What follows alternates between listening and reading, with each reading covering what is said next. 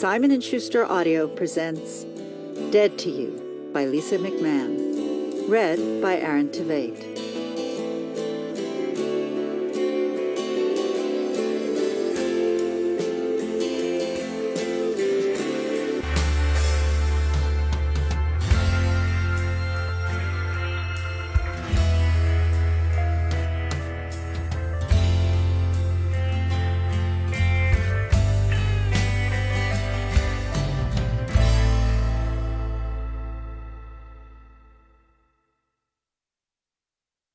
Chapter 1.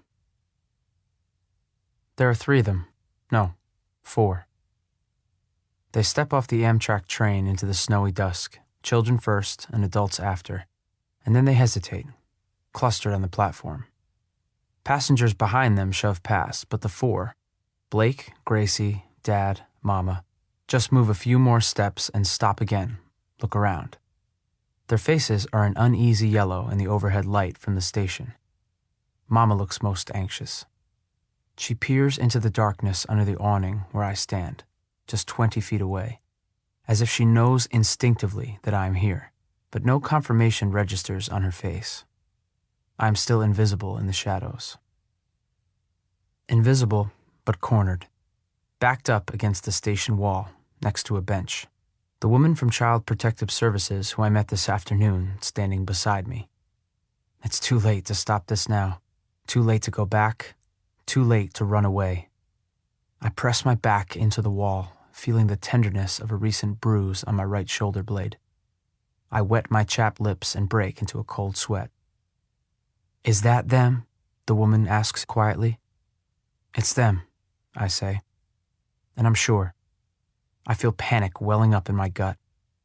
If I move, they'll see me. Chapter 2.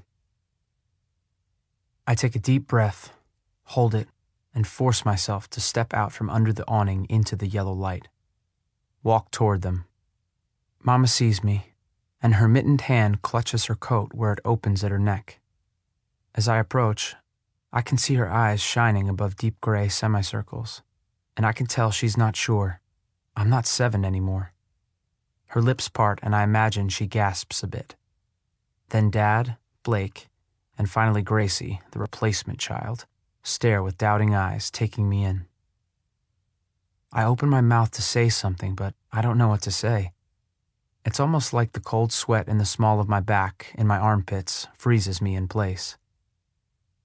Mama takes Dad's arm and they stumble over to me while the 2 children hang back. And then they're right in front of me, and I'm looking into Mama's eyes. "Ethan?" she says with a visible exhaled breath that envelops me, then dissipates.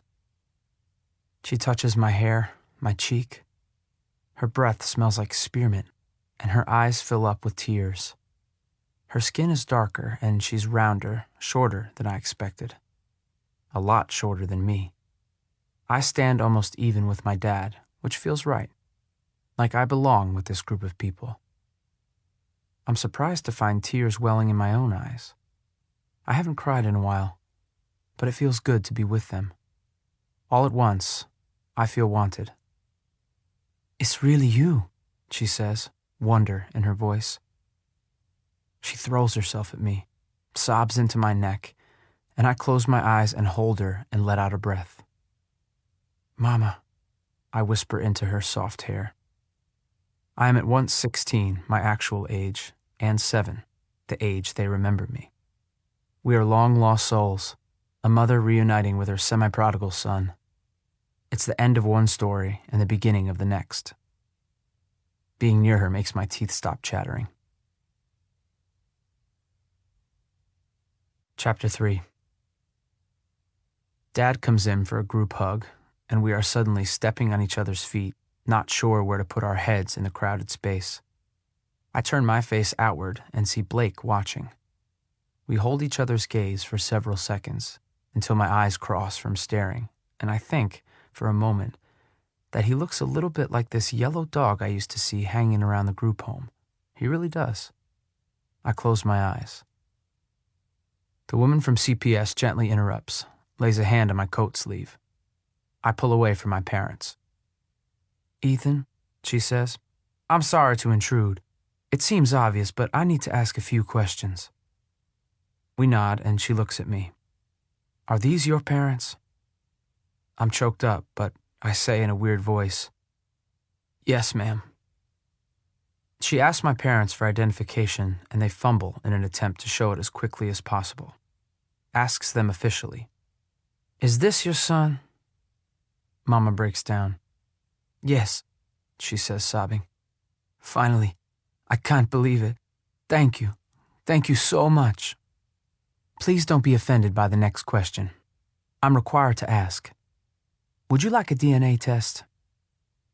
They look at each other and then at me. Absolutely not, Mama says. I'm positive.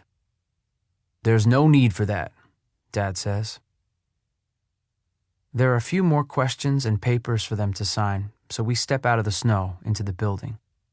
At a closed ticket window, we spread things out on the ledge, and that's all there is. I already talked to the cops this afternoon. There are no more formalities. It's almost like I got lost in the fishing tackle aisle of a Walmart for 10 minutes. This your mom? This your kid? Good. Stay close now. Keep a better eye out. The woman from CPS squeezes my arm, searches my eyes, and apparently sees what she wants in them, enough to satisfy her that I am okay with all of this. She puts her hand to her chest and says, Congratulations to all of you. Her voice fills out like she's choking up. It's really such an amazing, joyful event when one of the lost ones makes it home again. She smiles brightly, but her eyes glisten. I figure it must feel good to her, like they actually finished a job. To me, it just feels like nausea. Then the woman turns businesslike. Mr. and Mrs. DeWild, we've arranged for our counselor, Dr. Cook, to talk with you all and explain what we know. The train manager was kind enough to let us use the break room to do this. Ethan, would you like me to stay?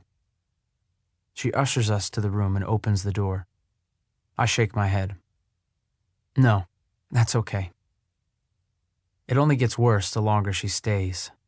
I can't even remember her name. I'm so anxious. Dr. Cook is sitting inside at a round table. I talked to her this afternoon. She has 6 pencils stuck in the ball of her hair at the back of her head. 4 yellows, 2 reds. All right.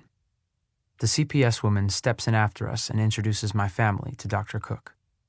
Good luck, Ethan, she says. I'll be in touch in a day or two to see how it's going. I nod. Dr. Cook smiles at Blake.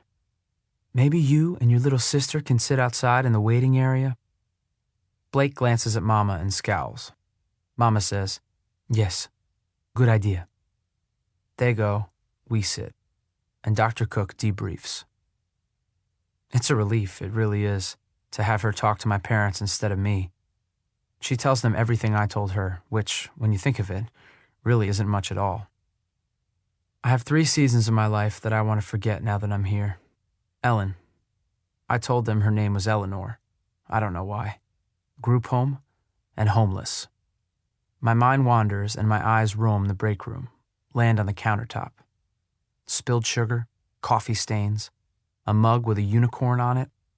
For a minute I stare at it, thinking it moved, but it didn't. I'm just tired. The coffee pot with the orange lid means decaf. I know that from the breakfast place Ellen worked at once in a while, whenever she needed the money. The little bit of coffee left in the pot is starting to burn, and I can't look at it. The smell is sharp in my nose. The doctor says, about 2 years ago, Eleanor abandoned him in Omaha at a group home. She tells them how I ran away from there and lived at the park and around the zoo. I blow breath out of my nose to get the burnt smell out. Finally, I just get up and turn off the burner. Dad gives me a curious look, but I don't care. I just don't think having this place burned down right now would make things easier. Dr. Cook gives Mama the business card of a psychologist who lives near us. Says we should go individually and as a family. All these details are making me twitchy. When Dr. Cook leaves, we walk out of the break room and find Gracie hopping around the waiting area, babbling about kindergarten, and Blake sitting on the floor against the wall, staring at the ceiling.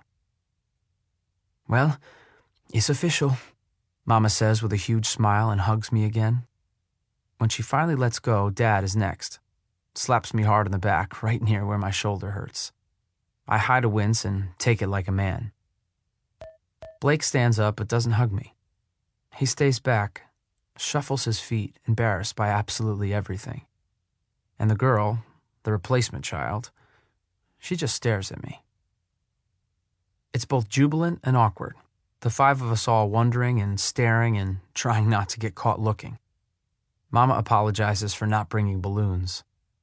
There wasn't time to do anything, she says, and I believe her since I just called CPS once and made it into Minnesota this morning. They really hightailed it down here, actually. Must have. And I'm glad for that. I'm grateful. I look around the station, noticing other people for the first time, all of them busy trying to get home, I bet. We have a celebratory hot chocolate from an ancient, faded machine waiting for the train that will take us home together, a complete family. Dad excuses himself after a minute, and I watch him at the ticket counter, buying one more ticket home. My ticket. And I wonder, had they done this before? They didn't want to waste the money in case it wasn't me? Everyone tries a little too hard. The small talk is strained. Gracie, who's 6, according to the family website, judges me from a safe distance behind Mama, who is talking excitedly on the phone. Talking about me. I take a sip of my hot chocolate too soon, and now my tongue feels like burlap. Blake stares at my feet. He was there when it happened, the only witness. Just 2 brothers drawing with chalk on the sidewalk in front of the house, innocent as can be. I wonder if he remembers it.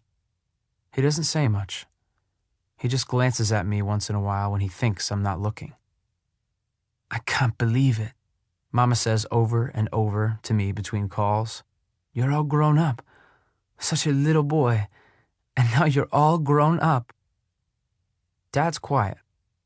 He wipes his face with a white handkerchief that he keeps balled up in his hand. A few times I try to ask a question, but I always change my mind right before I say anything. The words don't sound right. What am I supposed to say? So, is it always this cold in Minnesota? Or, hey, what have you guys been doing for the past 9 years? I see you got busy replacing me. On the train, it's even harder. We sit in 2 rows that face each other. I'm by the window next to Blake. Mama and Dad sit across from us with Gracie between them. I hold my beat-up old bag on my lap to keep it safe from the slush on the floor. It's so difficult for me to look them in the eyes. Like if I do, I'm committing to something. Even though I'm dying to take in their faces, to get a better picture. They are all looking at me, paying attention to me, asking me simple questions, and actually, I like that. I do. It makes me feel like something.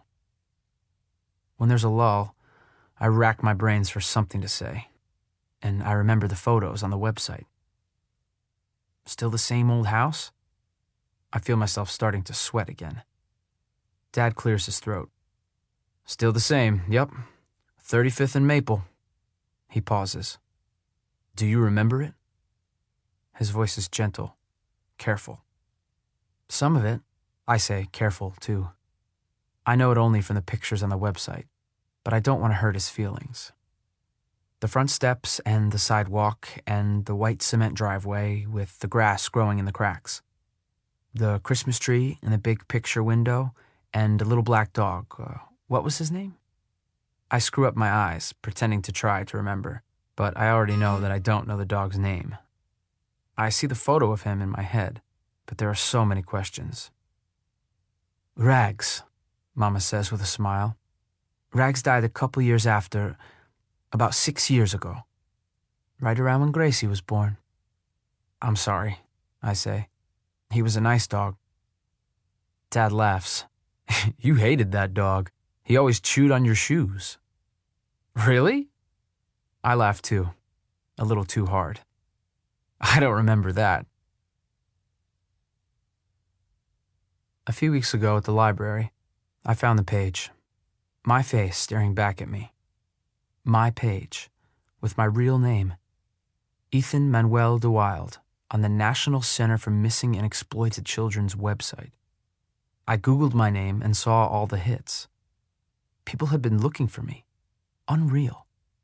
And then I found my family's website. Even Grandpa and Grandma DeWild and all the cousins and aunts and uncles post things there. Tons of pictures, discussions about them and about me. How they've been searching and how they remember. Memories shared. Things flash by the window and in my head.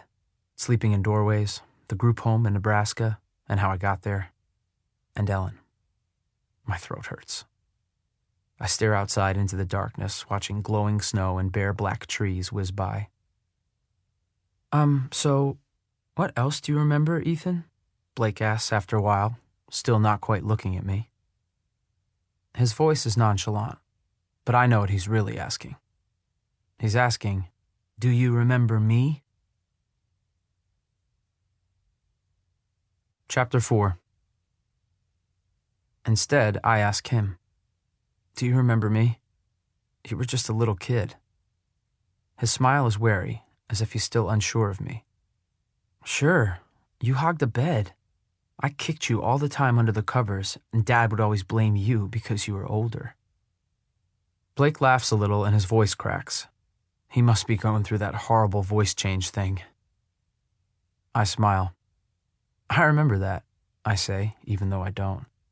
Stupid nerves. I wanted my own bed so bad. I don't know what I'm saying. Now I just want a bed. I don't care if there are 17 people in it. I need a soft place to rest. My body aches. I've been walking and hitching rides for days. I'd lie in a pile of garbage right now if it was soft. I look at Gracie. I'd noticed in my peripheral vision that she was staring at me with her big cow eyes, but now, when I look directly at her, she drops her gaze. Do you know why they had you? I want to ask. But I'm not cruel like that.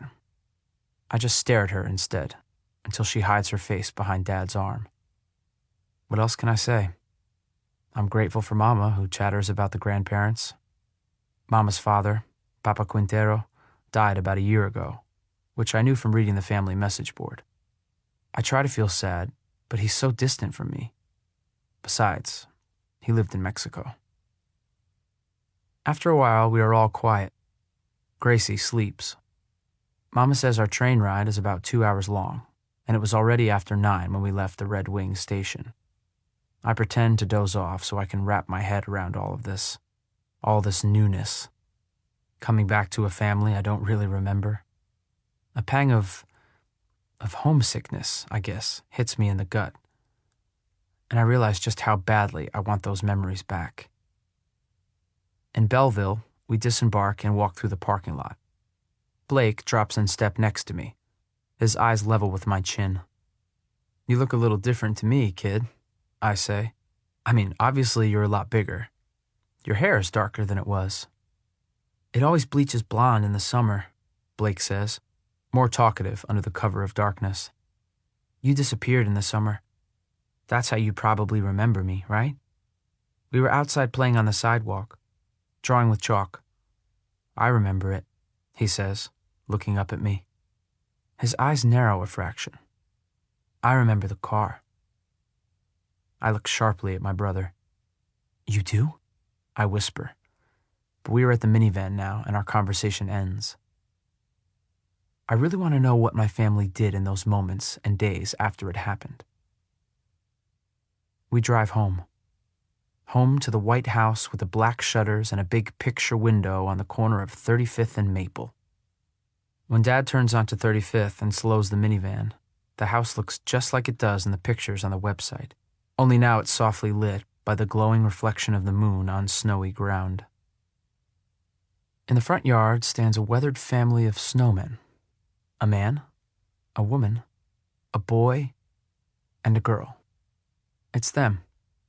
The 4 of them. I am not represented by snow. Stupid hot tears attack the corners of my eyes, and I feel so unstable. I know it's unreasonable, but I wonder, why didn't they build one for me before they picked me up? Why didn't they just smash them all down so I wouldn't have to see them going on with life without me, as if I didn't matter, as if I didn't exist? I burst out of the vehicle, breathe in the cold night air to stop the crazy laughter from boiling up, and suppress the urge to run. Chapter 5. Dad ushers me in first. A fat orange blob of a cat darts around the corner when I open the door. Inside the house, it smells like stew. "Does it look familiar?" he asks anxiously. "Yeah, a little," I say. But I don't remember any of it. Not this mudroom, not the smells. I thought I'd remember the smells. I try harder and I think, yes, somewhere deep down in my brain, suppressed, there it is. That carpety, freshenery, stewy, tiny bit of musty house smell. I assign it a name. Home. That's it. That's home. Everybody starts taking off their boots and hanging their coats on hooks like we do this every day together. But there are only 4 hooks. "Oh, goodness," Mama says, realizing it. "I'm sorry. I'll get another hook up tomorrow." She reaches out her hand. I stand there, unsure I want to let go of my coat, sock-footed on hard little balls of snow, feeling the cold wetness seep through. "You can use my hook," Gracie says, her shyness having dissipated into the walls of familiarity. She ceremoniously drops her coat and hat on the floor and grins all naughty-like she knows she is in control of this family because of her unique position. I let go, and Mama takes my coat from me and hangs it up, and then hangs Gracie's coat over hers. 2 steps lead up from the mudroom to a door to the main part of the house. We walk in, everyone crowding behind me. "You guys go first," I say. I let Blake, Gracie, and Mama scoot past me, and I follow them. I don't need the pressure of them watching me right now. I really don't. I feel like I'm going to crack, like my head is made of stone. The kitchen has a few dirty dishes piled up in the sink, and there are bowls with food in them still sitting on the table. But the rest of the house is so clean. "We left in a hurry," Mama says, apologizing. "It's a bit of a mess, but when we got the call that you were down in Red Wing, well..." She sweeps her hand around the room. "You can imagine. Do you want some food? Are you hungry?" I shake my head. "The lady got me some dinner." Mama turns to my brother. "Blake," she says in a firm, quiet voice, "can you clear this up, please?" She turns back and beams at me, and then looks upward. "Dear God," she says reverently, clasping her hands together, staring at the light fixture and shaking her head in wonder. "Is it really our Ethan? After all these years?" She comes over to me and hugs me again tightly, and then she shoos Gracie to her room to get her pajamas on. When we hear Gracie's door click shut, Mama gives Dad a meaningful look. Dad nods and beckons for me to follow him and Mama into the living room, so I do. "Gracie doesn't really know what's going on," he says in a low voice. "She's a little too young for us to explain what happened to you. You understand?" I feel something twist in my gut. "Yeah, sure," I say. My voice sounds thin in my ears. "She knows you're her brother and that you are the boy whose picture is on the wall," Mama hastens to add. "We just didn't tell her any details about the abduction. She's only 6. We're going to try and make your return as normal as possible for her, for all of us, and send her to school tomorrow as usual. Blake, too. Give you a chance to settle in before the weekend." "It's okay," I say. I know it's not Gracie's fault, still I feel upset about it. "So, if she asks me about things, what do you want me to do? Just sort of lie?" I laugh nervously and it comes out like a hiccup. It's a bad habit of mine, laughing at weird times. Somebody could come up and punch me in the stomach or say something really horrible to me, and chances are I'll just start laughing hysterically, even if it hurts like hell. "Maybe just be vague," Dad says. He scratches his 5 o'clock shadow. "I'll bet you were surprised to see her," he says. "Yeah, a little," I lie. I knew all about her. The website has more pictures of her than anybody else. I just feel bad, I do. I feel bad for having had to relearn everything about them from our little family website, all those years I missed. And I feel bad that I don't remember them. Like I didn't care enough or something, you know? There's so much stuff to know. I've been gone for more than half my life. There's a lot of things different, I'm sure. Dad smiles. We'll have time to catch up. We have the rest of our lives now, he says, a little over-dramatically. It feels like we're in a movie. He puts his hand on my shoulder and it sits there like it's a parrot and I'm a pirate. Yar. I shake my head, trying to concentrate. I'm so tired. Dad gives me a tour of the house to help me get reacquainted. In every room, he asks, "Do you remember this? Remember this, remember that?" They want me to remember so badly. Sometimes I say yes, sometimes no. Mostly no. Because the yeses give him so much hope. It's hard to watch. Can't stand the pressure of that much hope. I'm grateful when we return to the living room and Mama has photographs to look at. Me at Christmas in my red footy pajamas. Me at my 6th birthday party, surrounded by children I don't recognize. On Halloween, dressed as Superman. At a lake, wearing a blue swimsuit. I stare at my overexposed face as Mama reminisces. Blake passes by the entry to the living room where we sit. He pauses, and then instead of coming in, he walks down the hallway, and I see my chance to talk to him. "Is it okay if I go?" I ask, and I slide out from under my dad's arm and follow Blake, not waiting for an answer. Not looking back. "Hey," I call out, trying to catch up with him. I pretend that Dad hasn't just shown me the room, so that I have something to talk about. "So, is our room the same as before?" Blake snorts. "No. Choo-choo trains? I got rid of that wallpaper a long time ago." He turns into our room and I follow. "I'm not sure what's going to happen now," he says, and I don't know what he means until I realize he's talking about the furniture. There's his twin bed, a dresser, a desk, and a chair. It's a small, messy room with clothes piled on the floor.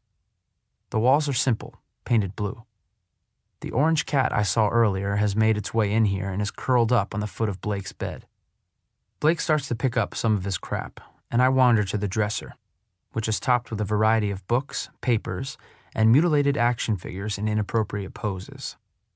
I stare at a framed picture that is semi-hidden behind the clutter. It's a photograph of 2 boys sitting behind a lemonade stand. I think it's him and me. "Is this us?" I ask. Blake looks at me curiously.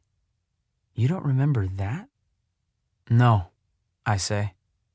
"Yes, Ethan, it's us." Blake frowns. "I figured," I say. Embarrassed, feeling like I should apologize for my memory. This is going to be awkward, all this getting to know each other stuff. I'm quiet and Blake is still looking at me, working his jaw. He moves to the door and closes it, and I start to get a weird feeling. "I remember," he says, his voice low. "The car.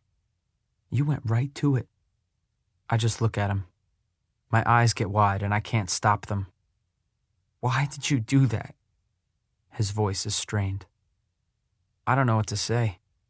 I see him winding up, his lips twitching, and I am not ready for this. "You went right up to those strangers and you got into their car." Blake's face twists and turns red. "You were 7 years old, a 2nd grader. You should have known better. You should have known not to go up to strangers. What the heck was wrong with you?" Blake sniffs wildly and presses his fingertips into the corners of his eyes to stop the drips. I say. But instead of answering, I go to the door, open it, and slip out, closing it behind me. And I walk slowly past the bathroom, past Gracie's room, down the hall and through the dining room to the living room, where Mama and Dad sit, talking quietly. Dad has his laptop out and he's typing. They look up and stop talking when I come into the room. We're emailing some more relatives and friends now. But we'll wait until morning to call the rest and let them know you're back, Dad says. It's late. He goes back to his typing and adds, give you a good night's rest and some time to settle in. Then we'll have everybody over to see you tomorrow night. All right? He looks up and smiles, and it's such a warm smile. Yeah, okay, I say. More people. Mama pats the sofa cushion next to her, so I sit down.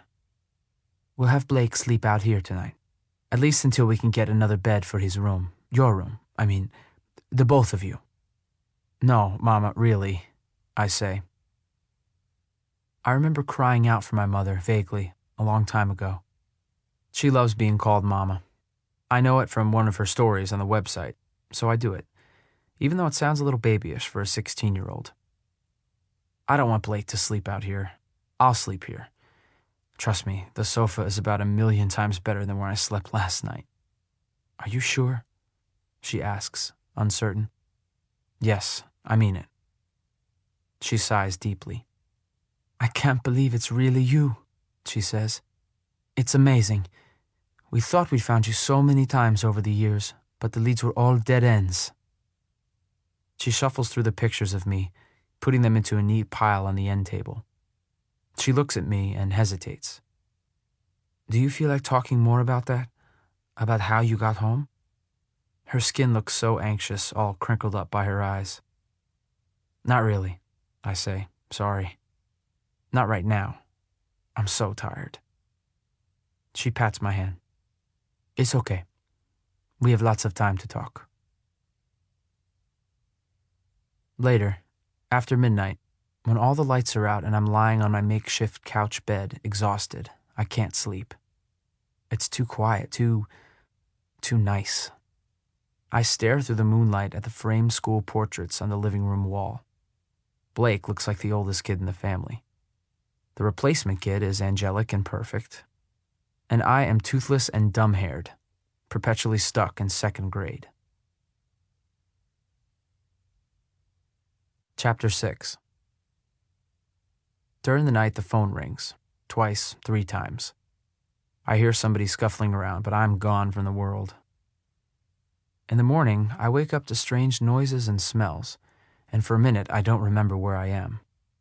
I crack open an eyelid, and there, staring at me, just standing in the living room, all dressed in a freaking snowmobile suit and snow boots and carrying a Dora the Explorer lunchbox, is Gracie. She looks like an elf. I'm going to school now, she says. She doesn't move. So what? I mutter. I remember the other kids in the group home. 16 of us, all ages. The head dude had a bratty daughter about the same age as Gracie, who always came to the home for lunch after morning kindergarten. Kimberly. Couldn't stand her. But there was an abandoned kid who wasn't bad. Really shy. I liked getting him to laugh. You never know with little kids. I struggled to lift my head. My body is stiff. Everything hurts, but it's good, sort of. Like the worst ache you feel right before the healing begins. My throat is sore, though, which is making me cranky, and my voice comes out hoarse. What's in your lunchbox? Gracie narrows her eyes. Nothing. Seriously? I laugh a little and then erupt in a short coughing fit. Come on, I say. Tell me. I'm not going to steal it. She stares at me a minute more, all round cheeks and pouty baby lips, surrounded by a mop of brown curls that bounce when she shakes her head. I try again. Do you go to all-day school, so that's your lunch? No, I go to kindergarten. It's half-a-days. I see, I say, still pretending to figure out what's in the box, but I'm getting tired of this game now. Mama said to wake you up and tell you to take a shower. She put some clean clothes in the bathroom for you. Grandpa and Grandma DeWild are coming later. And the newspaper people are here.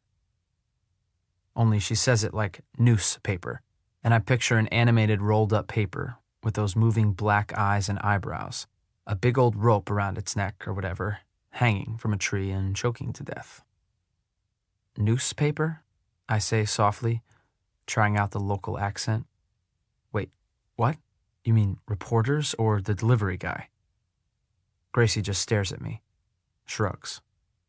Okay, where's the washer and dryer? Down the basement, she says, and puts her hand on her hip, too big for her britches.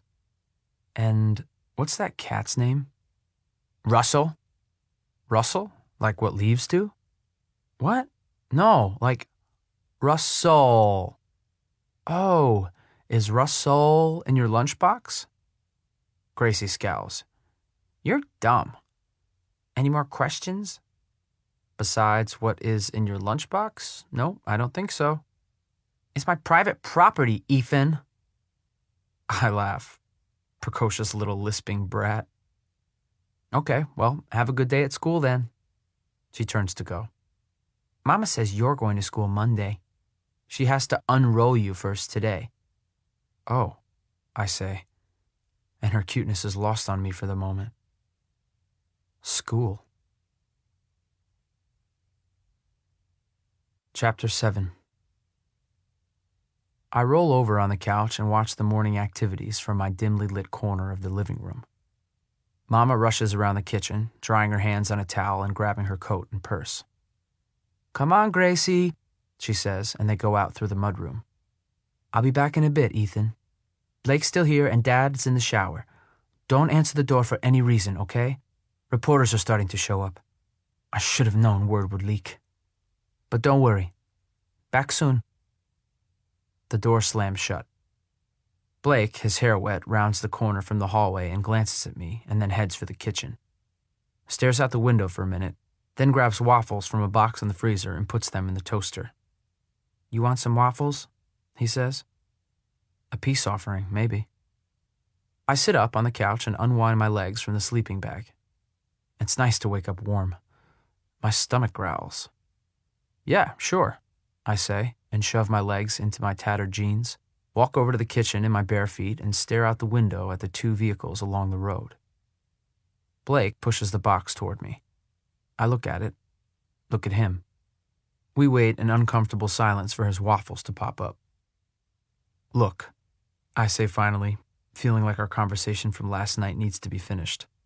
I don't know why I went with them. I don't really remember anything about any of it, or my life before, you know. She messed with my head. A lot. Blake shifts on his feet and doesn't acknowledge me. It's quiet again. The toaster pops up and we both jump. He puts the waffles on the plate and pours syrup on them. I put mine in and press the lever. So, I'm sorry, I say. If I just went with them, if that's what happened, I'm really sorry. Blake swallows hard. I can see his little baby Adam's apple move in his neck. He goes to the table. Yeah, I know, he says quietly. I mean, it totally wrecked everything here. What was it like? I try to sound simply interested, but my legs are shaking from the anxiety. As much as Mama wants to know where I've been, I want to know what happened here, after. I control my face so he doesn't see how badly I want it. A disaster. Blake takes a bite. He chews, and then shoves the plate away and stands. Scowls like he's trying to decide something, and then looks at the clock. I gotta get to the bus stop. He wipes his mouth on a napkin. Dad? He calls out. Am I just supposed to ignore the reporters or what? I turn away, groaning inside. Wipe my hand over my face, trying to smooth the stress away. I just want to know. Is that so much? Dad doesn't answer, so Blake walks down the hallway to the bathroom and bedroom. I hear them talking, and then Blake returns with his backpack. He nods when he passes me, like he's the older brother and I'm the younger one. Like he knows I want information and he's punishing me. I know I'm paranoid. I am. Don't talk to them, I say. Another TV news truck pulls up. Whatever, Blake says. I hear the door to the mudroom opening, the sound of boots, the outer door creaking and slamming shut. From the little window over the sink, I see reporters get out of their vehicles and rush toward the house, and Blake heading for the bus stop. He moves faster. Dad flies through the kitchen to the mudroom, hair still wet and buttoning his shirt. He gets into his coat and boots, and I see him jogging through the Minnesota snow, talking to the reporters, protecting Blake. One of the reporters is trying to talk to some of the kids at the bus stop, but he moves back to our driveway when Dad comes out. Blake makes it to the four-way stop right out front, where the small group of what looks like middle and high school kids stand waiting for the bus. He walks up to a couple of shorter guys, and I watch them all goof around, stealing glances at the reporters. There are girls there, too. One of the taller girls, with a red coat, her black hair shooting down her back, stares at Blake, and then looks sharply at our house, into the window, almost like she's looking straight through me. But then she looks away when the bus pulls up. I take a bite of my waffle and wonder if I should know any of them, if I ever played with them. I feel so empty, so nothing. I wonder if Blake will tell them about me. When I see Mama's car coming around the corner, I rinse my plate in the sink and then go take my shower, thinking and thinking about how much more strained all of this is than I expected. It's been such a long time. The big hunks of life aren't going to come back just like that, no matter how much I want them to. Chapter 8. After my shower, I slip past Mama on the phone and head to the basement wearing a pair of my dad's sweatpants, safety pin to keep them up, and a flannel button-down shirt. Upstairs, the phone doesn't stop ringing. Mama is blabbering excitedly about me, one call to the next. On one call, I hear her talking kind of soft to Dr. Somebody, repeating, "Okay, so we'll take it slow, let him talk when he's ready," which is a relief. But then on the next call, she schedules an appointment for me, which is not cool. I think it might be that shrink that Dr. Cook told us about. The basement is as big as the main floor. There's a finished rec room, bathroom, and laundry area, but half of this level is unfinished. On the far wall is a slider door that opens onto the backyard, and tons of boxes are stacked all around the unfinished part, and also in the rec room. I dump all of my dirty laundry out of my backpack and into the washing machine. 2 shirts, 2 pairs of boxers, 2 t-shirts, 2 pairs of ripped jeans, and 3 pairs of holey socks. And then I throw in my grungy coat, gloves, hat, even my filthy stinking tennis shoes, and just wander around the basement looking at things while the machine clunks and spins. There's a pool table down here, and the balls are all over the place, like somebody didn't know or didn't care. I look at all the old toys that are semi-packed away but still accessible. In the corner of the rec room, there's a faded orange electric racetrack with 2 cars, red and blue. I pick up the blue one, turn it in my hand, and stare at it hard, thinking. And something clicks. This one was mine. I set it down on the track and push the button on the controller, but nothing happens. The batteries must be dead. I look through old, musty-smelling picture books. Where's Waldo and I Spy. They're all about finding something, or someone, hidden. I wonder if my family ever played Where's Ethan. There are tons of memories down here. Against the wall by the pool table, I find boxes with my name on them. I sit down on the floor and open one up. There are toys, pictures, memories of all sorts inside. A collection of rocks and some baseball cards. I pick up each item and inspect it carefully. Some of the pictures are familiar, and I know I've seen them before on the website. I stare at them. Stare at little me. I take after Mama, I guess. Blake is fairer, like Dad, and Gracie is darker skinned with wavy hair like Mama. And like me. While I'm packing up the boxes again, Mama comes downstairs. "Hey, Ethan," she says. Her voice is so timid. "You doing okay? I'm sorry I've been on the phone so much." I smile at her. "I'm just, doing my laundry, thanks," I say. And then I realize how stupid it sounds to thank my mother for letting me use the washing machine. "So are we going to talk to the reporters?" "Dad is trying to handle them, but they really want to talk to you. What do you think?" Mama comes and sits next to me on the floor. "It's weird, isn't it?" "Yeah, I move over so we're not too close. She doesn't seem to notice. It's going to be weird for a while. I picture myself on TV. Why are they even here? I know why, but I want to hear more. Word got out faster than I expected. I should have known. You're kind of a big deal in Belleville, you know. Massive search. Everybody in the community looking for you for weeks. She shifts and peers at me. Local TV news is asking for an interview here in the house. I said I would talk to you and see how you felt about it. The news crews aren't going anywhere, at least for the time being. I take it in. Wow, I say. They really search for me.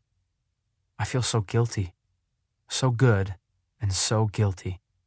Then, yeah, the people should know about my return. I'm so delighted to know they searched that I don't know what I'm saying. The people should know about my return? Who am I, Jesus Christ? I'll call CPS and have them send someone here to be with you. I consider it for a minute. No, I'd rather not. Oh, Mama says, surprised. Are you sure? Her eyes worry. I don't even know any of them. They would just make me nervous. She says, and then she nods. Okay, I get that. No CPS. I give her a grateful smile. Do you want me to help you prepare for the questions? She sounds hopeful. I'm getting to where I want to be, sort of, but it doesn't feel right. No, I say. I don't want to mess it up. I want to sound authentic. My stomach flutters at the thought of an interview. My mind races, thinking about what I'll say, how I'll say it. But then this weird calmness rushes over my skin. I take a deep breath and let it out. It feels right. I hope the major networks pick it up. I hope she is watching, wherever she is. I'm dressed by 11. I hear Dad talking, leading them all inside. They sit up in the living room while I am in the bathroom, fingering my hair to look halfway decent but not too neat. I meet the makeup person in the kitchen and he puts some stuff on my cheeks and lips. It feels gross. And then I go to the living room and sit down on the couch next to the TV news person. She says her name is Alexandra Richards. Sounds like a fake name to me, but I don't mention that. Alexandra tells me not to look at the cameras, but to act natural and look mostly at her, like we are having a private conversation.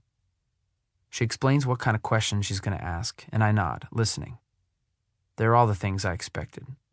It's just like anybody on TV. And I am ready, I think. So far, so good.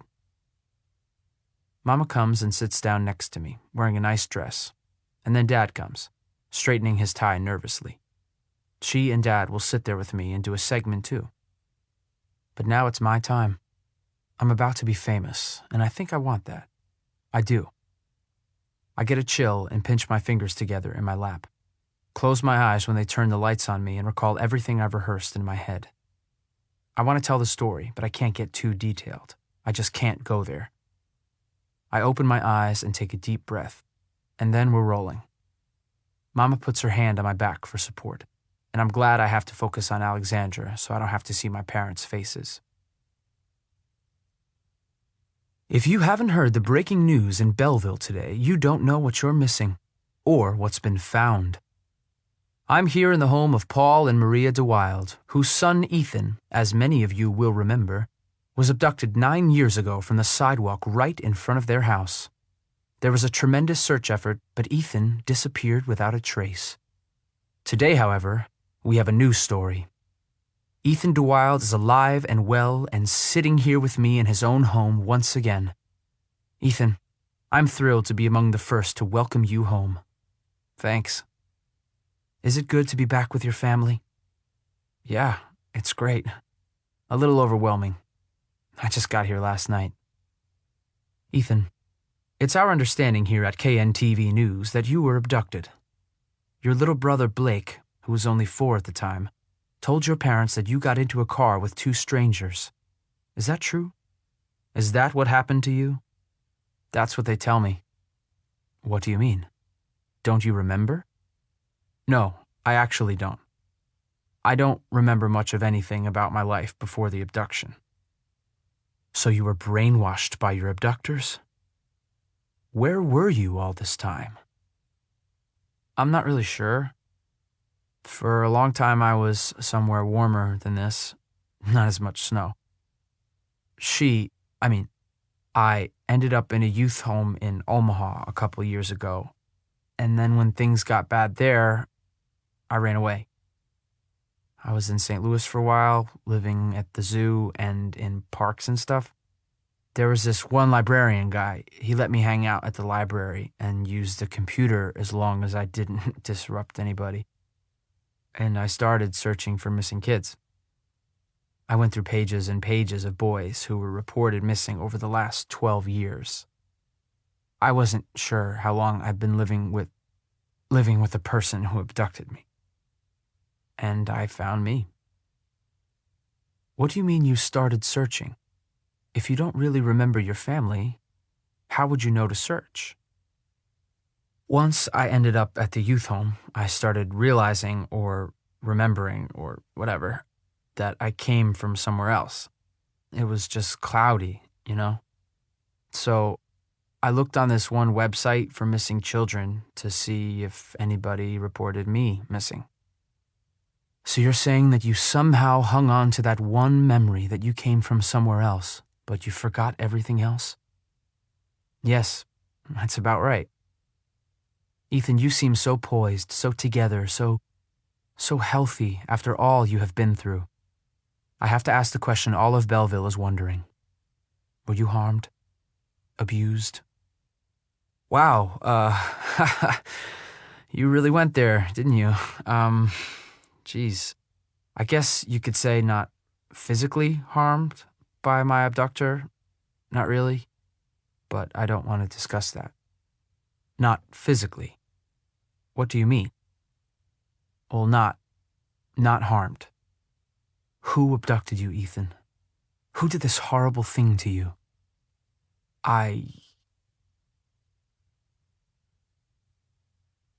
Chapter 9. These are the questions I dread, but I thought I could answer them. I thought I could give her up. I picture her. Ellen. She called me David until she abandoned me. She said she loved me, but she never came back. I look up at Mama.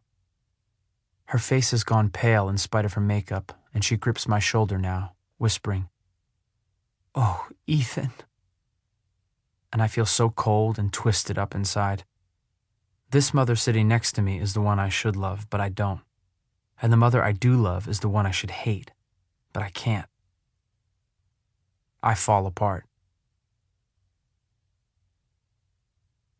Chapter 10. Ethan? I don't know. I don't know. I feel the mess inside me start to quiver. Mama grabs my hand now, her other arm still around my shoulders, protecting me, and Dad is on the edge of his seat. Alexandra looks at me for a long moment as I pull away from Mama and sink back into the couch, covering my face, feeling the panic rise in my gut. Alexandra raises her hand to the camera team. "Cut. Shut it down," she says to them, and they do it. To me, she asks, "Are you okay?" I shake my head.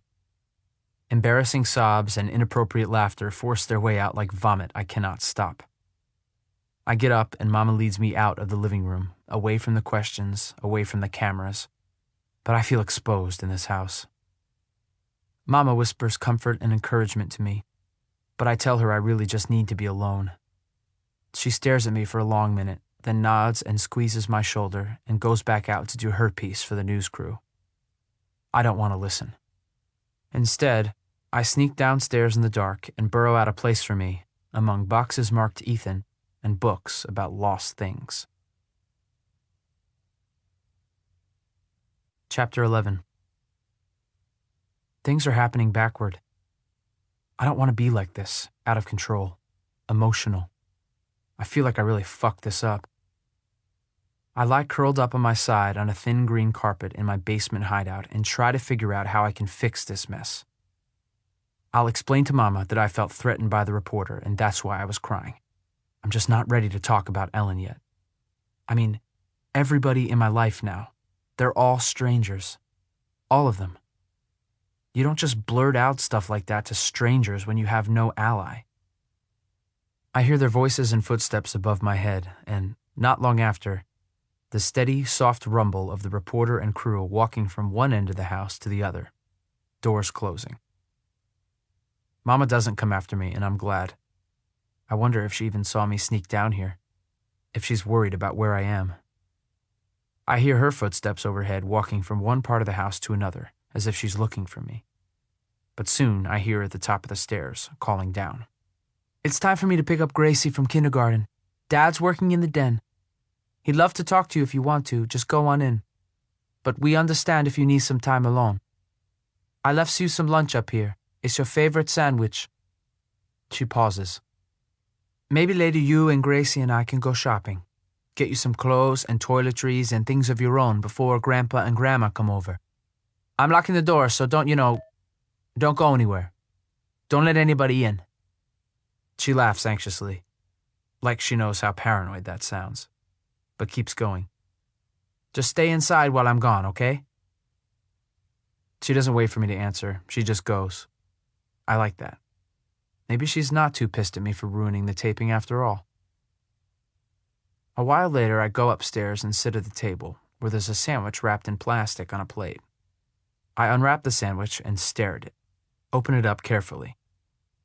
Bologna and smashed potato chips between 2 pieces of buttered white bread. "This is my favorite," I mutter, and then I take a bite. It's not half bad. I get up and grab a soda from the fridge, and then I feel weird, like maybe there's a rule about soda at lunchtime like at the group home, so I put it back and drink water instead. The phone rings 3 times while Mama is gone. I don't answer it, but once I hear Dad talking from the den. Mama and Gracie come home just as I finish eating.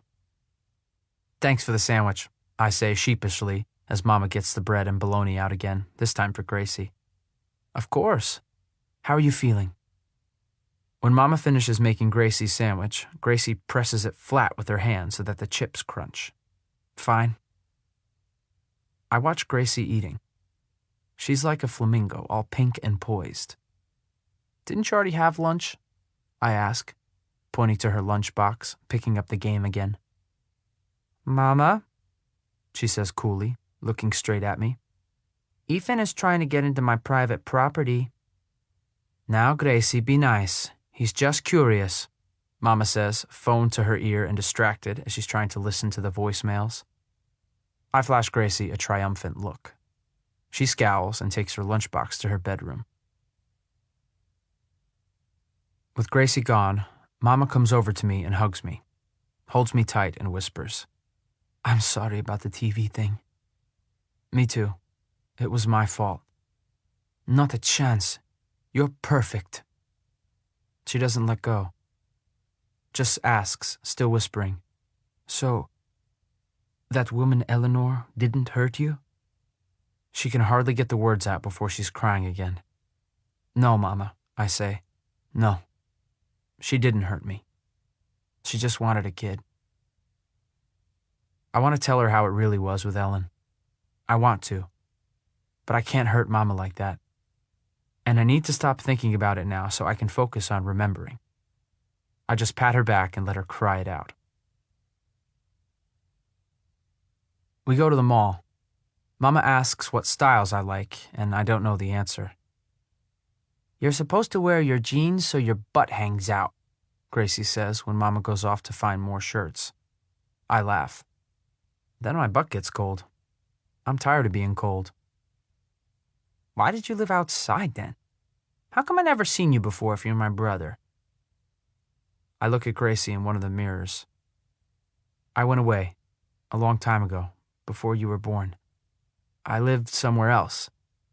And then that person couldn't take care of me anymore, so she dropped me off at a bad place. And I ran away and lived on the streets until I found you." I even lived at a zoo for a while.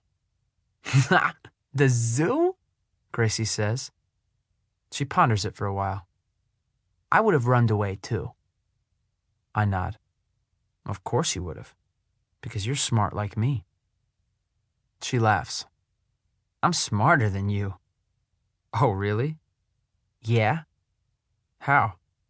I wouldn't have gone away from Mama in the first place. Why'd you do that? I'm grateful to see Mama coming back with more stuff. I don't know why, kid, I say to Gracie. Maybe you can teach me how to be smarter. My sarcasm is lost on her. When we get home, Dad is in the garage unloading a bed frame and a mattress from the back of the minivan. I help carry them into the house. Everything inside me wants to ask for my bed to be set up downstairs so I can have a place of my own, but I don't dare. I don't want to sound ungrateful. So we set it all in the hallway outside Blake's bedroom until we can move his crap around to make space for mine. It's going to be a tight fit. I go out to the garage to close the minivan's hatch when the school bus pulls up in front of the house. I slam the door hard and then turn and watch as a dozen kids get off the bus. Shivering like crazy, I fold my arms across my chest. It's fucking freezing in this state. Blake is the third one off, and there's the group of girls. Some of them look at me, all shy and curious, and some are oblivious. The girl in the red coat I saw this morning yells goodbye to her friends and turns in the opposite direction from them, but stops in her tracks when she sees me. She catches up to Blake in the driveway and walks with him. Says something that makes him laugh. She's a little taller than him, and when they approach, I can tell she's older than him. My age, maybe. I'm guessing I'm supposed to know her. Hey, Ethan. Wow, she says. I can't believe it's really you. She has crow-black hair and deep, dark eyes, not quite perfect teeth, and big, soft-looking lips, the kind you want to bite. She hops in place, apparently excited to see me, which feels nice. Despite the slicing cold wind, I feel a stirring and shove my hands in my pockets. Hey, I say, teeth chattering, looking at Blake for help. It's Cammie, Blake says, rolling his eyes like I'm stupid.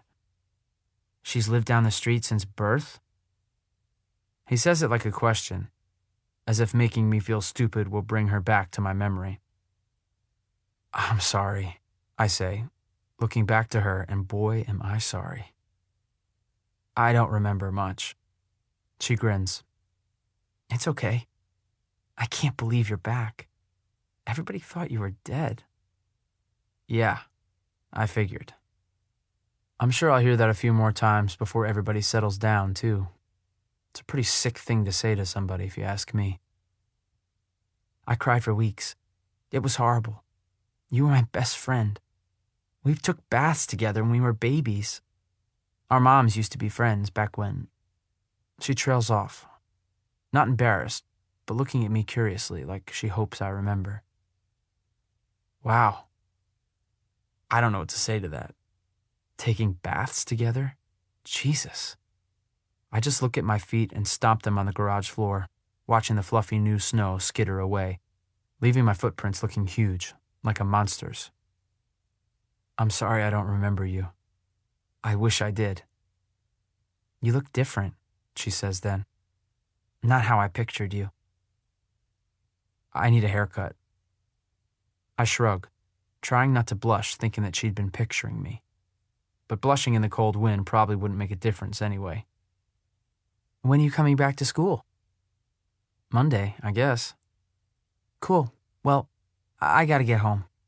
See you around? Yeah, we're having a party or something tonight, so I'm sure you're invited. She grins, reaches out and squeezes my upper arm, then turns and waves over her shoulder. I wave back like a dork. Blake scowls at me. What? I say. Dude, how could you possibly not remember her? He shakes his head, and we turn to go inside. Chapter 12. What starts out as a quiet visit by Grandpa and Grandma DeWild turns into an extended family reunion. And after the 6 o'clock news hits, the neighbors start coming too. The phone rings nonstop, and finally Dad turns the ringer off and lets everything go to voicemail. People bring food and drinks, and it gets really loud. I recognize some people, aunts and uncles and cousins, from the photos I had studied. But after about the millionth time of having people expect me to know who they are, and then the disappointed looks on their faces when I don't, I get kind of sick of it. It's so hard letting people down over and over again. It's making me feel a little out of control, and I get that anxious skittering in my stomach again. Finally, I escape. I throw on my new winter coat and step out to the side of the house that is blocked from the wind, and I suck in the freezing night air. My cousin, I think his name is Pete or Phil or something, is out here too, having a smoke. So I bum one, wanting it so bad but hating myself for doing it because I quit like a year ago. But I can't help it. This is all a little too much. I'm glad when Phil Pete leaves so I can be alone, clear my head. And I stand here, freezing my balls off, sucking down a cigarette and wishing for some of the booze that is flowing inside the house, when across the freaking frozen tundra comes a sweet red coat of distraction. I bury the cigarette in a snowdrift, wishing I hadn't smoked it but loving the fleeting rush, wishing I had a mint, wishing I could remember Cammie even just a little bit. Her looks remind me of a girl I hooked up with at the youth home. Tempest, her name was. Only Cammie has class. My gut tightens. I step out into the wind. "Hey, Cammie," I call out. She's walking up the driveway, hovering over a dinner plate, shielding it, and her hair is going wild. "Hey, what are you doing out here?" I needed to get away from the noise. "It's freezing." I wave off her concern. "Cookies?" "Brownies. From my mom. We're all really glad you're home." "Thanks." I remember what she said earlier. Why aren't our moms friends now? A gust of wind nearly upends the plate in Cammie's hand. Her teeth chatter. "I don't know exactly, but I think it's because maybe your mom couldn't handle it once you were gone. My mom still had me, but your mom didn't have you. Constant reminder. That's what my mom thinks." I nod and try to shield her from the wind. That would be hard, I suppose. We go inside. It always happens like this for me, you know? Blindsided by a girl. Back with Ellen in Oklahoma when I was 13, there was this girl, Brianne, in the apartment next door. Her mother left her alone a lot too. She was older, 15 maybe. I used to listen for her, climb out the window to the fire escape when I heard her go out there to smoke or write in her little notebook. I longed to jump across just to be closer. We didn't ever talk, and she ignored me, but she was my secret and I loved her. I did. I loved just being near her. I wanted to get closer, sit down with her, talk to her. But back then, before I had to really go out and learn how to get what I wanted, I didn't dare. I guess I just wanted Ellen to come home, but she was always out working her Johns, or partying, toward the end of things. That was right before she got rid of me. "Everybody gets caught up sometime," she said. I watch Cammie talk to my mother and father, and I can hear that laugh. It's like a cat bell, so pretty yet alarming, because I know I'm letting myself fall when maybe I should fly away. But that loneliness inside, it's so fucking painful. It's that longing feeling that scratches to escape and makes you want to blurt out all kinds of gushy crap just to get the girl to look at you. It's like I had with Brianne, trying to guess her schedule every day so I'd know when I could just be near her. And a little bit with Tempest, who was always disappearing. I hate it. Love its meltiness and hate its leash around my neck. When she's done talking to them and I can pry myself away from other guests I don't remember, she says near my ear, "Let's get away from the mob. Go talk somewhere." I shiver and nod. We find a spot on the basement steps away from the noise, close the door to the rest of the house, and sit. I lean against the wall, and she hugs her knees. "What's your favorite color?" she asks. Black? She laughs. You can't have black as a favorite color. Why not? It's all the colors. Maybe I have a hard time committing to just one. I smile. What's yours? She laughs again and says, Mine's green. Yours used to be red. What do you like to do for fun? Do you ski? I don't know how, I say. I'm not really accustomed to this perpetual snow thing. I run my fingers over the carpeted step between us, brushing it one way, then the other, seeing the color change slightly. Skateboard? How about music? I look up at her. Nope, never tried it. Music is nice, I guess. Rock, emo, screamo, ska, punk, pop? Not country, I hope. She looks at me expectantly. I feel like I know what I'm supposed to like, but I really don't know that much about music, especially current stuff. Just that canned music they play on downtown streets and at the zoo. I shrug. I like all kinds, not country. Me too. Cool, I say. My tongue is in a knot. I'm so surprised she's not asking me all the usual questions I've been bombarded with all night. All the tough questions. Like, where the hell was I for the past 9 years, and what did the evil abductor do to me? Like, how was it living in a youth home and on the streets? Did you go to school at all while you were away? She pulls her hair in front of her shoulder and smiles at me. So easy. I just look at her a minute, contemplating the question, and I feel myself smiling back. I can't even help it. Yeah, I say. She makes it comfortable. At first, I don't think I did. I can't remember. But then yes, some of the time. We moved around a lot, so I was always catching up. I'm really glad you're home, she says. And it's cool to see you inside your house again. It's been a long time. You haven't been over? I thought you were sort of friends with Blake. She laughs. No, we just ride the bus together. He's just a kid, you know? I think he has a little crush on me, actually. The crowd noise increases suddenly, and Russell shoots down the stairs like a gremlin. I look up. Blake stands at the top, glowering. Mom needs you, he says. He looks from me to Cammy, then back to me, and slams the door. I look at Cammy, and her eyes are wide. Gosh, she says. I hope he didn't hear that. I shrug. Don't worry. He probably didn't. I think he's mad at me. Besides, I don't blame him. For what? I stand up, but I don't want to go. Having a crush on you? Cammy blushes and stands up too, climbs the stairs. I should go, she says. I'll see you Monday. I bite my lip. Yeah, I guess. She gives me a hug, and that frickin' kills me. It really does. Chapter 13. Friday night doesn't end until Sunday. The visitors keep coming. Another newspaper and TV crew show up to do a story, and Mama makes them give us the questions first so we can approve them. Somewhere during that time, 2 uncles and an aunt barge into Blake's bedroom to construct my bed. By the end of it, when Dad finally closes down the circus and says, enough, Gracie is cranky from too much attention and sweets. Blake is disgusted by being ignored and trampled. Mama is frazzled, and I've got a major headache from all the stress, noise, and stupidity. I escape to the basement for some privacy and hold my ears to stop the ringing sounds.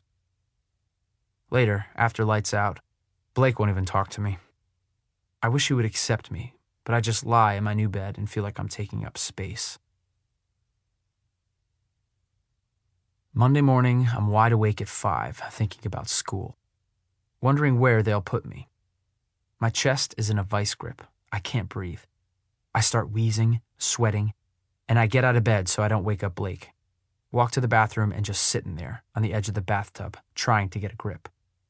I drape a towel over my head and breathe in and out, in and out, in and out. In the shower, I think about Cammy. That helps me calm down. I'm ready for school 2 hours early, so I just sit at the dining table drinking about 49 cups of coffee. I watch, like I'm a security camera, the people moving through the house and sitting at the table for a few minutes to eat, then going on their way. First Dad, then Mama and Gracie, then Blake. If we talk, I don't remember what we say. Mama gives me some papers and talks to me, a concerned look on her face. You're enrolled and you're all set. Are you sure you don't want me to go with you? Set you up with a school counselor? But I can't comprehend right now. I shove the papers in my backpack. No, I've had lots of first days at schools. I know the drill. Okay, Mama says, doubtful. Come straight home after and tell me how it went. I just nod. I'm good, Mama. I know what to do. I am in a zone, a place I need to be to keep away the panicky things inside me. Still, it's been a while since I went to school. Like a really long time. At the bus stop, Blake stands off to the side, watching me. He calls out to a few guys who are near me, and they ignore him. He pretends like he doesn't care, but his face is hard, and I feel bad for him. I can tell he's not a popular kid, and that worries me, because maybe I'm not popular either. I wonder how big the school is. Maybe I'll just be a blip.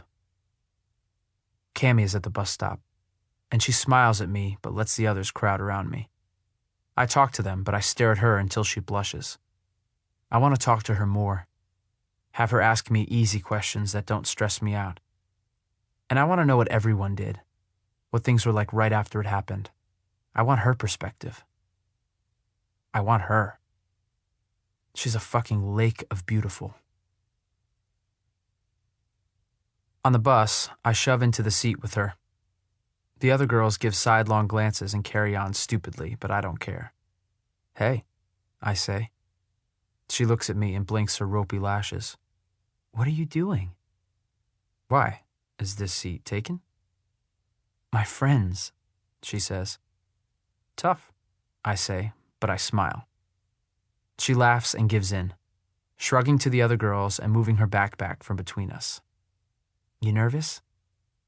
The vice grip tightens on my ribs. Nah, I'm cool.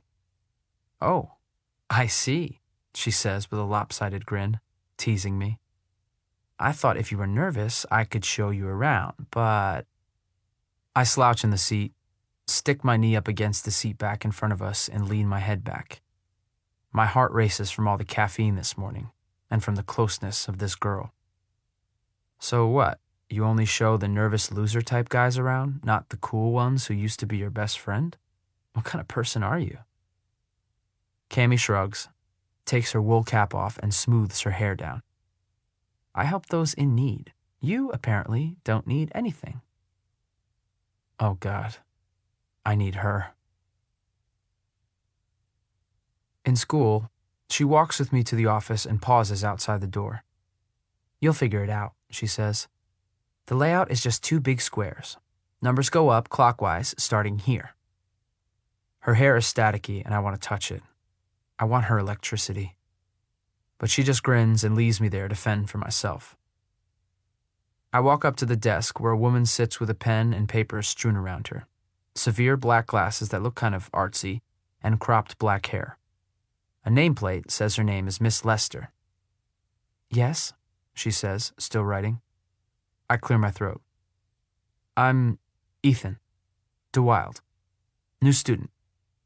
The woman looks up. Oh, very good. Welcome home. You're that lost boy. It's not a question. Yes, ma'am, I say. She takes my paperwork and shuffles through it, then pulls out one sheet and hands it to me. You're going to need this. It's your schedule. There's a map on the back. Come with me. We'll put you in classes for now, and each teacher will assess you, do some testing, so we know if you're in the right place. We meet the principal and the school counselor, and then she walks me through my schedule. It's easy, and I'm really just anxious to get away from her. She walks me back to my first period, and thankfully I get a seat without too much staring. I don't know anybody in my classes. At lunch, I just sit alone in the middle of the cafeteria, and people mostly come and go around me. But some of them say they know me. I tune most of it out and smile when I'm supposed to. Sometimes I pretend to remember something. It's almost a sport now, after the weekend family disaster. The teachers are decent enough not to make some big announcement about me being there, although one of them, Ms. Gibbons, gets a little gushy, calls me a hero and a survivor. In the hallways, a few people stop me and say stupid, "I thought you were dead" things, but I try to stay low-key. I mean, how do you answer that? Thank you? Eyes on the ground or on the map, scowl on my face. Most of them either don't remember because they were too young, or they don't really care. Fine by me. When the bell rings at the end of the day, I manage to find my locker again. I grab my stuff and take off to the bus, stuck behind foot traffic. The crowd shifts and moves as one huge mass. Finally, I bust through the doors to the bus line. My stomach twists when I see her long black hair. And the guy who's touching it. Chapter 14. And then they're kissing. He's leaning back against the bus and she's leaning into him. And I'm suddenly doubled up in hysterics, laughing uncontrollably with a crowd all around me, feeling like a total psycho loser and unable to stop it. So I drop down to one knee, start tying my shoe, gasping and laugh-crying down at the snow-packed cement as people bang into me, their knees catching my kidneys and shoulders and digging in a little harder than they need to because I'm there, in their way. When I finally get it under control, I stand up, take a deep breath and let it out, and move past Cammy and the asswipe. I get on the bus and sit up against a window, staring out at them. I have no idea what to do when she climbs on the bus alone and sits with me. "How was it?" she asks. "How was what?" "Your first day, duh." "Fine." The bus chugs out of the lineup and we're moving, headed toward the middle school, where we pick up the next load of students. She just looks at me. "Is something wrong?" I want to yell. Not at her, just loudly. Scream so the crap and buildup of everything can get out. I want to hurt somebody. Anybody. Seriously, I could beat the crap out of a little kid right now. I grip my knees and talk myself through it. The feeling passes. "Ethan?" She leans in, concerned, and I can smell her. Jesus. Baths together. Fuck. "I'm fine," I say, and change the subject, blurting it out. "Tell me what happened after." "After school?" "After I disappeared." She slumps back in the seat. "Oh." She shakes her head. "Oh, that." She takes a deep breath. "It was pretty terrible. Are you sure you want to know?" "Yes," I say, smiling through gritted teeth. "Please." We come to a stop in front of the middle school just as the students start streaming out of the building. There is chaos as they load. They are so loud. I want them to shut up. Blake raises an eyebrow as he walks past our seat, but says nothing. "Well, from what I remember, I guess Blake told your mom that you got into a black car. Then your mom called my mom, all hysterical. She asked if you were at our house. Of course you weren't. So we all went out and started looking around the neighborhood for you, and Blake kept yelling about you getting into the back seat of a car. Then the cops came, and I guess they got the word out to look for a black four-door, but that's all the information they had." I am lost in the description. "It was gray inside," I say softly, imagining it, but I have no idea where I get that from.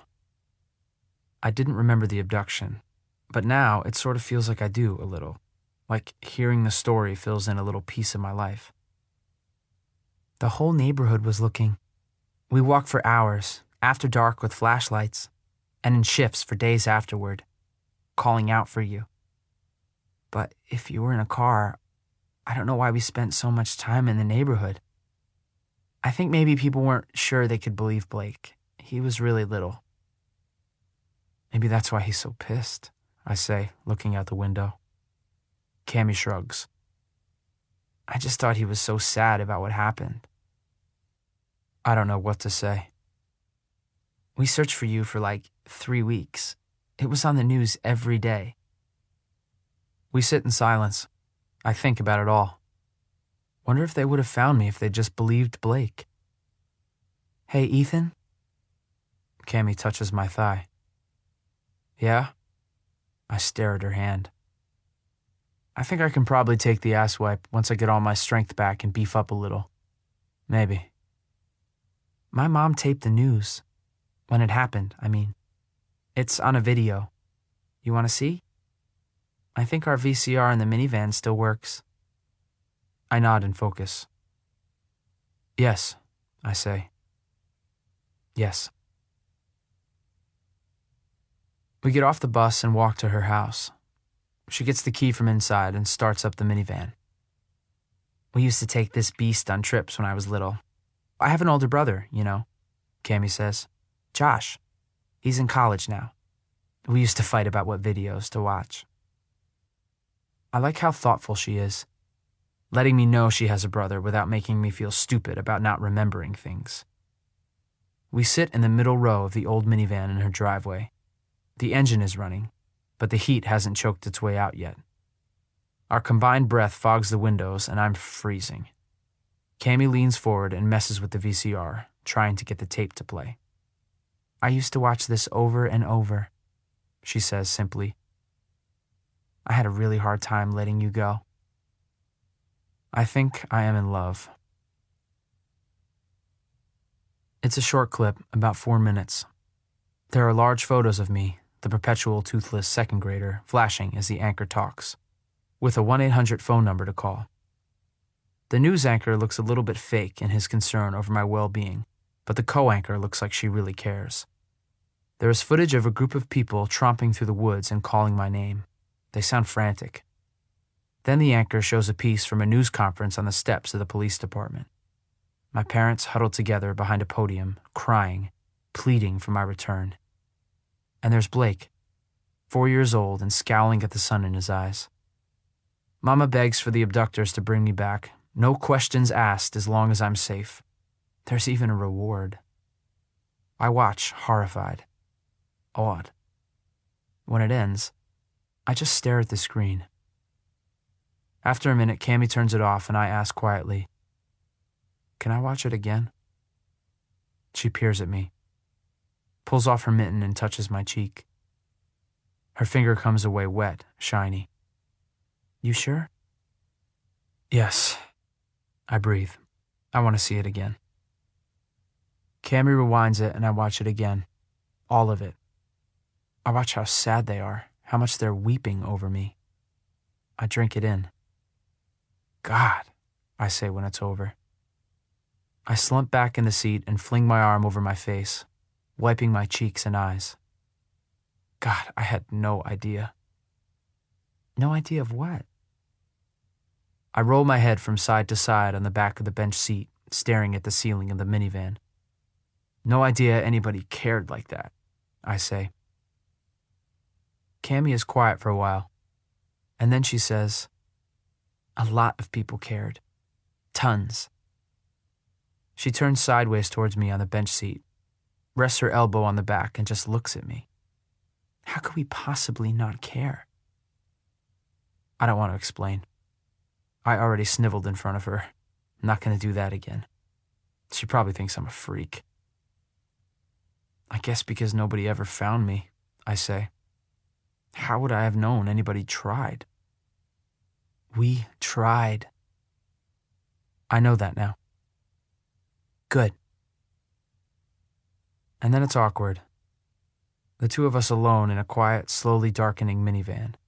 Two strangers who used to be friends. But I can feel something here between us. Different from any of the other girls. Deeper. Maybe I'm imagining it. Or maybe this just means something. To have these ties that go back so many years. Maybe you don't have to remember something for it to be true. For it to exist. She's looking at me. A little afraid about her feelings, maybe. A little guilty. Probably thinking about the boyfriend. But wanting it. This thing between us. That's probably the best way for her to be, though. Wanting. The wanting always keeps you on your toes, makes you fight for more. I know that well enough. I should go, I say. Homework. Yeah, me too.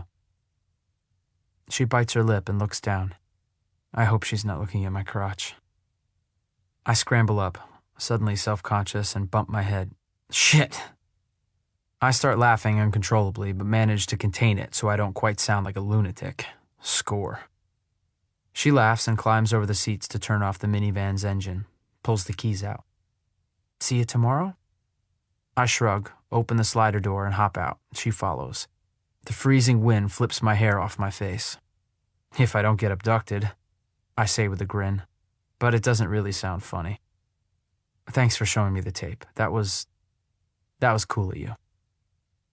She stands there, head cocked and tape in hand, like she's trying to decide something. You want it? She holds it out to me. Nah, I'm good. I've seen enough. More than enough, probably. I turn and grab my backpack and trudge home through the yards, past the Snow family that does not include me, and into my house. Chapter 15. Gracie's stirring mushy chocolate ice cream in a bowl when I walk in the kitchen. Mama looks up sharply, comes over and hugs me a little too tightly, and then pushes back. Where were you? She asks. I sit my backpack down in a chair. I went over to Cammie's after school. Oh, Mama says. She presses her lips together and turns her face away. I can see her take a deep breath and let it out. Why? What's up? You're supposed to call Mama if you're going to be late, even 1 minute. That's the family rule, Gracie says. Mama nods, grim-faced. I didn't tell you, Ethan. I guess I didn't expect you to go anywhere on your first day. Blake didn't tell you? He saw me go. I grab Gracie's spoon just as it's going up to her lips and shove the glob of ice cream into my mouth. Hey! She yells and slams her elbow into my hip. Mama! Ethan stole my ice cream and got his gross germs on my spoon. But Mama's distracted. I grin at Gracie, pushing melted ice cream through my teeth. She scowls and takes her bowl with her to get a new spoon, grumbling, and then she moves to the other side of the table. I swallow it and turn back to Mama, realize she was really worried. I'm sorry I didn't call. I should have thought of that. Yeah, it's sort of a family thing, after what happened. Mama glances at Gracie, and I know that means not to say anything scary. I can see why you want to know where everybody is, I say, and I can see it now, after the tape. But I don't actually know the phone number here. It's on one of the papers I gave you this morning, remember? I told you. I showed it to you. She looks freaked again, and her voice is on the fringe of yelling. You have that sheet, right? Please check. Oh yeah, I say. I'm sure she's right. Yeah, I have it. Sorry. I just forgot. I watch her cautiously. She waits for me to check, so I do. Sure enough, there it is. I feel her eyes boring into me, and for a second, I wonder why I ever left the freedom of the street. She smiles, finally.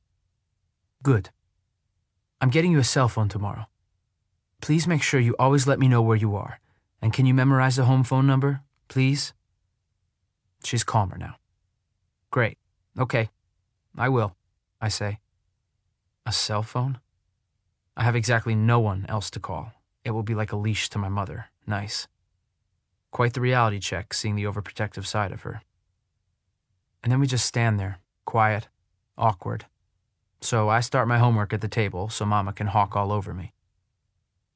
I want to talk about things, I do, but it's so hard. We can't do it when Gracie's around, and when we're alone, it's so hard to start the conversation. It's like the words weigh 1,000 pounds each, so I don't say anything. At dinner, all 5 of us sit around the table like a TV family and talk about our days. I have never, ever done this before. With Ellen, it was so laid back. We ate whenever we had food, wherever we happened to be standing. Once again, I feel like I'm on a TV show. I wonder what each of them is thinking, if it's as weird for them as it is for me. I help with the dishes afterward and then go and hide down in the basement for a few hours, making my space more comfortable with an old quilt I find in the bottom drawer of a beat-up dresser. And then I look for more treasures in my Ethan boxes. The building blocks and collectible cards and books, all neatly packed. Shoe boxes filled with school report cards and math papers and art projects Mama saved. And the photos. I stare and stare at myself, trying to absorb that part of my life, those first 7 years. But it's all still so cold. Looking at the photos is like looking at pictures of myself superimposed in strange settings. I memorize everything. It's each of us in our beds in the dark when Blake says, "You're hooking up with Cammy, I suppose." I hear jealousy in his voice, but I might be wrong. "No," I say. "Why not?" I open my eyes and stare into the darkness. "She's got a boyfriend." "No, she doesn't."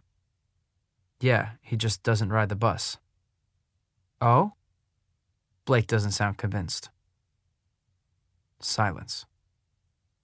"So," I say, "you want to tell me what it was like?" Blake is so quiet I think he's sleeping. But then after a while he says, "I was just really mad at you." That's what I remember. Being mad. It's okay. I just want him to say it and get over it, so things aren't so weird. "Why did you do it? Why did you go with strangers in that car?" "I don't know, Blakey." I heard Gracie call him that once. There's another pause. "You used to call me that. You're the one who started that nickname." "I know." I lie. I just want him to love me, to forgive me. He's quiet for a minute. "You have no idea how you wrecked everything. Mama and Dad started fighting all the time, crying. Nobody gave a crap about me. It was all about you. And then when we finally got a little bit used to you being gone, me all alone with them, Mama not crying 10 times every day, there was the baby. I'm really sorry." I hear Blake roll over, turns his back to me, and then he says, muffled, "It's still all about you. Always will be. Both of you. You guys are like, I don't know, the lost boy and the miracle girl who took his place." Chapter 16. I lie awake in bed for a half hour thinking, before I climb out and go to the kitchen for a drink. Russell is roaming the house, stalking shadows. I picture him on the street, where we'd be enemies competing for food. Inside, we are friends. I give him a cat treat, take my water with me, and wander to the living room, where I see a soft glow of light. Mama's still up. She's in her bathrobe in the dark, watching a late show with the sound on low. The only light is from the TV. She motions for me to come. I sit down next to her on the couch. "Hey. Can't sleep?" "Nope. You?" Mama smiles. "Same. This is all really crazy, isn't it? You doing okay?" The TV flashes. "Yeah, pretty much. I set an appointment for you to see a psychologist. The one that CPS recommended to me is on vacation this week, so we're in for next week. Okay?" I bite the inside of my cheek and say the right thing. "Yeah, I suppose. I know it's got to feel really strange to be here. We're all so glad you're back, Ethan. We really are. It's just going to take some adjusting for all of us." Adjusting. It's pretty much all I do. I'm an expert. I've made adjustments before. Have you? Like what? And there it is. An opening. I feel her lean toward me just a fraction. Eager, but not pushing me. I take a breath and let it out, deciding. The woman who had me, Eleanor? I'm not sure why I want to keep protecting Ellen's name, but I do. After a while, after everything, having me for all those years, she got rid of me. Couldn't afford to keep me anymore. She drove me out to Nebraska to a youth home. You can drop your kids off there in Nebraska. Did you know that? No penalty. Leave them for good, I say. And people do it. She did that. Mama wears an intense look. She's quiet, but I can tell she's disturbed. And I like that, actually. Is that sick? So, she says, you had to adjust from Eleanor's home to the group home. Her words are clippy and her accent gets sharper. I can tell that she has 1,000 other questions, but she holds them in. Yes. That must have been hard. I remember it.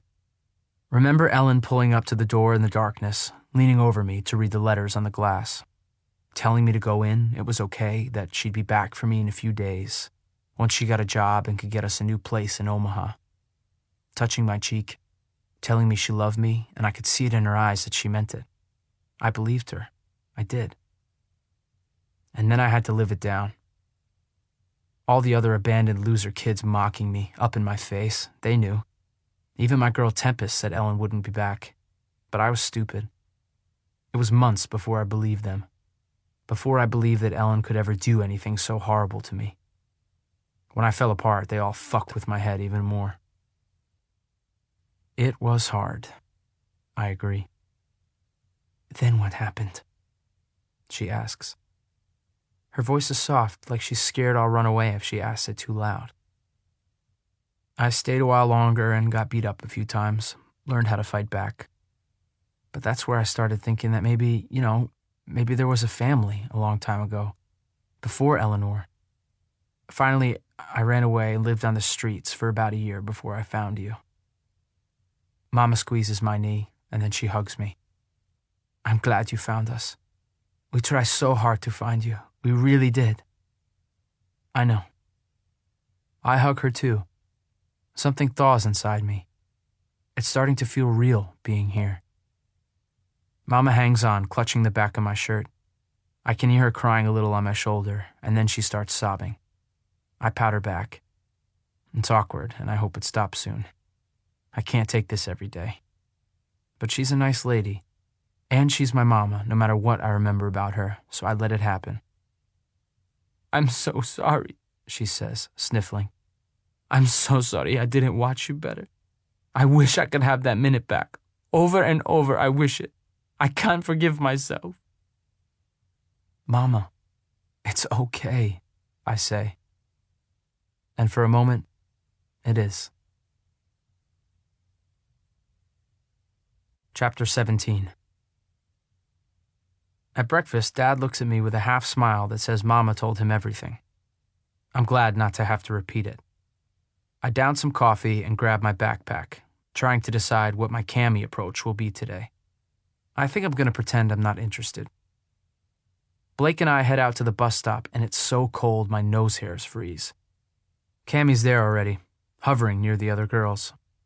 Blake goes to his friends, and I stand by myself, feeling a little bit like my day of fame is over. Not sure I like that, actually. I mean, I don't like the attention, but I don't like non-attention even more. Tomorrow I'm bringing earbuds, even if I don't have a player to plug into. I can fake it. I don't sit with Cammy, even though she's sitting alone like she's waiting for me. I want to, but there's the little matter of the ass wipe, and I've decided I can't handle it, personally. I just can't. It's a stability thing. I have to pretend I don't like her, or I could get a little freaky. And I'm not going there. At school, I see the dude everywhere, now that I know what he looks like. He even says hi to me once. He's in half my classes and my lunch hour. I take my tray and go up to him like the ballsy homeless Ethan would do. Hey, I say, can I sit? He's bigger than me. Asswipe shrugs. Sure. I eat a few bites in silence, drink some milk. I'm new, I say. You're that abducted kid. Right. Who abducted you? Was it like for a reward? Your parents loaded? He's got this sincere look, like he doesn't even know he's asking stupid-ass questions. No, she just wanted a kid, I guess, really bad. He laughs loud at this, and the other large guys join us and sit down quietly. Yeah, it's a pretty nutty thing to do, swiping somebody else's kid just because you want one. Shit, total loco. I look around nervously as the guys surround me. I guess so. What a lunatic. Well, she wasn't that bad. I mean, she was nice to me. That's whack. Is she in jail now? I'm starting to feel uncomfortable. Yeah, no, she's, still out there somewhere, probably on an abducting rampage. I take a bite of the brown meat product on my plate. So, I say, changing the subject, what's your name? He grins wide. Lucky number 13, Jason J-Dog Roofer. Roof, says the rest of J-Dog's posse. I almost choke on my roll. Gracie would get along great with these guys. They're right at her level. I'm, Ethan, E-Dog. The posse doesn't say anything, and J-Dog snorts again. You'll know who I am by the end of the week. Basketball game Friday night. You're going. You sit at my table, that means you're one of my friends now. Right, guys? I don't know, I say, and I shove the pasty mashed potatoes in my mouth and pray that I have enough saliva to swallow them, getting a stomachache. I push my chair back. Maybe. See you later. No, you're going. Everybody goes. He's still grinning. Like, nicely. Though I keep waiting for him to beat the shit out of me. God. I shrug and head over to the dishwashing station to chuck my tray. After school, they're there again, leaning against the bus and talking this time. J-Dog sees me and shouts, Yo, little E-Dog. There's a guy like him in every school. Roof, I say. I reach out and bump his waiting fist, and then I accidentally trip going up the steps into the bus on account of catching Cammie's surprised look. I feel the rumble of panic laughter build up, but I hold it back. I have nothing to panic about. Nothing. Everything is exactly as it should be and getting better every day. Cammie hops up the steps and flops into my seat with me. So, how's it going at school? The bus pulls away from the curb. Pretty good, most of it. Spent half the day testing so the teachers can figure out where to put me. I have more tests the rest of the week. I hope I can get out of some of the loser freshman classes. I'm actually kind of worried about this. You making any friends? Besides J-Dog Roofer? I try to hold back the sarcasm, but she's defensive. It's just a silly name to get the basketball crowd riled up. He doesn't even like it. What? I didn't say anything about J-Dog Roofer's name. You had a tone. Stop it. I did not. Why are you so defensive about your boyfriend? I'm not. Her mouth is a frown, and all of a sudden I just want to taste those pouty lips. I look at her eyes, and she's glaring at me. I lock my eyes on hers, and suddenly we're in a staring contest, neither of us willing to blink. But her eyes are like black holes. I'm sucked in. Finally, I wet my lips and smile at her, and then I blink, giving up. She gives a reluctant grin back. You dork, she says. I shrug and grin, shifting in the seat until our legs touch, and I pretend I don't notice. She doesn't move away. She pulls her iPod out of her coat pocket and offers me an earbud, and so we sit, thighs and shoulders touching, listening to some screamo crap. When the middle schoolers get on the bus, Blake gives me a look, like he thinks I'm pathetic. I shrug and pull out some stupid forms I have to fill out, and then just rest and listen, eyes closed, picturing things the way I want them to be. I go straight home this time, and Mama presents me with a cell phone. I dump my stuff in the bedroom, where Blake is spreading out his homework on his bed. Can you show me how to work this thing? I ask. Seriously?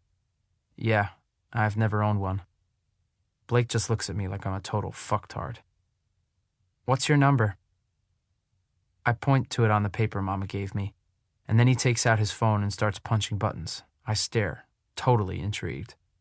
I move his stuff over, sit down, and watch him. What are you doing? Sending contacts to your phone book? Mine, the landline, Dad's, Mama's. Gracie doesn't have one. You want Cammy's too? I have it. Yeah. He laughs and checks for more. When he's done, he shows me how to make calls and look up people and send text messages. Thanks. Sure. Blake turns back to his homework. Your other people, the abductor dudes, they didn't have cell phones? Nope, I say. And it was a woman. Eleanor. Her fake name comes out easily now. Blake looks up. Just a woman? What about the guys? What guys? The 2 guys in the car that took you? I stand up and shove the cell phone in my pocket. I don't remember it. I don't know any 2 guys. So you're sure 2 guys were in the black car? I feel my heart race. That's what I remember, he says. I can see it. Passenger side guy leans out the window, gives you something. You get in the back seat. I yell when the car drives away. He pauses. I thought you were getting to do something I wasn't getting to do. I mean, I think I was too little to understand about getting in the car with strangers, unlike you, who should have known. I flop down on my bed and get my homework out. Study guides for the rest of the testing I'll be doing this week. I ponder the new information from Blake and ignore the barb. What are you working on? Science. After a minute of getting organized, I get a weird feeling and look up, and Blake is staring at me again. What? Blake shakes his head. I'm just trying to figure out why 2 guys would kidnap you and you'd end up with a woman. Did she hire them to do it or something? I sigh. Blakey, I don't really know. But after I think about it a little more, I like that story. Yeah, maybe, I say. That makes sense. I move another piece of me into place, close my eyes, and memorize the picture of it. For the English test prep, I read some wacky Emily Dickinson poem over and over again, not really comprehending it, thinking about Ellen, and about why I changed her name when I started talking about her. She's really not such a bad person. Not as bad as J-Dog made her out to be. Even after what she did to me in Nebraska and never coming back. I guess I still hope she doesn't get caught. Chapter 18. The days crawl along and I get through them, doing most of my homework and flirting a little, not too much. I've been here a week. It still feels weird. Sometimes I just have to go detox down in the basement in my little cubby of boxes. On Friday, J-Dog stakes me out and asks if I got a ticket to the stupid basketball game. No, I say. I don't have anybody to go with. The whole junior class sits together. Get a ticket. You get to know some people. I don't have any money. J-Dog looks around and spies somebody. Hey, Zach, you got $2 for my new friend Ethan? He needs a game ticket. Sure thing, Zach says. Can do you one better. Here's mine. I'll go buy another one. That's what I'm talking about, J-Dog says. I watch all this. I don't understand it. Why these jocks are nice to me. But I take the ticket. Why do you want me to go so bad? Because we're hospitable here at Belleville High. And everybody goes to see the J-Dog play, especially my homies. I like you, little E-Dog. You're scrappy.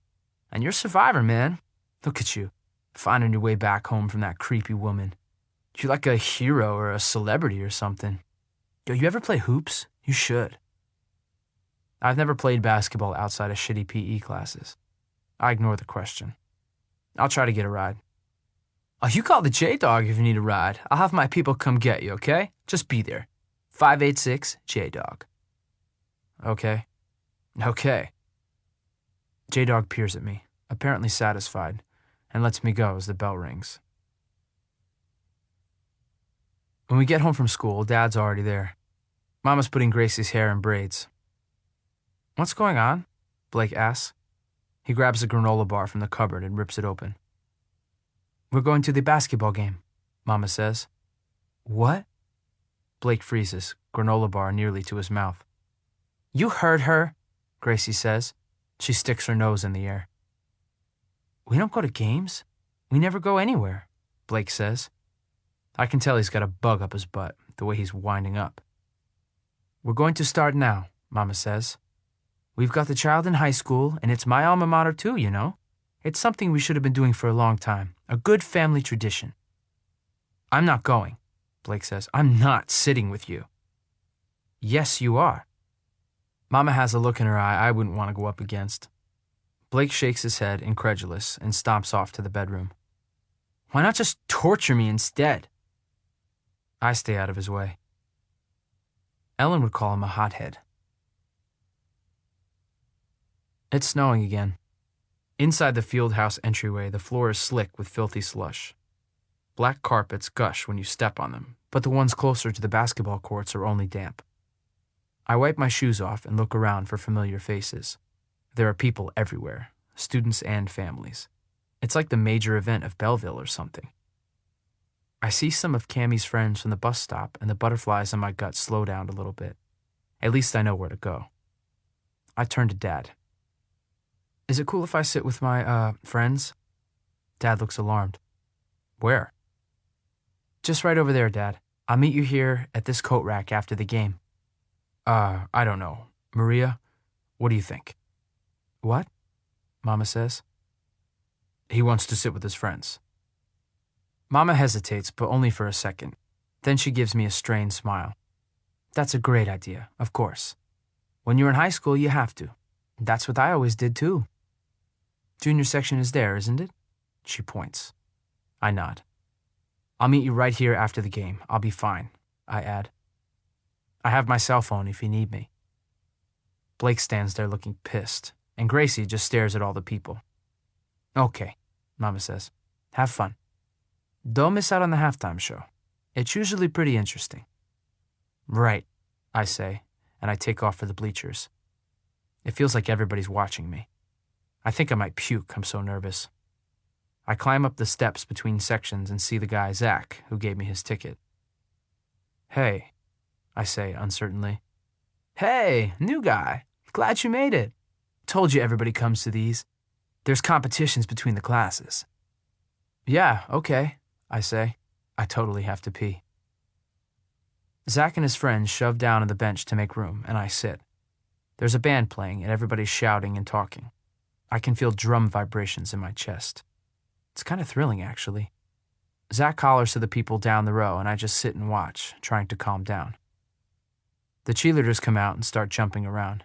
One girl looks familiar, like she's in one of my classes. Math, I think. She's pretty. I think about being with her. God, I'd give anything to just hold a girl. It's been a long time. Nobody wants to hold a homeless guy. It's like my skin is aching for it.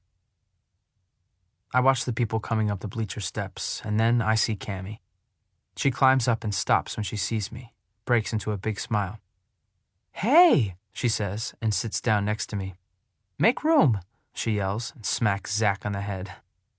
Everybody shoves down. She puts her hand on my shoulder. "You'll be glad you came," she says in my ear. I shiver with excitement. I'm already glad. The game isn't nearly as exciting as being in the middle of a huge, screaming crowd next to a girl you used to take baths with. I yell along with everybody when it comes time to compete for the juniors in the school spirit shout-off, but we take second place to the stupid loudmouth sophomores. At one point, I see my family, up in the first balcony above one basket. I think Dad's watching me. I don't wave because that would be dorky, even though I know he probably wants me to. It's so weird being here. Having a dad, a whole family like this. I'm almost overwhelmed for a second. Halftime comes and I stand up. I really have to pee now. I lean down to let Cammie know I'm going to hit the restroom, and she gets a funny look on her face. "No, don't. There will be a mad rush right now. Wait until third quarter starts and you'll be in and out in a minute." I shrug and sit down again. And then the announcer guy comes on stage near the pep band. He calls for attention, and Cammie grips my knee. I look down at her hand, then at her, and she's grinning huge. "What the?" I say. The announcer is talking now, and the field house grows fairly quiet. He welcomes everybody, and the lights dim a little. A large screen hanging from the ceiling above the pep band rolls down, And then the announcer says something that scares the crap out of me. Once there was a boy who disappeared from our fair city, snatched from his front yard, leaving no trace, he says in this awful, overdramatic voice.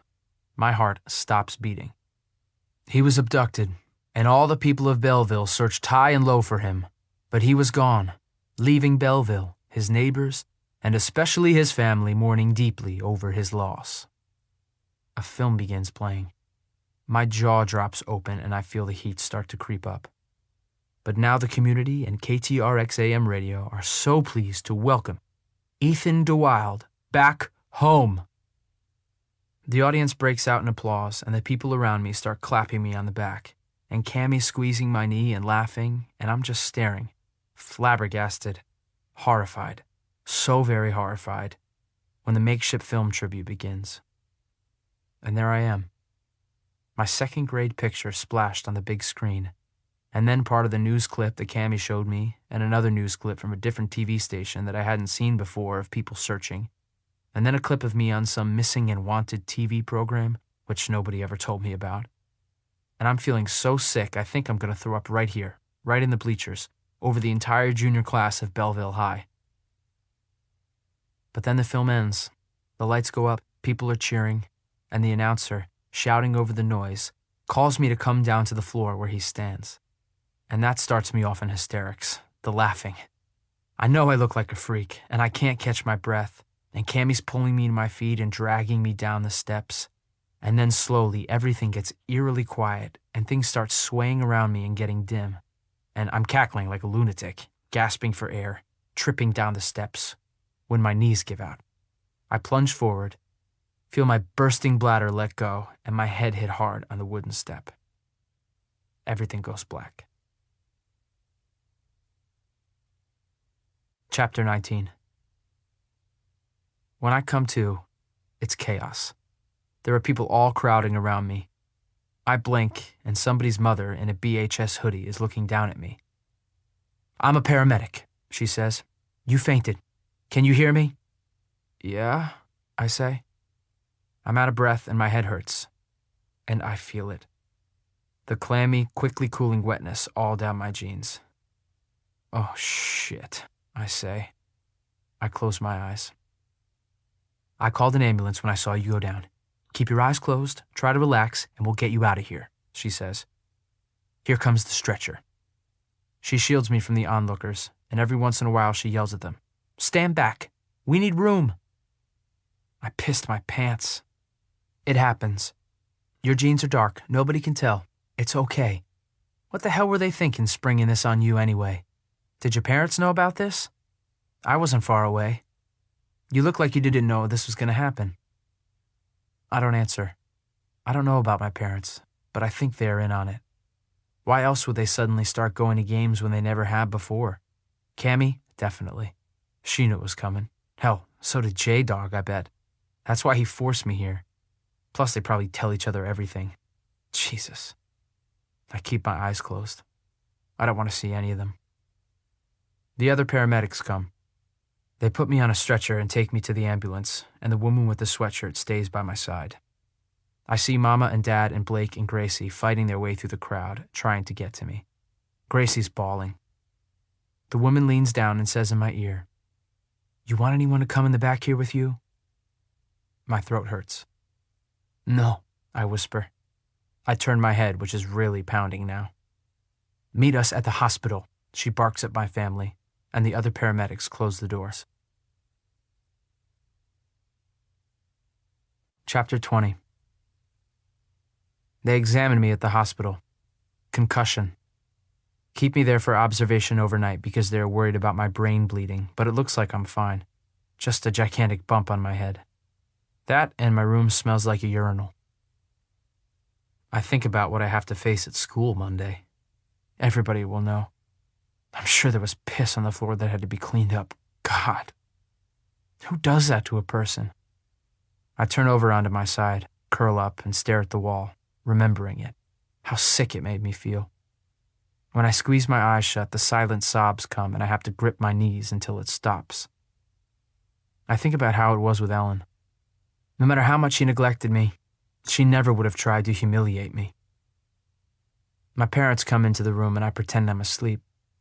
I don't want to see anybody. I can't. Later, I hear that Cammie's there too, missing the end of J-Dog's game. I hope they lose, sons of bitches. The nurse comes in and shoos my parents out. She sits by the bed and asks how I feel. I'm okay, I say. Headache. On a scale of 1 to 10, 1 being barely noticeable and 10 being unbearable, how bad is it? 4 or 5. Okay, she says. She writes it down. Now, about the visitors. No more visitors. Just tell them I don't want to see anybody and they should all go home. I'll take a cab in the morning. I have absolutely no money. She smiles. I'm pretty sure they aren't going to leave. There's a little girl out there, Gracie. She thinks you're dead. Won't stop crying. My sister. You told her I'm not dead, right? Of course. But she saw you on the stretcher with your eyes closed, being shoved into an ambulance, and that's all she knows. I think about that. Feel that little bit of panic start in my gut. Is this a trick to get them in here again? No. You don't have to do anything. I just thought I'd tell you about the girl. I rub my eyes and run my fingers gingerly through my hair. Stupid little girl. All right, I say. Just Gracie. Nobody else. You bring her in here. She comes up to the room walking on tiptoes and stops at the door. The nurse says, It's okay, see? There he is. He's just got a sore head. Gracie holds on to the doorframe and sniffs. Her cheeks are all splotchy red from crying. I wave, feeling stupid. Finally, I ease up to a sitting position. Come here then, I say. She shuffles in halfway. Come on. She sidles up to the bed. Hi. Her lip quivers. Hi, Ethan. You okay? She wrinkles up her nose. Something stinky. I sigh. Okay, that's enough, girlie. Go back out there and tell Mama and Dad to go home. I'll call tomorrow when I need a ride. I buzz the nurse. Cammie's here too. Tell them all that I have to go to sleep now. The nurse comes in. Had enough for today, Ethan? She gives me a look. Yeah. Can you just tell them that I don't want to see anybody and they should just go home and get some sleep? I hope they respect that, after what they did to me. Will do. Come on, Gracie. Gracie obediently takes the nurse's hand. Bye, Ethan. See you tomorrow. Bye, Gracie. Stop crying now. Okay. In the dark, I can't stop thinking about what happened and all the people who betrayed me. And I think maybe there's no other option. I'm gonna have to run. Chapter 21. They wake me up all night, every hour or two, I think. In the morning, I walk over to the window and push the curtain aside. Snow. More and more snow here. It's so cold. I imagine what it's like living on the streets around here, and I shiver and turn away. I guess things aren't as bad this morning as they felt last night. In my mind, I come up with a list of demands. My own bedroom in the basement, some privacy, and I'm not going to school. No way. Not going back there. Not gonna face them. I'll homeschool myself or just drop out. I'm 16. I can do whatever I want. When the doc comes in and says I'm good to go, I don't have a choice. Not one that I'm willing to make, anyway, thanks to the snow. I call home. Hello? Mama sounds worried. It's Ethan. Honey, I'm so sorry, she says. We didn't know it would be like that. Please let me explain. I swallow hard and pinch the bridge of my nose. Can you just bring me some jeans and pick me up? I'll be there in 15 minutes. Thanks. I hang up and stand in my hospital gown, my ass hanging out. My soiled jeans and boxers are in a plastic bag and ready to go. It's mortifying. Mama arrives with the jeans, bringing clean boxers too, and my coat, which I guess I left on the bleachers. I change in the bathroom as Mama signs the final papers, and we're gone. In the car, the only sound is the massive whoosh of the heater. I stare out the window, willing Mama with my silence to come up with something that makes me not hate her. "I got a call yesterday morning," she says. "The school principal said that a group of basketball players had come up with the idea to just say a little welcome home to you at the game. Friends of yours." I snort. "Well, that's what they told me. Jason Roofer, you know him obviously. That boy Cammy goes with. He's a nice boy. Very thoughtful. It was Jason's idea and he approached Al, the radio announcer who always announces our games and interviews Jason now and then. Jason asked Al to say a little something at halftime from the booth to welcome you back. That's all it was going to be, according to Jason, I promise. It sounded like just a small thing. They invited us to come too, but asked us to keep it a secret. Jason wanted you to be surprised." No kidding. I had no idea Al was going to make such a scene and dig up all that footage. But I guess in a small town like this, people jump on any little bit of celebrity they can claim, you know? Al obviously went way too far with his enthusiasm. It was horrible, Ethan. It was horrible for us too. For Blake especially, and for Gracie, who didn't understand any of it. It was terrible to see all of that again. I can't believe he did it. I'm furious. And Al has heard from me. He apologized. She sounds sincere. "I'm not going back there," I say. Mama is silent as she pulls into the garage. She turns the car off. Cammy and Jason feel terrible. I ponder this, but sorries can't erase anything. "I'm not going to talk to those guys, and I'm not going back there. I'm quitting school, and," I say, feeling bold, "I want my own room in the basement." Mama just looks at me, her eyes sad, and doesn't say anything. Doesn't say no. Not to any of it. When we get home, I go straight downstairs in the dark and sit in my spot against the wall, among the boxes of a stranger. You'd almost think that after a hit to the head like that, I'd get my memory back. But no such luck. Chapter 22. From my basement location, I can just barely hear Mama and Dad talking somewhere above my head. I open the heater vent all the way, and I don't have to strain very hard at all to listen. Dad's voice gets louder, and I can tell he's mad about what I told Mama. My demands. They start arguing. I don't like it. Upstairs, everybody but Gracie is being weird about things, but we are forced by a blizzard to hang out all together at home the rest of the weekend. Dad tells me he's sorry about what happened. Blake acts like I did something wrong to him. Cammy comes to the door covered in snow to see how I'm doing, but I won't go to talk to her. So after a while of talking to Mama, she leaves. And then J-Dog calls. I watch Mama on the phone talking to him, telling him I'm not up to talking quite yet, lying for me. I get a little twinge in my chest, like love or whatever. If Mama tries to hug me now, I'll let her, I guess, but she doesn't. Gracie sits by me on the couch, and I realize I don't despise her like I thought I would. I kept expecting her to be like all the 6-year-old girls I saw at the zoo and out shopping with their parents, whining and begging and chomping on gum, and I never thought I'd like one of them. Gracie is definitely annoying sometimes, but she's also kind of smart. We're watching some stupid sitcom marathon. I don't like it, but that's what's on. It doesn't matter anyway, because Gracie won't shut up about the stuff she saw last night. About the news clips and the missing boy and how I was kidnapped. She's completely fascinated by it, not scared at all. Weird kid. "Why did you get in the car with those guys?" she asks. The question of the month. I sigh. I don't know, Gracie. I don't remember doing it. "Where did they take you?" I'm not sure. I don't remember them. All I remember is Eleanor. "Who's that?" She's the woman who acted like my mama while I was gone. "She wasn't as nice as Mama."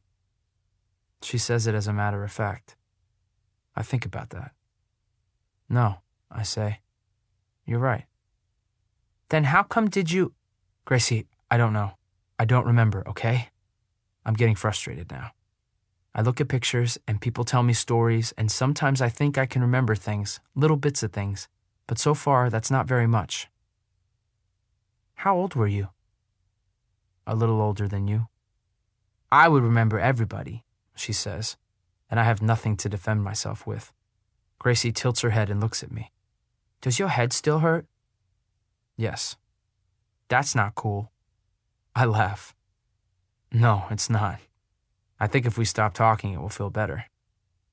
She shrugs, and as the snowy late afternoon light turns dusky, she leans up against me and links her arm with mine, and I smile at her. Later, she crawls into my lap, and we just sit like that, like I've got this little warm, fuzzy-headed package in my arms, and we watch TV until the marathon ends.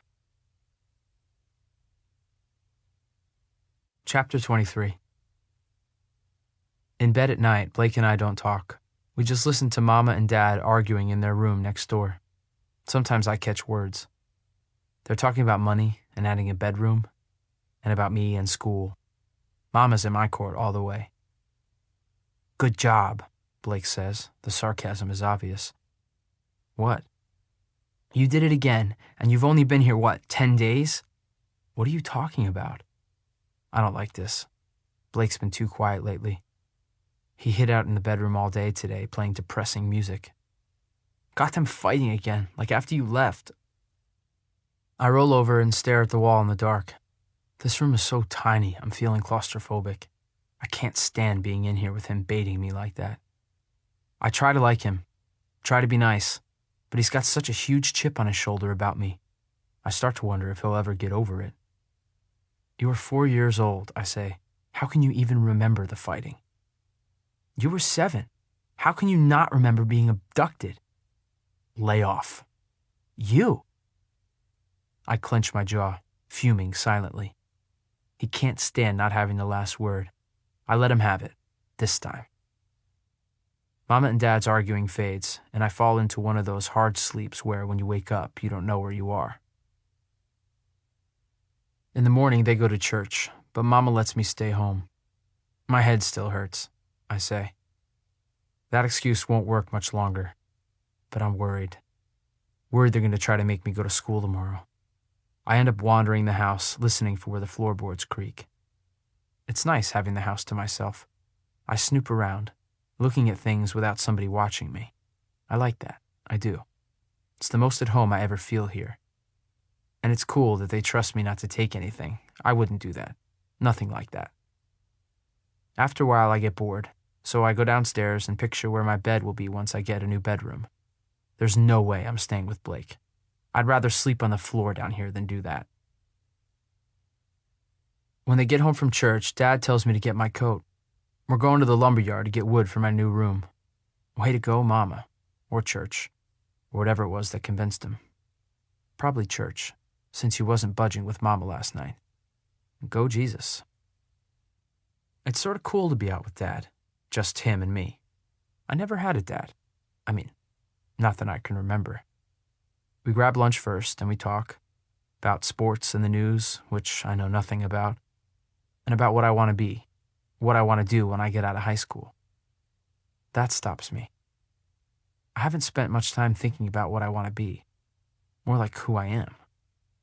I'm stuck in the past, trying to figure out who I am, what I came from, before I can know what I want to be. But that gets me thinking.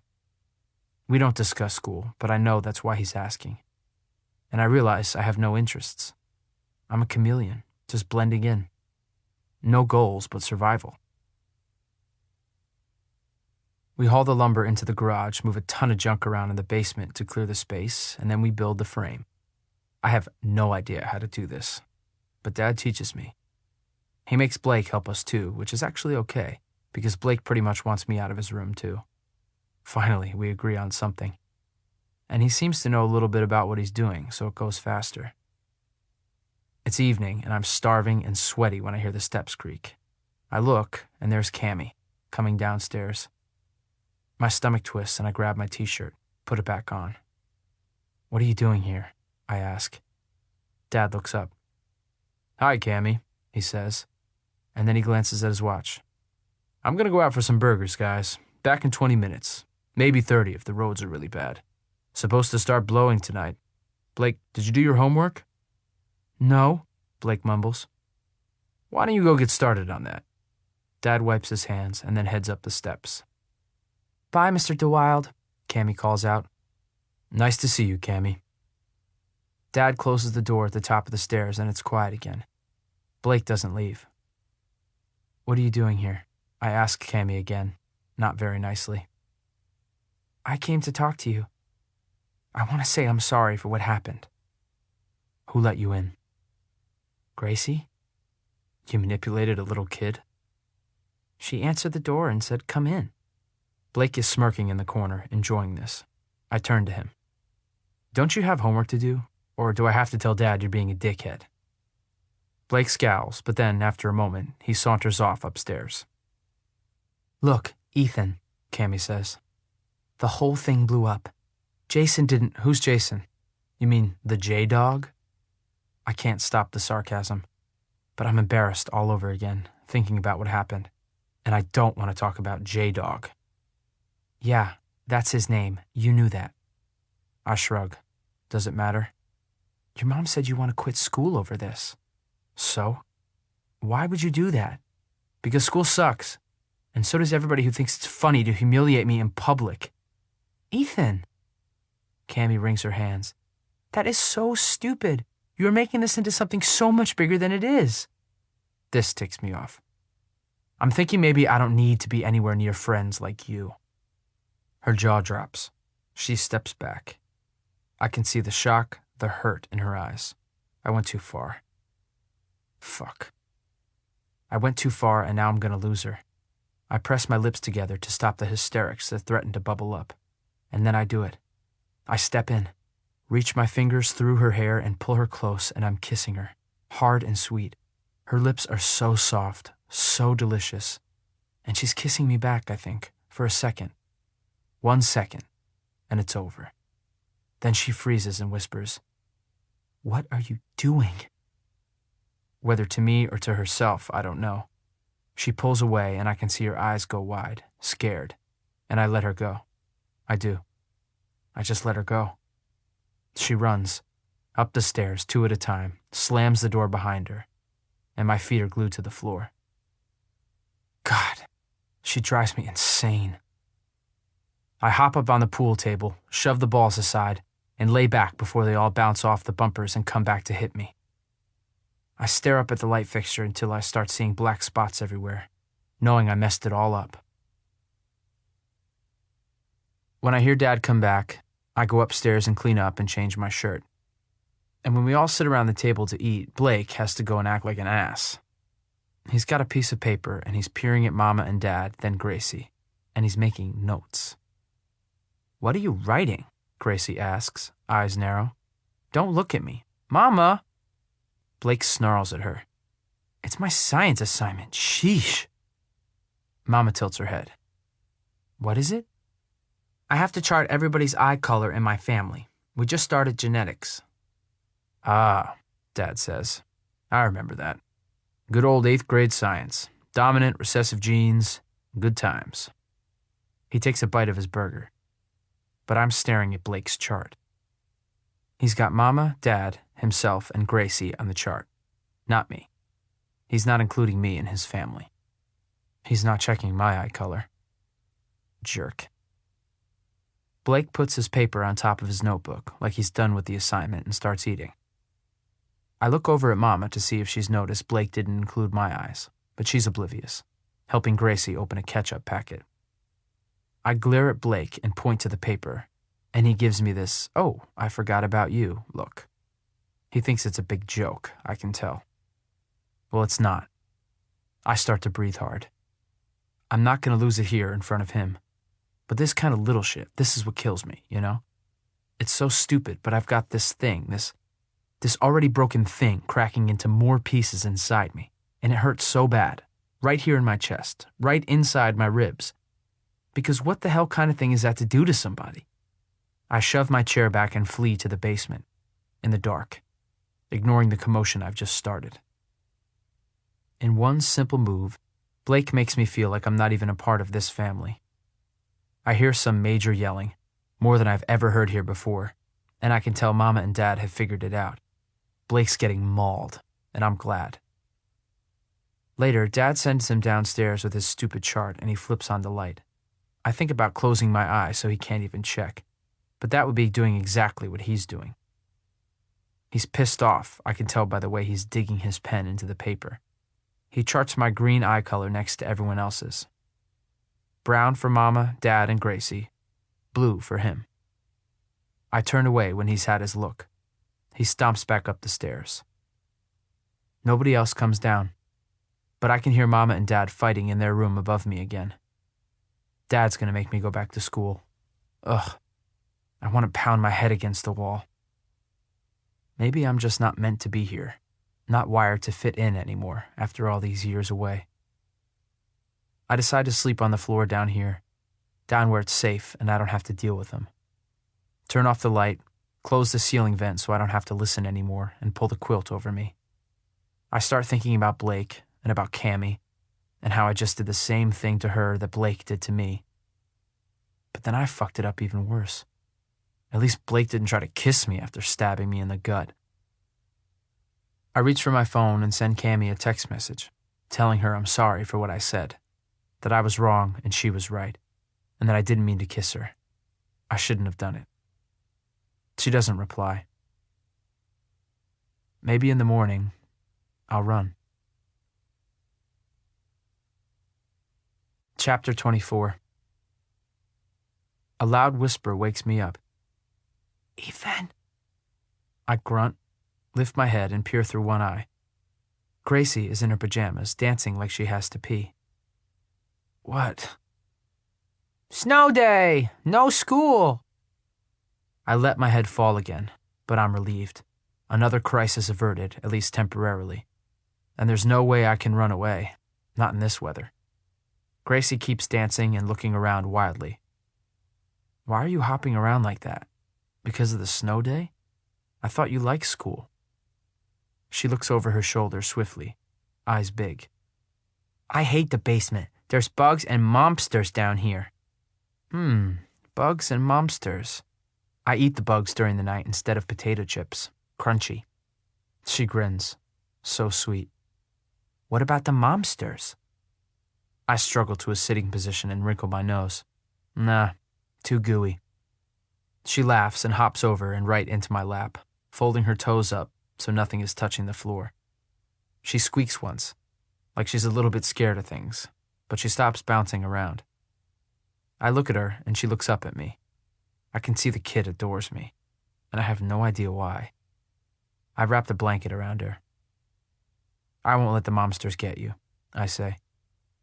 I pull Where's Waldo out of a nearby box and we look at it together. Mama comes down after a while with a breakfast tray.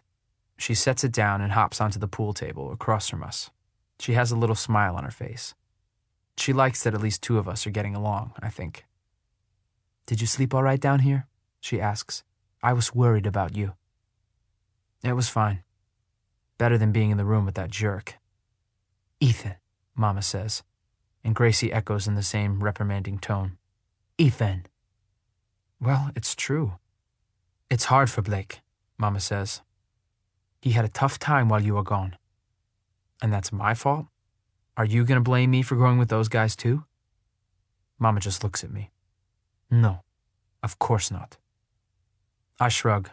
It seems pretty obvious that Blake's a jerk, then, since he is blaming me, but I'm not going to press it. I pick up a bagel and spread some cream cheese on it, still balancing Waldo on my knee.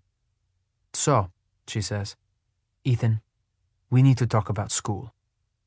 Snow day today, no school, Gracie says. She bounces in my lap. Yes, today. But tomorrow, if there's not a snow day, everybody needs to go to school again, like usual. I frown and shake my head slightly. I'm not going. I feel the panic rev in my gut. I don't think that's a good idea, I say. Why? Because of what happened Friday night at the game? Duh, I want to say, but I am earnest. Seriously, I just don't think I can handle that right now, Mama. This is hard enough. Dad says you need to go to school, and that's final. Dad doesn't understand, I say, and I can feel that panic in my stomach come out as a whine in my voice. I set the bagel down. Mama presses her lips together. She's hesitating. Well, We have our appointment this afternoon with Dr. Frost. We can talk about it then. I let the book drop, and Gracie scrambles with her jelly toast to get it, spilling a glob of grape on my bare knee. Watch it, I say, and it sounds mean. I see her sad face as I wipe it up, and even though I'm still mad, I feel bad. I don't want to go to a shrink. I don't want him tricking me into talking about Ellen. Unless maybe there's a chance I can get him to back me up. Convince him I can't go to school. I sigh. Okay, I say. Fine. It takes us 40 minutes to go 5 miles to the other side of town in this ridiculous snow. I'm hoping there'll be another snow day tomorrow. Buy some more time. When we get to Dr. Frost's office, Mama fills out a bunch of paperwork, and then we get called in. My hands are quivering and my stomach hurts. I don't want to be here. Until I see Dr. Frost. She's maybe 30, if that. She's tall, and she's got this gorgeous flowing hair. And this rack. Jesus. I'm so distracted, I don't even hear what she says. Ethan? Hi. I asked if you want your mother to stay in the room, or should she wait in the waiting room? I start fantasizing about what could happen if Mama left us alone. And then I desperately start pinching myself, thinking about dead puppies. Grandma DeWild. She can stay, I manage to say as I pull out my leg hair through my pockets. That does it. Having Mama stay in the room is definitely enough to put things back in order. Dr. Frost talks about herself a little bit and how she likes to conduct the 50-minute session, and then she asks me some easy questions. Name, date of birth, age at the time of abduction, crap like that. She seems to know some things about me already. And then she says, "Tell me about Eleanor." She sits back and shuts up. I cross my legs. I don't know, what do you want to know? You lived with her until she abandoned you in Nebraska? Yes. Did you like her? I glance at Mama and shift in my seat. Mama stays quiet and looks at her folded hands in her lap. She was all right. Did you call her Eleanor? Sometimes, I say. It's a lie. That's not even her name. Something else? I stare at the floor. Nobody moves. Does it really matter? I ask finally.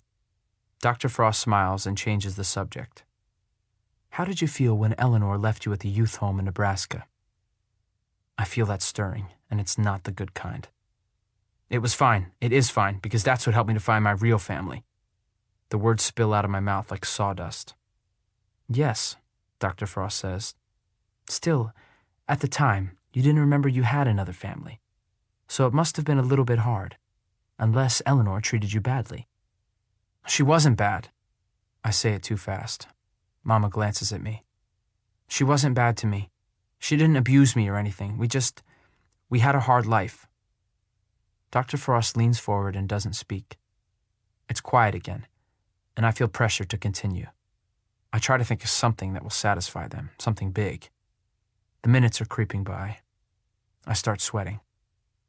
She was an escort, I say. You know, she hung out with men, for pay. I called her by her first name because she didn't want anybody to think she was old enough to have a kid my age. She pretended she was my older sister and said our parents were dead. I pause, my mouth dry. She got bigger tips that way. Dr. Frost nods. What else? I groan and lean my head against the wall. Sheesh, nothing. That's all there is. Then she got too old-looking and used up. She couldn't get work anymore and had to get rid of me. Dr. Frost pauses and then asks, Are you mad at her? I don't know. Hell yes, I am. Why do you think she abducted you, Ethan? I've thought about this a lot over the past year. Once I realized what had really happened to me. But I knew. I know. Because she couldn't be pregnant. You can't be pregnant and have that job, you know? That's what I think. But she wanted a kid?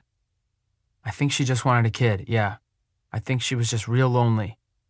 And she wanted a bigger kid like I was. I could feed myself, take care of myself when she was out, you know? I'm just going with it now, but it feels right, it does. I think that's probably the way it was with Ellen. She left you alone a lot?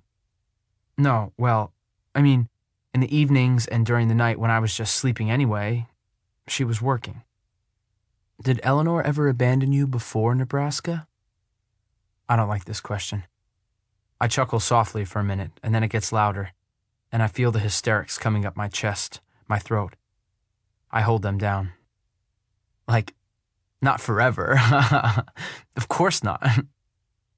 I laugh again, thinking how absurd it is, how ridiculous. And this time the laughter is caught there, not stopping, not softening. I bend forward and move around, trying to interrupt whatever the fuck it is that keeps it going. Mama looks concerned. I wave her off. For a short time? Did she ever leave you for a few days? A week? Dr. Frost asks. I shrug in answer to her question and raise a hand to let her know I can't speak. Not right now. The laughter comes in a rough pattern, and I try to think of a song that would go to the beat of it. I don't want to talk about it anymore anyway. I just want to go home, go down to my basement and finish my bedroom. Stay in there. Mama stands up and comes over, holds my shoulders. Are you okay? Do you need help? It's much worse this time than after the TV interview. I shake my head and the hysterical laughter won't stop. It grows. I stand up and see Mama's frightened look. She's obviously not sure what to think. I'm fine, I want to tell her. I'm fine. I hold my forefinger up to Dr. Frost, who doesn't seem alarmed at all. Try some deep breaths if you can, Dr. Frost says. I try, but it's like laughter asthma. Once you start going, it's hard to bring it back down. Tears are running down my face now, and Mama's hovering, and finally she just hugs me so tight and rubs my back, shaking right along with me, and whispers to me over and over again. It's okay, sweetie. It's okay. What it is fucking embarrassing. We drive home in the early, snowy darkness, Mama leaning over the steering wheel, concentrating on not crashing. We're going back for family counseling on Thursday, all of us, okay? I shrug. I have no control anyway. Why bother fighting it? Do you know how to drive? She asks suddenly. Did you ever learn? No. Do you want to? It would be so convenient to have another driver in the house, if you're interested, that is. My eyes widen. Yeah, I say. I think that would be awesome. Winter is the best time to learn, she says. If you can drive in messes like this, you can drive in anything. I'll sign you up for a class tomorrow, okay? Okay. I like that. And that reminds me. What about school? You saw me in there, I say. I start blushing. It's so fucking embarrassing. That's what'll happen at school when they start making fun of me. And once that happens, I'll be branded a freak for life. Seriously, Mama, I'll never hear the end of it. That's why I can't go. Plus, I add, I know I'm going to get stuck in a bunch of freshman classes because I miss so much school, and all my friends are juniors. It sucks. Mama's quiet. We inch along the road, and she says quietly, almost to herself, I don't know, Eth. When we finally get home, Mama stops me on the step as we go inside and puts her hand on my coat sleeve. Don't say anything. Let me handle this one, she says. And then she smiles and goes in. I feel a surge of warmth toward her and at the same time, new energy in my weary body. After having to fight every battle for myself for so everlastingly long, it's such a relief to have her. I finally have an ally. Thanks, Mama, I whisper, but she's already humming in the kitchen, getting ready for whatever's next. Chapter 25. Dinner is more awkward than ever. We're all going to family counseling on Thursday, Mama announces, and that sets the pace for the rest of the evening. What? Blake says. His eyes are blazing. You said we never go anywhere as a family, Dad says. Well, here's our chance. No way, I'm not going. Blake throws his fork at his plate. It sticks in his mashed potatoes with barely a sound. I think he sees me smirk. I can't help it. He's so amusing, getting upset about such little things. "Shut up, Ethan." "Hey, I said nothing," I say. "Touchy." "Back off," I tisk. "Sounds like you could use a little counseling session all to yourself." "Boys," Dad says, pushing his chair back to let us know he means it. I think he might be a little nervous about having to break us up if we start fighting. I look at Gracie, and she's eating happily.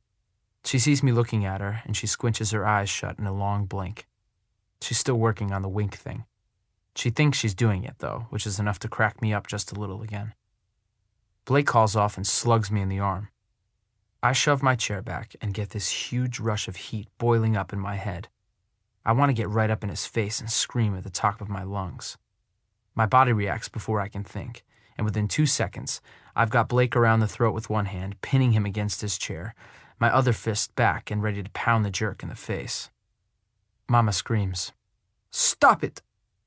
And that stops me. I look at Blake, his little round face, his usually icy blue eyes now filled with fear, staring back at me. I lower my fist and let go of his neck, shake out my hand. As soon as I let go, Blake flies out of his chair, nearly wipes out as he runs down the hallway to his room. He slams the door and yells something unintelligible. I quickly pick up my chair and set it upright, unable to look at Mama. I feel like I let her down. And everybody else just sits there, shocked. I don't think they're used to family dinners like this. Gracie breaks the silence. I can see her eyes tearing up. "That was scary," she says. Her lip quivers. And then she starts crying. Fuck. "He punched me," I say, defending myself. And I feel like I'm babbling, but I have to say something. I have to explain. He punched me first, like totally out of the blue. I didn't hurt him. I didn't even laugh at him. And now I'm scared too. I rub my sore shoulder as Mama and Dad look at each other, silently discussing with their eyes what to do next. "Stay put," Dad says calmly. He and Mama get up to go talk privately, leaving their food, and it's just me and Gracie left at the table. She looks at me, all blubbery and scared. "I'm sorry, Gracie. I didn't hurt him, okay? He startled me when he punched me, and I just reacted. I'm sorry you're scared." She just sits there, sad-faced.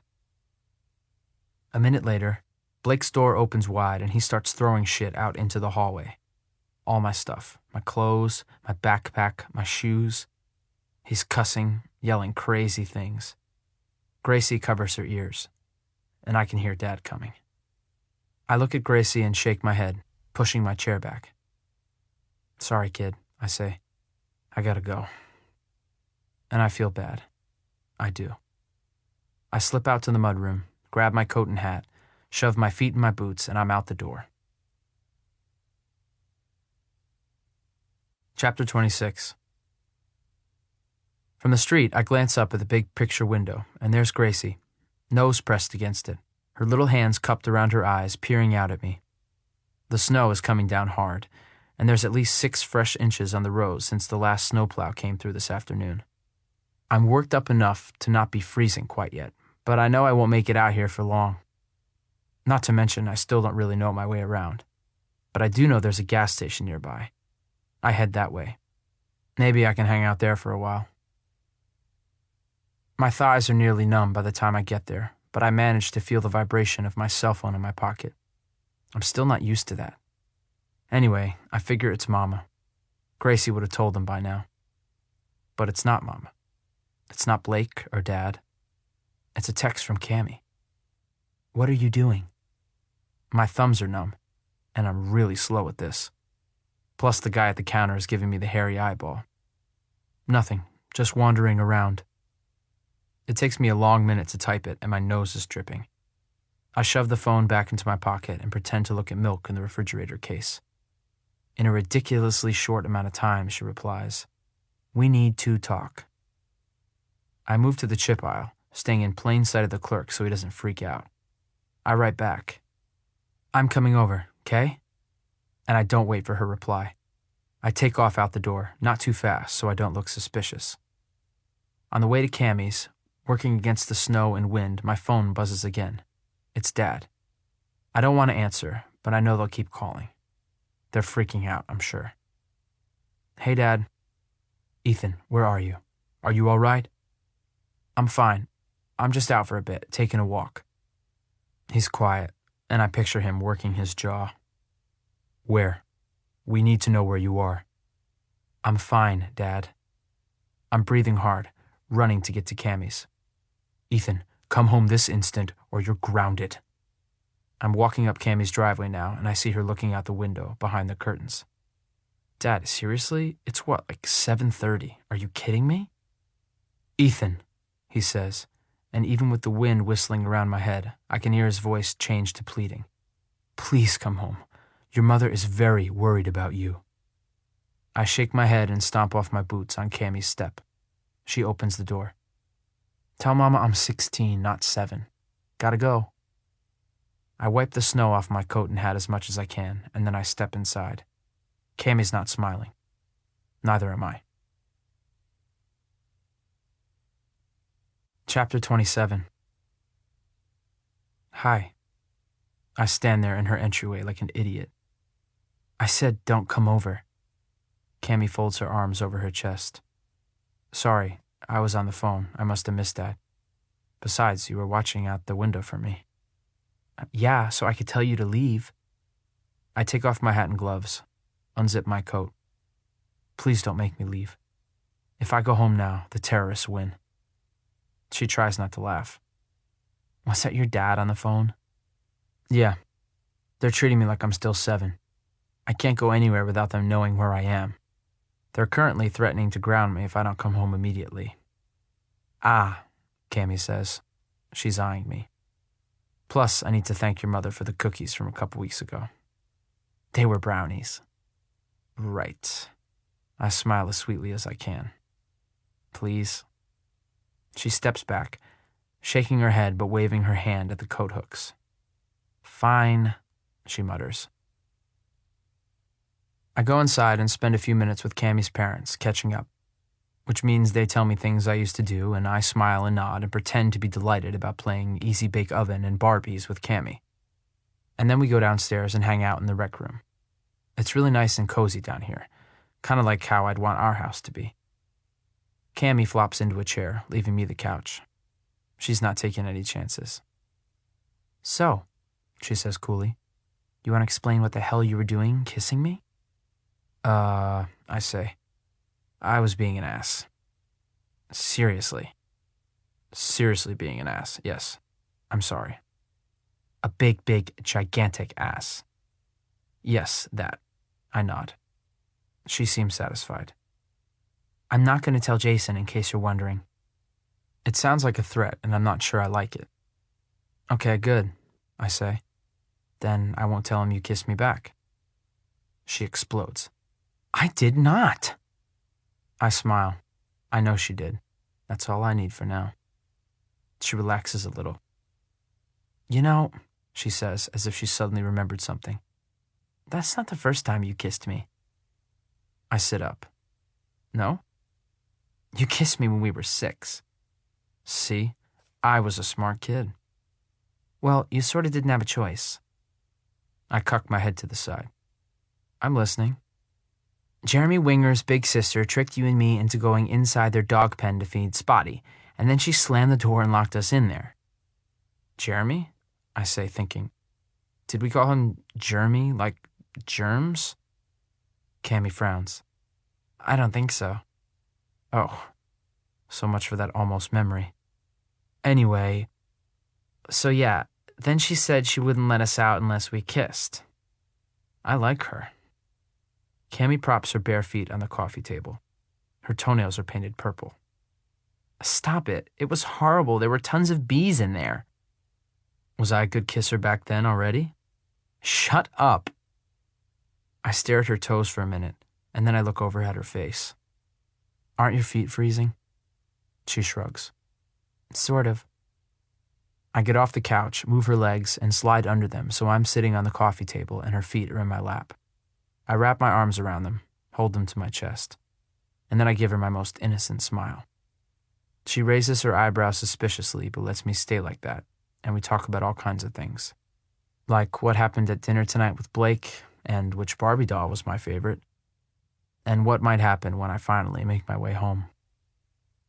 One kiss was definitely not enough. After a while, Cammie's mom yells down the stairs. "Ethan, are you still here?" "Yes, ma'am," I say. Cammie's toes are toasty warm now. "Your mother's on the phone wondering if you're here, and she wants you to come home now." I roll my eyes, and Cammie cringes in sympathy. "Thanks," I call out. "Tell her I'll be home in a few minutes." I stand up and set Cammie's feet gently on the floor, and then I offer her a hand and pull her out of the chair. "Thanks for forgiving me," I say. She gives me a hug. How can I not forgive my long-lost BFF? It's not where I want to be, but I'll take it. For now. Chapter 28. The wind has stopped and the snowplows are out, throwing the snow impossibly high along the sides of the roads. It feels like I'm in a tunnel walking down the street. Mama said earlier that if the plow trucks make it to the neighborhoods, school will be open tomorrow. And my mind turns back to that old worry. I squinch my eyes shut. My eyeballs feel frozen. When I get home, I find my parents in the living room, pretending like crazy that they aren't worried, like they have it all together. But the curtains are still wide open, even though it's long after dark. Blake is nowhere to be found, and Gracie's probably asleep in bed already. I sit down in the chair across from the couch where Mama sits. "Hey," I say. I'm so uncertain. Are they mad at me about dinner? Do they think I'm just a troublemaker like Blake does? And are they really going to ground me for not coming home right away? I think about making a joke, but then I think better of it and just keep my mouth shut. They're quiet, just sitting there, looking at me, and it worries me. It does. It's probably some parenting technique or something. Whatever it is, it's working. I shift in my chair and clasp my hands to keep from fidgeting. Finally, Dad speaks. "We're really upset with you for running off." Mama says, "It's not safe out there. You wandering around in the dark. I was very worried." I close my eyes and count to 5 so I don't mess this up. But they aren't done. "And what you did to Blake is unacceptable," Dad says. "I know you've had some rough times, and I know you probably learned how to fight on the street, but in this house, you are with family, and we don't act that way." Ugh, I can't believe this. Blake punched me first, I say as quietly as I can. "Don't worry about Blake. We've taken care of him. That's not your job," Mama says. I can feel it coming. This is such bullshit. And I know I've lost my chance at getting out of school. There's no way Mama will talk Dad into anything now. "I'm sorry," I say, seething inside. Mama stays on point. "If it happens again, Ethan, well, I'm not sure what we're going to do. But violence in our home is not acceptable, and whatever punishment we decide, it'll be harsh. So just don't. Clear?" "Yes." "Now, about school tomorrow," Dad says. My heart sinks. "You're going." Fuck. I lean forward in my chair, put my elbows on my knees, bury my face in my hands so they don't see my reaction, so they don't see me shaking, so they don't see the stupid, hot tears. In the morning, I get up from my makeshift bed in the basement, put on my clothes, eat breakfast, and get on the bus, ignoring the looks, and ignoring Blake. It's easy. He ignores me, too. I sit with Cammie, but for the life of me, I can't focus on our conversation. My chest is so tight, it makes my breath raspy. I just stare at the seat back in front of me. Once we're at school, I get off the bus, and I start walking. Away. I can't do it. I can't go in there, face all those people, be laughed at, humiliated, sent to all those freshman classes when I should be a junior, look J-Dog in the eye or see Cammie with him, or get one single pity glance or one inkling of a mention of pissing my pants. I swear I'll punch anybody who does that. And I've been told that is unacceptable. So that leaves me with no choice. I quit. Chapter 29. I spend the day wandering, and by afternoon I'm cold and starving. I stare at a mom-and-pop diner a couple blocks from school, smelling the grease, and my mouth waters. But I don't have any money. I walk farther and stop when I see a Burger King bag on the side of the road. It's not moving in the breeze. I think about seeing what's in it. I do. But I fucking can't do that again. I turn down a residential street and keep walking. Kick the crap out of a trash can instead. The lid rolls out into the street and a car has to go around it. I walk to the end of the block and then jog back to get it. Put it back on the can. Wandering around all day, I've got to keep moving or I freeze. I walk a bunch of miles, all in squares so I don't get lost. Nobody notices. Nobody stops me or asks what I'm doing. I'm just invisible. When my phone starts vibrating in my pocket, I ignore it along with the fear in my gut, and I just head back to school to catch the bus home. I don't know what I'm going to do. I really don't. I hop on the bus before the last bell rings, before everybody else boards, and sit by the window watching the floodgates open. Cammy and J-Dog come walking out together, holding hands, and I want to kill him. I shrink down in my seat and pull my hat down so he doesn't see me. Cammy's on her cell phone, distracted, and she glances up at me, squinting. Then she gives J-Dog a quick peck on the cheek and waves goodbye. He doesn't look very satisfied with that, but he turns and walks back into the school. Basketball practice, probably. Cammy hops up on the bus and sees me, and then she talks on the phone a second more and hangs up. She flops in the seat and says to me, really loud, "Would you please start answering your stupid phone? Your mother called my mother, and my mother called me to see if I knew where you were. Somebody marked you down as an unexcused absence from school today, and the office called home to find out where you were. Your parents are freaked." "Shit," I say. They know. Of course they know. The school would call them. I should have known that. It's been a while since I've had to cut school, and Ellen never really cared. "What?" Cammy's voice is sharp. She folds a piece of gum into her mouth and chews, hard. "Did you tell your mother I was on the bus?" "Yeah." "Okay," I say, thinking fast. "Yeah, that's good." "Why?" "I cut school," I say. "I'm not going back. I'm quitting." "Oh, great." Cammy sinks back in the seat. "Ethan, why?" "I'm 16. I can quit if I want." "Are you sure about that? I bet you have to have your parents' permission." I stare at her. How would you know? But I'm scared she's right. She just sighs and pulls out her iPod, and I feel like a loser. But I'm still not going back there. We pick up the middle school kids, and Blake has his phone out. He gives me a huge smirk when he says, "Bye, Dad." And I know he knows I'm busted. I scrunch down in the seat and just try to breathe all the way home. Try to pretend I'm cool about this. But I am so not. I go inside, into the kitchen, and Gracie's eyes are huge, like she's trying to warn me. Blake shoves past and goes to his room. Mama comes around the corner, sees me, and stops. She looks so disappointed. "Mama," I say, "can we please talk about this? You had me worried sick. Where were you all day?" "Just wandering around. I'm sorry, I couldn't do it." "Ethan, I want you to promise me you go to your classes tomorrow." "But I have some ideas." "Like what?" She doesn't look very open to them. "Like you could homeschool me, or maybe I could get a tutor." She shakes her head and sighs. "I'm not cut out for homeschooling, and we just can't afford a tutor right now. I could get a job. I could help pay." I plead with my eyes. "No. You need to focus on studying and catching up in school. Believe me, Ethan, I've tried convincing your father, okay? It's not going to happen." "Then I'll quit school." "You can't," Mama says. "Besides, you're smart. You're just overreacting to one event that everyone's forgotten about already.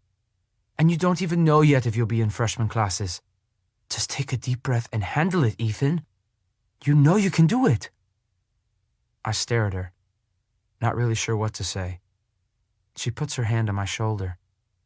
"Honey, sometimes you just have to suck it up like everyone else has to." And then she walks past me into the kitchen and starts pulling stuff out of the fridge for dinner. I look at Gracie and she just shrugs at me. "Suck it up," she says. Chapter 30. I'm hiding in the basement when Dad gets home, but he doesn't come after me. We don't discuss my skip day at dinner either, and I'm thinking maybe Mama took care of things. I'm kind of thrilled about that. But it's freaking me out a little, wondering if Dad's going to spring something on me. The yelling is really getting old, and I think I'm going to have to try to follow the rules for a while, just to keep the peace. I can't keep disappointing Mama when she's sticking her neck out for me. I pick out some more picture books from a box and start reading, just to get something calm going in my brain. This angsty crap is making my chest all weird and congested. Blake has another assignment for his science class, and he makes an exaggerated effort checking my earlobes and marking everybody on the chart as either attached or detached. I kind of remember this stuff from middle school, and it was sort of interesting. Maybe school won't be so bad after all. I wonder if I really was making too big a deal out of it. After dinner, Dad and I work on my new bedroom some more. We get the frame totally done and hang the drywall and mud it, which is cool, because he just teaches me how to do stuff and doesn't yell. And all he says about today is, "Let's get a fresh start tomorrow with school, okay?" And I'm like, "Yeah." And I give a big sigh of relief. I'm glad, really. I am. And I'm going to give it a try. Just suck it up. I bet Cammy will like that. After Dad goes to bed, I start going through the photos, pulling out all the ones I like. I think I'm going to make a collage for my bedroom. I lay out all the photos on the pool table and arrange them the way I want them, like they tell a story.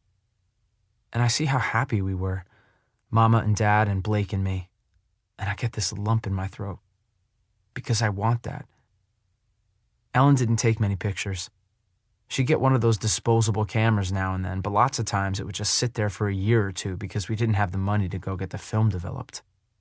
I wonder if she's gotten them developed now, or if she just threw them all away, like she threw me away. I work until I can't keep my eyes open anymore. Morning comes too soon.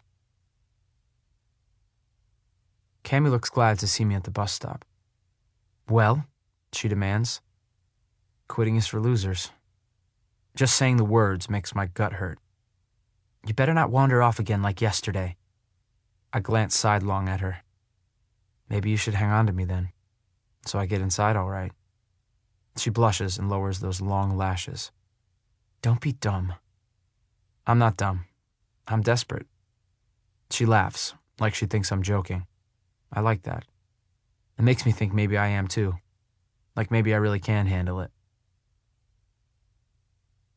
I make it through, and it's nowhere near as bad as I thought.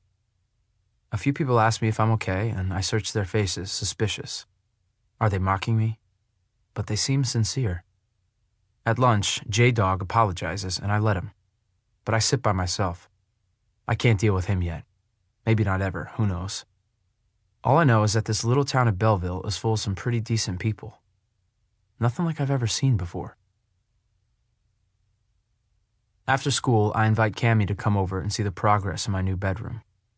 She spends a long time looking at the pictures I laid out on the pool table, remembering things. She's in a few of them. At least, I think it's her. We lean over and look together. "That's you, isn't it?" I ask, pointing to one where I stand at the dining table working the snow cone machine. Blake's just a toddler, and a girl holds a cup, catching the shaved ice. She smiles, laughs a little. "Yeah, I remember that." And then she looks at me like she said something insensitive. "Sorry, is any of it coming back?" I ponder that question for a minute. Sometimes I think it is. I glance over at the orange racetrack. It all feels so familiar, but nothing really stands out. Familiar like comfortable, you know? Like it feels right, and I belong here. Most of the time, anyway. I frown. "You and Blake still fighting?" He's not talking to me. I look at the photos where we are playing together. We're in a family picture. I rest my hand on his shoulder like I'm protecting him. I don't know what to do. He's being such a jerk. Cammy puts a comforting arm around my waist, and I can feel the side of her boob against my arm. Jesus, doesn't she know what she's doing? I want her so bad. But I have to get away or I'll fuck it all up again. I can't do that. Why don't you ever do anything with J-Dog? I ask, standing straight up and turning to face her. Do you ever go out? I've never seen you together outside of school. Oh, she says. Yeah, it's basketball season, so... She shrugs like she doesn't care, but her eyes give her away. So after basketball season, you'll go out more? Well, she laughs lightly. Then baseball starts. Summer? Golf. His dad's a pro, Jason caddies at the club. And then there are the guys, his friends. I just look at her, and I feel really bad, I do. Because even though I want her so bad my balls are turning blue, I realize in this moment that she's my friend. She's like my first real friend since I got my life back. I'm sorry, I say, and I really mean it. It's okay. She laughs a little, and it sounds hollow. Sometimes I'm not sure why I keep waiting around for him to be done with everything else. I nod, and it's a soft moment, all quiet and contemplative. You know where to find me if you get lonely. And I feel half desperate for saying it and half like I'm actually figuring out how to be a good person, all at once. I know, she says. She leans in for a hug, and I can feel her warm side down my shirt collar. Chapter 31. Thursday comes, and after school we all pile into the car to drop Gracie at Grandpa and Grandma's while the rest of us go to see Dr. Frost. She's hot, I say to Blake as we settle in the back seat. He doesn't respond, but I see him smirk a little. Dr. Frost asked to see Blake and Dad first, since she hasn't met them. She thinks that will help put us all on a fair playing field. So Mama and I sit in the waiting room, paging through magazines, not talking, just waiting. I look up at the ceiling fan, which is going slowly, and I picture a helicopter crashing down into the room. That would get me out of this. Finally, Dr. Frost comes to get us. I flash Blake a look when I walk in as if to say, didn't I tell you she was hot? But his arms are crossed over his chest and he's stone-faced, staring at the carpet. Dad sits next to him and isn't smiling. It feels a little weird. I glance at Mama, giving Dad a puzzled look. He frowns. We sit down on the sofa facing Blake and Dad, and Dr. Frost sits in her chair. First, I already said this to Blake and Paul, Dr. Frost says, but I wanted to say it again. I think it's terrific that you are all here and trying to work out some of these issues. You have a unique situation that comes with a unique set of problems, and this is new for all of you. So we'll work through this together the best we can, all right? I nod and picture the happy family in my head, the one I want to be a part of. Something good warms up my insides when Dr. Frost talks like this, and I feel like I can do whatever it takes to have that. Great, Dr. Frost says. She looks at a notepad in her lap. First, Ethan, I know this is hard, but I'd like for you to recount some of what you told me about your years with Eleanor so that Blake and your dad can hear them firsthand. I take a deep breath. I wasn't expecting to have to relive the last session. Mama grabs my hand and squeezes it, but I pull away. It's distracting. And I do it for Dr. Frost. I tell it all again. But I don't look at Blake. I don't want to see how he reacts. I pretend I'm talking just to Dr. Frost, and I actually get through it without going into hysterics, which is a total relief. Thank you, she says. Now, Blake, your turn. Why don't you say what's on your mind like you did earlier, before your mom and brother came in? My stomach flutters. Blake shifts in his chair. Blake? He shakes his head. I changed my mind, he says. I don't have to say it. I'm not going to. This is stupid. I look quickly from Dr. Frost to Dad to Blake, and then I glance at Mama, who is trying to act calm, but I can see her gripping the sofa arm. Her fingernails are white. Dr. Frost addresses Blake. No, you don't have to say it. I think it would be a good idea if you did, though. He shakes his head. No, I really don't think so. He gets up. I'm going to the waiting room. And then he walks out and shuts the door hard behind him. Dad gets up and goes after him. Mama and I watch him go, and I can't help it. I get a lump in my throat. Dr. Frost, Mama says. Is Blake... Can you tell us what he... She shakes her head. No, I'm sorry, I can't. But I'm sure you can tell he's dealing with some anger issues. He just needs to work through them. I look at my knees and think about our messed up family. And really, for the first time, I don't think it's me that's so messed up. That night, Dad and I work on my bedroom again, and it's almost done. The weekend should do it, he says. We don't talk about the session, but Dad gives me a hug before he turns in, which is different. And good, I think. I open up the vents, and as I drift off to sleep, I hear the soft sounds of Mama and Dad talking in their bedroom upstairs. The ceiling creaks above me as I imagine them walking around the bedroom, getting ready for bed. I am almost asleep when I think I hear Dad say, Blake doesn't believe it's really him. Chapter 32. My eyes spring open and my stomach muscles seize up. What? Mama says, incredulous. He says he doesn't understand how anybody can just forget the first 7 years of his life. He listed about 15 things he remembered from when he was 7 or younger before Dr. Frost cut him off. Mama's voice gets louder. Did she explain that that's normal?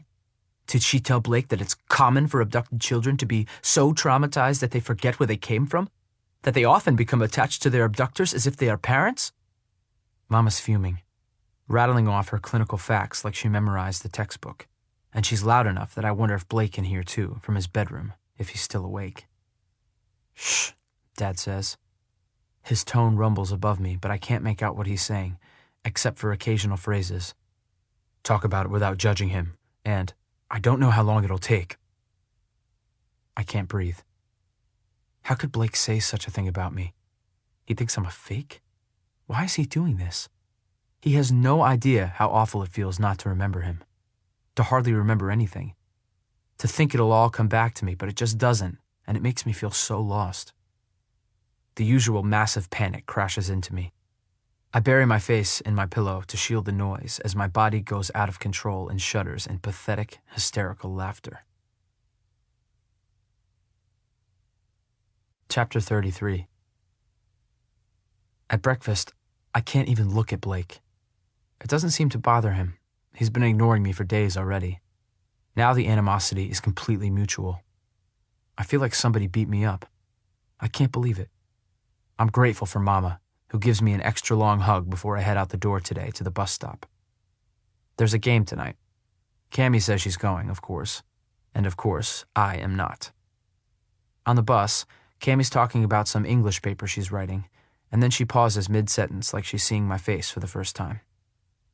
What's wrong? I look at her, and hell if I don't almost start bawling. God, she's just so sweet to even notice. I smile instead and get a grip. Nothing, I say. I don't want to risk any chance of Blake overhearing. I don't even think I can say the words out loud. They sound so bad. No, she says. Something's wrong. You look terrible. Are you sick? I shake my head. Not physically. Cammie rolls her eyes. Look, don't play this game. Just tell me. I can't talk about it now, I say. Too many people around, okay? Oh, she says. Okay. This weekend sometime? I smile. Yes. She slips her hand in mine and squeezes, and then she lets go. I'll text you. J-Dog stops by my table at lunch and harasses me about going to the game tonight, but I just give him a look and he backs off. Sorry, man. It's not like it's going to happen again, you know? It's not funny. I don't know if it ever will be. At the end of the day, I find out that I tested out of all freshman classes. I've got to take geometry with the sophomores, but that's not nearly as bad as algebra with the freshmen. Same with English and history. But I can take summer classes to catch up to the juniors if I want. At this point, anything that keeps me away from Blake is a good thing, even summer school. I picture him introducing me to strangers as his fake brother or announcing it at a basketball game or something, which is stupid for me to worry about, but my gut seizes up just thinking more about Blake drama. It's like a reflex. I wonder how long our feud is going to last. I walk Cammie home, and we're just talking. but I know she's got to get ready for the game. If you're bored after, I say, you can just come around back to the lower level slider door. I'll see you or hear you if you tap the glass. You know, if the game is done early and you don't have other plans. Or tomorrow, she says. She looks guilty, like she doesn't want to tell me she's finally going out with her boyfriend for once after the game. It's kind of sweet, really. Tomorrow's fine, too. You'll text me, I say, remembering. Absolutely. Have fun tonight. She gives me this deep-eyed look. I wish you would come. I look at the driveway. Can't. I gotta finish my bedroom. Almost there. I want to paint in the morning and move my stuff in. I'm tired of sleeping on the floor. Why haven't you brought your bed downstairs already? Just to piss off Blake after he threw all my shit out into the hallway, keeping him inconvenienced for as long as possible. She laughs. Sounds like he deserves it. What's up, anyway? I study her face. You can't tell anybody. I'm not supposed to know. She nods emphatically. Promise. Blake thinks, I can't say it. I take a breath. What? He doesn't think I'm really his brother. He doesn't think I'm Ethan. Cammy stares. Are you kidding me? What the hell is wrong with him? He's having a tough time, I say, and for a second I almost feel bad for him. I had no idea, Cammy says. I thought he was just jealous.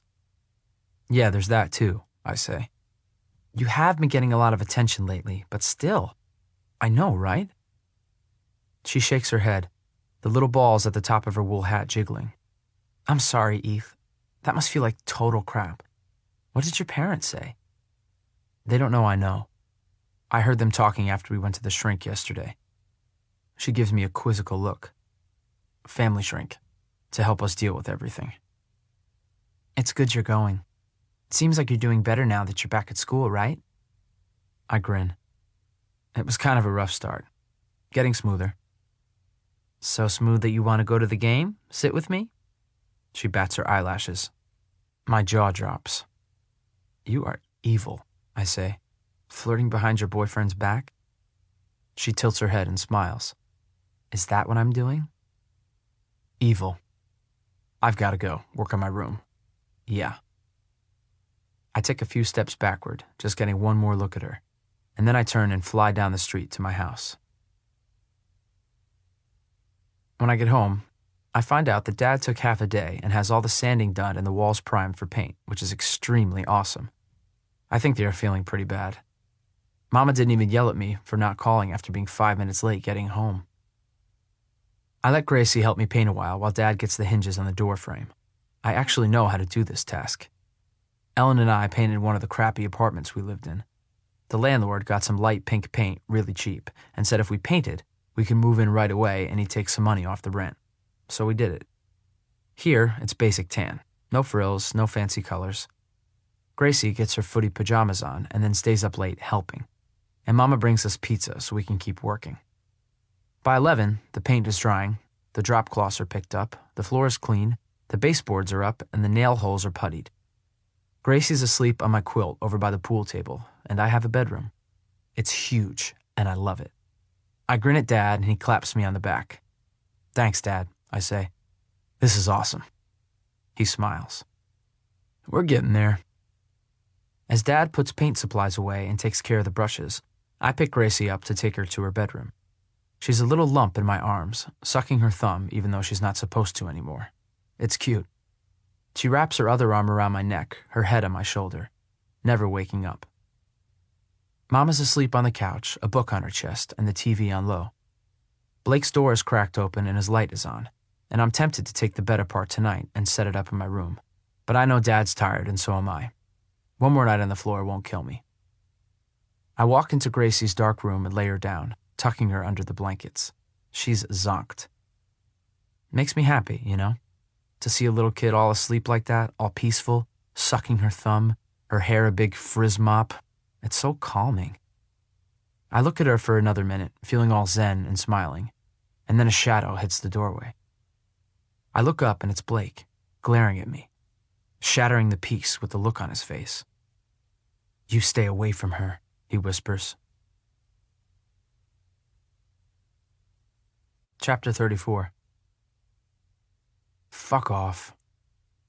I leave Gracie's room, closing the door, and Blake is already down the hallway ahead of me, disappearing into his room. I hesitate at his door and then realize how not worth it is. At 11 p.m., with Mama asleep and Dad having spent so much time helping me with my room, I figure avoiding controversy is best. When I wake up Saturday morning, I look out the slider door and see the sun for the first time since I've been here, I think.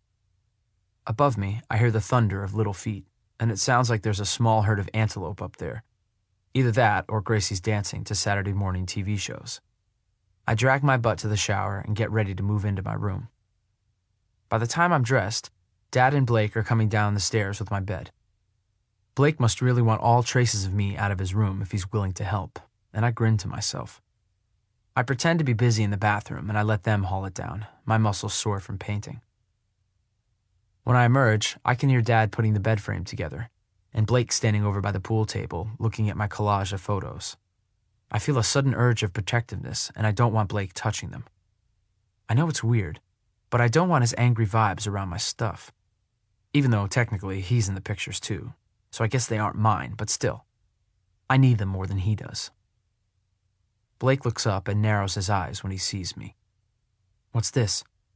Your shrine to yourself? No, I say. Then what? They're just pictures. I like looking at them. Why do you care? Blake looks closer at them. Do you remember any of these? I do. It's a challenge. My stomach hurts. I remember the snow cone machine. You drank the syrup straight from the little bottles. It's a terrible lie, I know, but I just need him to chill.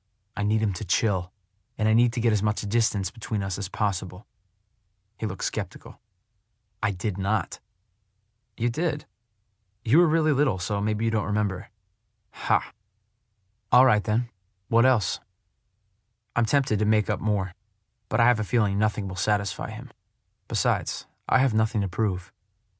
What's your problem, anyway? You, he says in a low voice. There's something about you that's not quite right. Something sneaky. He pauses, measuring me with his eyes, a little nervous even. And then he says it. You're not Ethan. Fuck. I can't believe how much the accusation hurts, even though I knew it was coming. I can't even argue against it because it doesn't make any sense. Blake, I say in an even voice, you were 4. You're not going to remember it the way it really was. I can feel my face getting red, and I fight off the anger. Whether you like it or not, I'm Ethan DeWild, brother to the biggest asshole on the planet. I turn, walk to my room, and close the door quietly, although I want to slam it. Dad looks up from his spot on the floor where he's fighting with a wrench. Almost done, he says, grunting. Then we can get your mattress on and get your dresser and desk down here. I smile as brightly as I can manage, but I'm still pissed off. To tell you the truth, I feel like shit. Dad doesn't notice. He turns his attention back to the bed again. I sit down on the floor near him and pull my knees up. Dad? My throat starts to ache. He stops and looks up. Yes? My face twists and I choke the words out. I know what's up with Blake. He just said it to my face. Dad frowns, concerned, and then his eyes soften and he sets the wrench down. He shuffles on his knees over to where I'm sitting and looks me in the eye. He shakes his head a little, sighs deeply, and puts his arm around my shoulders. Oh, buddy, he says. I am so sorry. And then I lose it. Dad comes closer and we're hugging awkwardly on the floor, and I'm sobbing stupidly into his shoulder and he's patting my back. And even though I think he wants to try to give excuses for Blake and his issues, he doesn't. He just tries to comfort me in his own awkward way. That's about the coolest thing he could do. I'm stretched out on my bed, sun streaming in through my window, trying to enjoy my privacy and trying not to think about what a prick Blake is when I hear a knock on glass. I hop out of my room and there's Cammie, standing at the walkout slider door, holding a sled. Her face is glowing and she's hatless, her coat open at the neck. She's like a model for a snow commercial or something. Come out, she shouts through the glass. I unlock the door and open it. Hey! It's warm today, almost above freezing. Let's go sledding over at the big hill. Her eyes shine, and as much as I hate the cold, I can't say no. Do you have a sled for me? Don't you have one? I have no idea. I'll ask. I still feel like such a visitor here sometimes. Meet in the driveway. I take the stairs 2 at a time and find Mama at the table paying bills and Gracie flopped back dramatically in her chair, probably whining about something. Do we have sleds, Mama? I ask. She doesn't look up. Don't you have homework? I can do it tonight or tomorrow. Can I go sledding with Cammy? It's nice out for once. Fine, she says, distracted. I want to go, Gracie shouts. Please, please, please, Ethan. I scowl. No, you're too little. Mama looks up. Oh, that will be a big help if you take her. I'm doing taxes. She flips through her checkbook and writes something down. Just make sure you stay with her at all times. Gracie, no wandering off, you promise? I look at Gracie. She's grinning.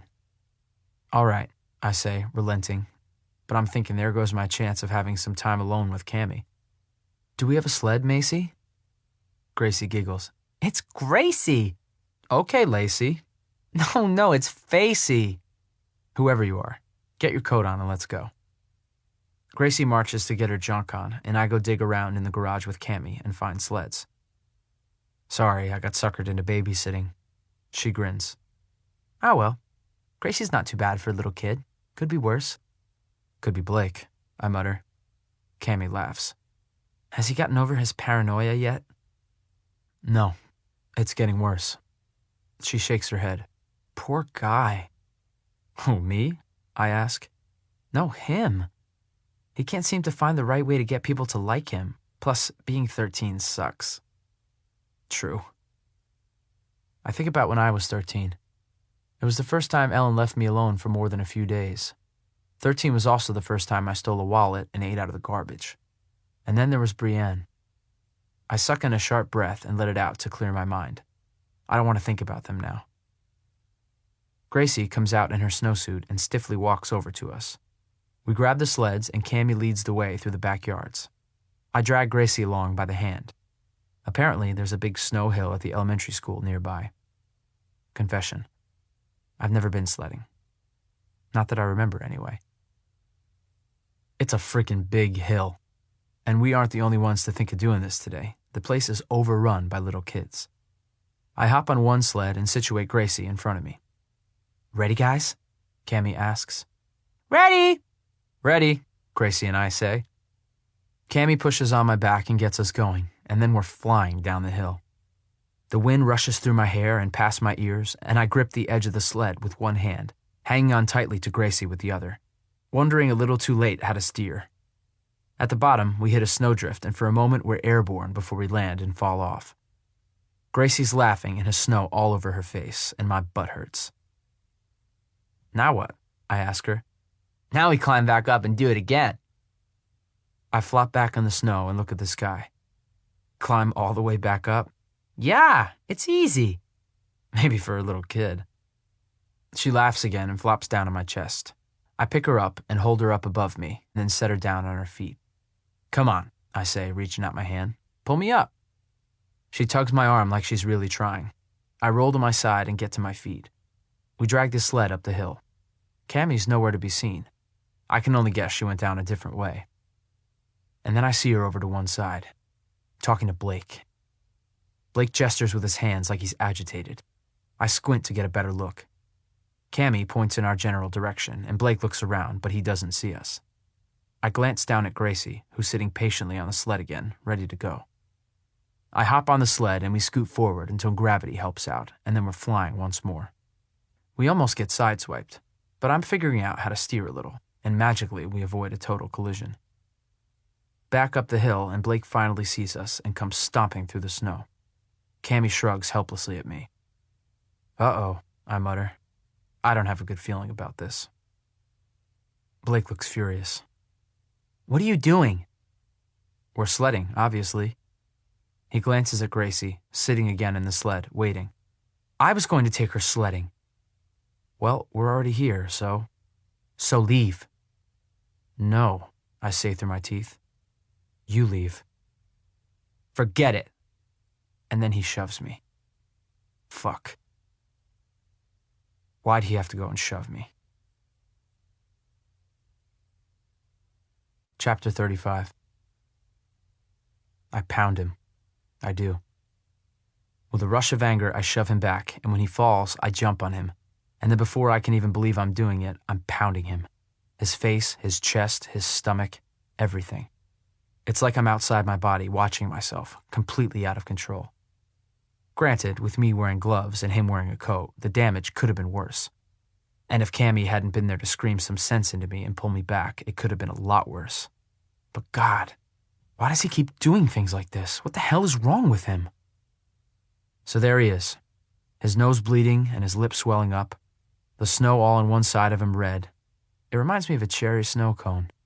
And for about 10 seconds, it feels good that he's lying there sniveling because he fucking deserves it. But I don't know what will happen now. And there's Gracie, bawling. A crowd gathers to see what happened. I'm such a fucking loser. I get down on my knees in the snow next to Blake, and I offer him a hand. Come on, man, get up. Go to hell, he says. Look, I'm sorry I hit you, but you need to stop starting this shit. Let's get you home. Here, put a snowball on your lip. Come on, Gracie's crying. Everybody's looking. Good. Let him look. It's good to have witnesses. He narrows his eyes and shoves himself up on his elbows, ignoring my outstretched arm. He rolls to his side and pushes to his feet and then spits on the ground. Come on, Gracie, he says, leaning down and grabbing the sled's rope. Mama won't want you anywhere near him after she hears about this.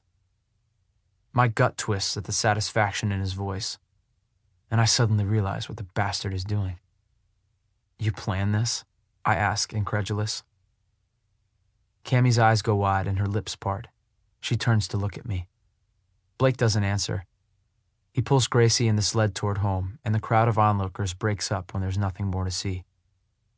After a minute, I grab the other sled. Can you come home with me? I ask. I might need a witness. Sure, Cammy says. I just can't believe this. You really think he did it on purpose? I nod. I'm sure he did. We hurry to catch up so Blake doesn't have much time to corrupt Mama and Dad before I'm there to defend myself. But I know I'm in for it. Big time. Just stay calm, Cammy says. He's trying to get you to do something and he'll keep trying. If you stay calm and don't let him get his satisfaction that way, you win. I have no chance of winning here. Did you see what I did to his face? Yeah, I know, she says. She runs her hand through her hair and looks at me worried. But don't make it worse. Yeah, I say. Okay. I mean it. Stay calm. Be the rational one. You'll look better. I know she's right. I suck in a breath and let it out slowly to keep the panic buried as we reach the driveway right behind Blake and Gracie. Gracie hops off the sled and runs to the door. She looks back at me like she's scared of me, and that pretty much just makes me want to shoot myself in the head. You're so dead, Blake says to me as he goes inside. I turn away, and now I don't want to go in at all. I'm scared. I don't want to hear it. Mama all upset about Blake's face, Dad furious at me, all the yelling. I can't go in there, I say. Let's just sit out here on the step. It's nice out. But I'm not thinking, not feeling the temperature, not feeling anything. I think maybe I should go. I sit down on the step and whip off my bloody gloves, pinch the bridge of my nose where a headache is starting. Where? Away. Maybe back to the south to find Ellen, Nor. I can feel Cammy staring at me, but I can't look at her. I don't want to think about leaving her behind. Not now, when I'm just getting her to like me, maybe. A little. But I can't keep living like this. I really can't. Constant tension in the house. And Blake. And then I think about Gracie and how she looked at me, like I betrayed her. I don't know if I can look her in the eye again. She's such a sweet little kid. She doesn't need to grow up and see this kind of crap. Ethan, Cammy says softly, finally. Eleanor's not the right answer. Don't you think that would be even harder to go back to? Plus, isn't she, wanted by the police? I squinch my eyes shut, and I don't want to think about that. I had good times with Ellen. She really liked me, too. I know she did. She chose me, for fuck's sake. Out of all the kids in the world, Ellen chose me. And she hired those guys or whatever to kidnap me. Me, not Blake, not Cammie, not some other kid down this street or any street in Belleville or St. Paul or New York or Hollywood. She chose me. She wanted me. Somebody fucking wanted me. How could she stop wanting me? I know something must have happened to her for her not to come back for me in Nebraska. Because she always came back. Always. And now I wonder if I've made a terrible mistake. I abandoned her by not going out to find her. What if she needed me and came back to the youth home and I wasn't there? What if she did actually see the news of my return to my real family and she's so sad now? The sickness is roiling inside me, the panic and the laughter. That's what it is, I think. It's a sickness. I didn't have it when I was a little kid. I know that by the look of horror on Mama's face when she watched me spin out of control at Dr. Frost's. And I feel it there now, heavy, like a swallowed boot.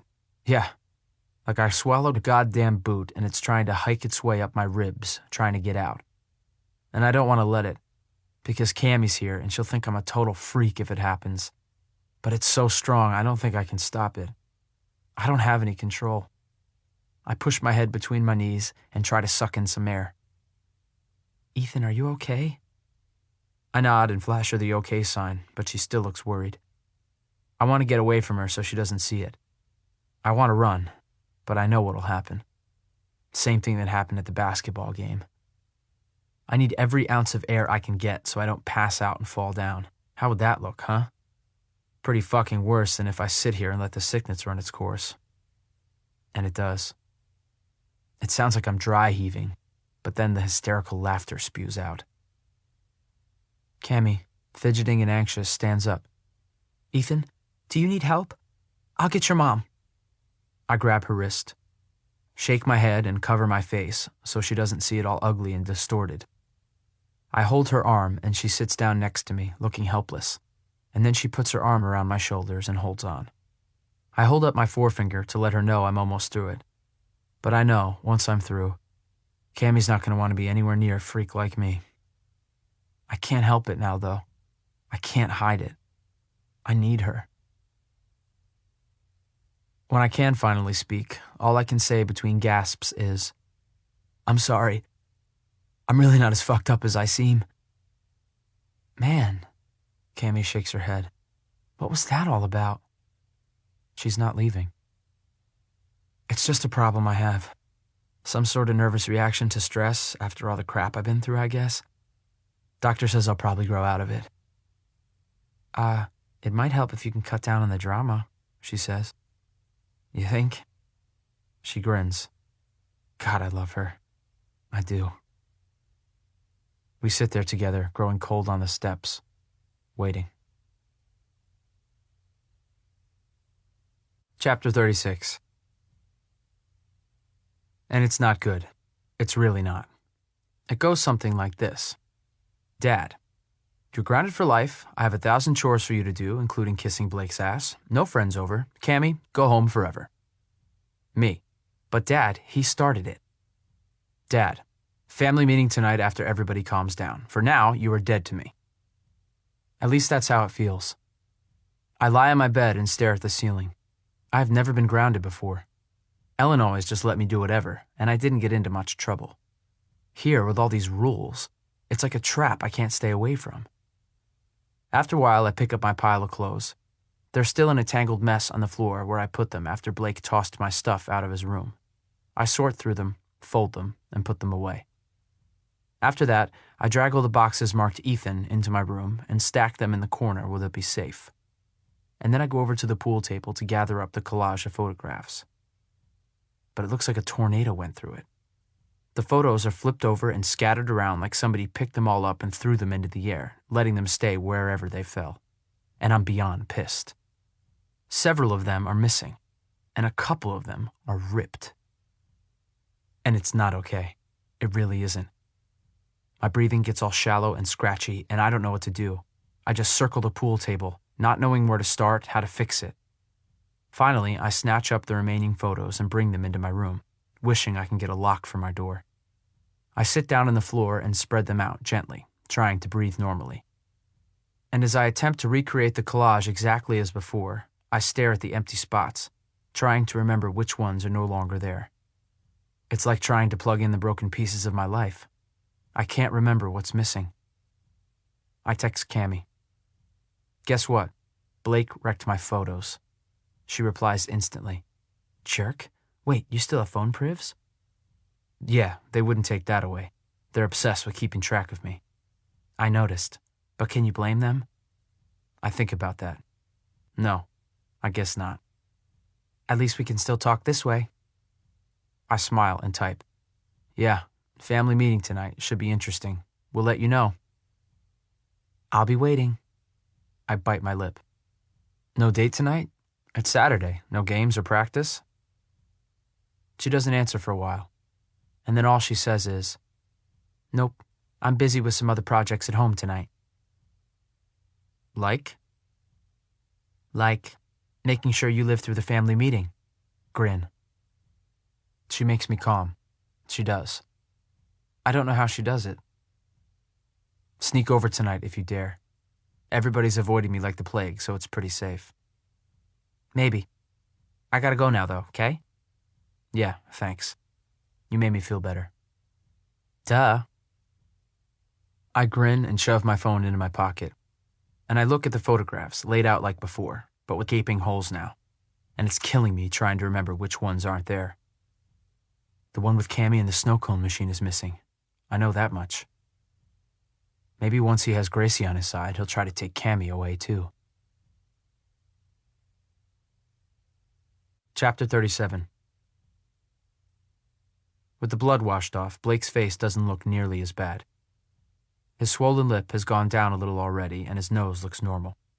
He does have a gray shadow under one eye and a red spot on his cheekbone, but they're hardly war wounds. He sits in a chair at the far side of the room. Mama and Dad sit on the couch, Gracie between them.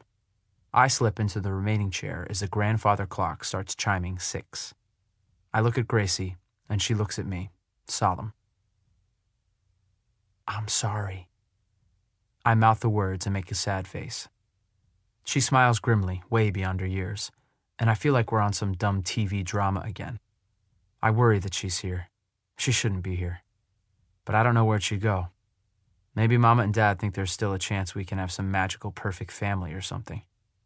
Maybe by calling it a family meeting, in their minds it means peace, love, happiness. Dad lays down the rules. Everybody gets a chance to speak. No raised voices, calm and civil. Yeah, right. Mama says, We've heard Blake's side of the story already, Ethan. Let's start with you. Tell us what happened today. I feel like we're all in kindergarten. Cammie and I decided to go sledding, and you asked me if I'd take Gracie, which I did. We walked over to the big hill, and Gracie and I went down the hill together a couple times, and we were having a blast when Blake came storming over. For some stupid reason, after ignoring her for as long as I can remember, Blake is suddenly super protective of Gracie, and he even threatened me last night to stay away. That's because you're a stranger, Blake roars. You guys, I'm trying to tell you, he's a phony. That's not Ethan. Mama raises her arms. Stop it, Blake. She points to me to continue. I feel mildly redeemed. He told me to stay away from Gracie, which is crazy. I think he's just jealous that Gracie and I get along. I couldn't care less, Blake says. I'm just trying to save her life. Boys, calm down, Dad warns. Gracie looks alarmed, and Dad whispers something to her. This is not fair, I say, and I struggle to be calm, remembering what Cammie said, but my voice pitches higher. He's scaring her. Will you please tell Gracie that she doesn't have to be scared of me? Sheesh. But he's violent, Blake says. Look what he did to me. I sit up in my chair. You started it. You start it every time. You throw a punch or shove me and you expect me to walk away? Forget it. I wasn't raised to be a pussy. I turn to Mama. Maybe you guys need to teach Sonny Boy here to stop starting shit. Don't use that language in this house, Dad says, and he's looking upset, like he just realized he lost control of this. It's unacceptable. What's unacceptable, I say, is that you're letting Blake get away with stuff because things are tough for him. Oh, poor Blake. Try trading places with me, Blakey. Try taking your antagonizing act to the streets. You'll see where that gets you. I laughed bitterly. In the morgue. Mama, he just threatened to kill me. He's not safe, and he's not Ethan. Blake has a smug look on his face. Blake, Dad says, that's enough. Both of you. I think I'd feel more hurt by the accusation if Blake had any credibility left, but it's clear he doesn't. What hurts, though, is that Mama and Dad aren't making him stop. Gracie sits quietly on the couch, wide-eyed. I feel bad for her, I do. She's stuck in this mess. I half smile at her, and she half smiles back. Then it's like Mama realizes Gracie's here, and this family meeting isn't what she thought it would be. Paul, she says, and gives Dad a look. Dad picks Gracie up and takes her to her room, and I'm glad they finally got some sense. Blake, Mama says, Gracie said she saw you shove Ethan before he started punching you. You neglected to tell us that little bit. I did not, Blake says. It's ambiguous as to what he's denying, the shove or the neglecting to tell. But either way, he looks guilty. I feel a warm rush of love toward Gracie, stepping up to defend me. I owe her big. And Ethan, Mama continues, as a matter of fact, I do expect you to walk away from a shove. You're older, and you need to be the bigger person here. But Mama, he starts it every time. That's not fair. I start to protest further, but she holds up her hand. No, she says. Shh, just listen. It's this simple. I don't care how that horrible woman raised you or what you've had to resort to, but when you live here, you're going to follow my rules. Clear? My jaw drops as her words cut into me. Did she just insult Ellen and me? I think she really did. Dad comes back and sits next to Mama, and Mama stares at me, waiting. I said, is that clear? Yes, ma'am, I finally say in a cold voice. But will you please make Blake stop scaring Gracie? Quiet, Mama says. She turns to Blake. Now, Blake, this nonsense about Ethan not being Ethan has to stop. Really. I know you're hurting, but you need to control your words, especially in front of Gracie. I know it's really hard for you and that things are different than you expected, but this isn't going to solve anything. It only makes things harder, and it's really hurtful, not just to Ethan, but to all of us. So stop. Okay? Blake folds his arms over his chest. I think you should get a DNA test. I feel my face heat up. Jeez, I shout at him. I can't help it. Can you not shut up? Dad sits up like he's ready to grab me if I go after Blake, but I stay in the chair like a good son. Dad gives me a long look and then turns to Blake. Blake, that's enough, he says with finality. Done. Blake shrugs and looks sullen. It'll take all my strength to keep from killing him with my bare hands. Chapter 38. It's dark and way after 10 when I hear fingernails tapping on glass. I almost fall over myself getting from my room to the slider door. I let her in and slide the door closed again, smooth and quiet. You made it. You are awesome, I whisper. She brings crisp air in with her and it wakes me up. She grins. How'd it go? Awful? Pretty bad. Cammy unzips her coat and slips it off. We sit on the floor by the slider in the dark, away from any heat vents, since noise obviously travels both ways, and in case she has to make a fast getaway. But it's over. I just hate that Blake is making Gracie scared of me. Do you think Gracie is really scared of you, or is she scared of the fighting? She asks. I don't know, I say, and I don't. I wonder if she thinks I could ever possibly hurt her because I hurt Blake. Would you? Of course not. Never. I search Cammy's face. Do you think I would? No, she says. Not even if you wanted to. But that's not enough for me. I ask, do you think I would ever hurt you? Her black eyes are sweet. No way. Never. I sit back, relieved. What did you do tonight? I ask. I like how this is, sitting here in the dark, whispering. It gives me goosebumps to have her this close, this intimate. She waves her hand like there was nothing of note, and then she says, "My mom and I do this thing once a month where we make 150 sack lunches for the shelter. They hand them out to the shelter patrons so they can have a meal on the road when they go find work and stuff. So, yeah," she says, almost like she's embarrassed to tell me. "Tonight we did that." She laughs. My fingers still smell like peanut butter. She breaks my heart. She really does. Does she have any idea how much I counted on shelter sack lunches? They were gold. "Let me smell," I say. She holds her fingers to my face and I take her hand. It's soft. I close my eyes and breathe in. I can smell the peanut butter, barely. I open my eyes and she's watching me. I hesitate, moisten my lips, then softly kiss the tip of her forefinger, and she stares at me. I swallow hard, hold her fingers to my lips, and she doesn't pull her hand away. I kiss her second fingertip, and then her third, her pinky. And then I go back to her forefinger and run my tongue over the tip of her fingernail, my eyes never leaving hers. Her eyelids close halfway, and I circle her fingertip with my tongue and then kiss it again. She leans in.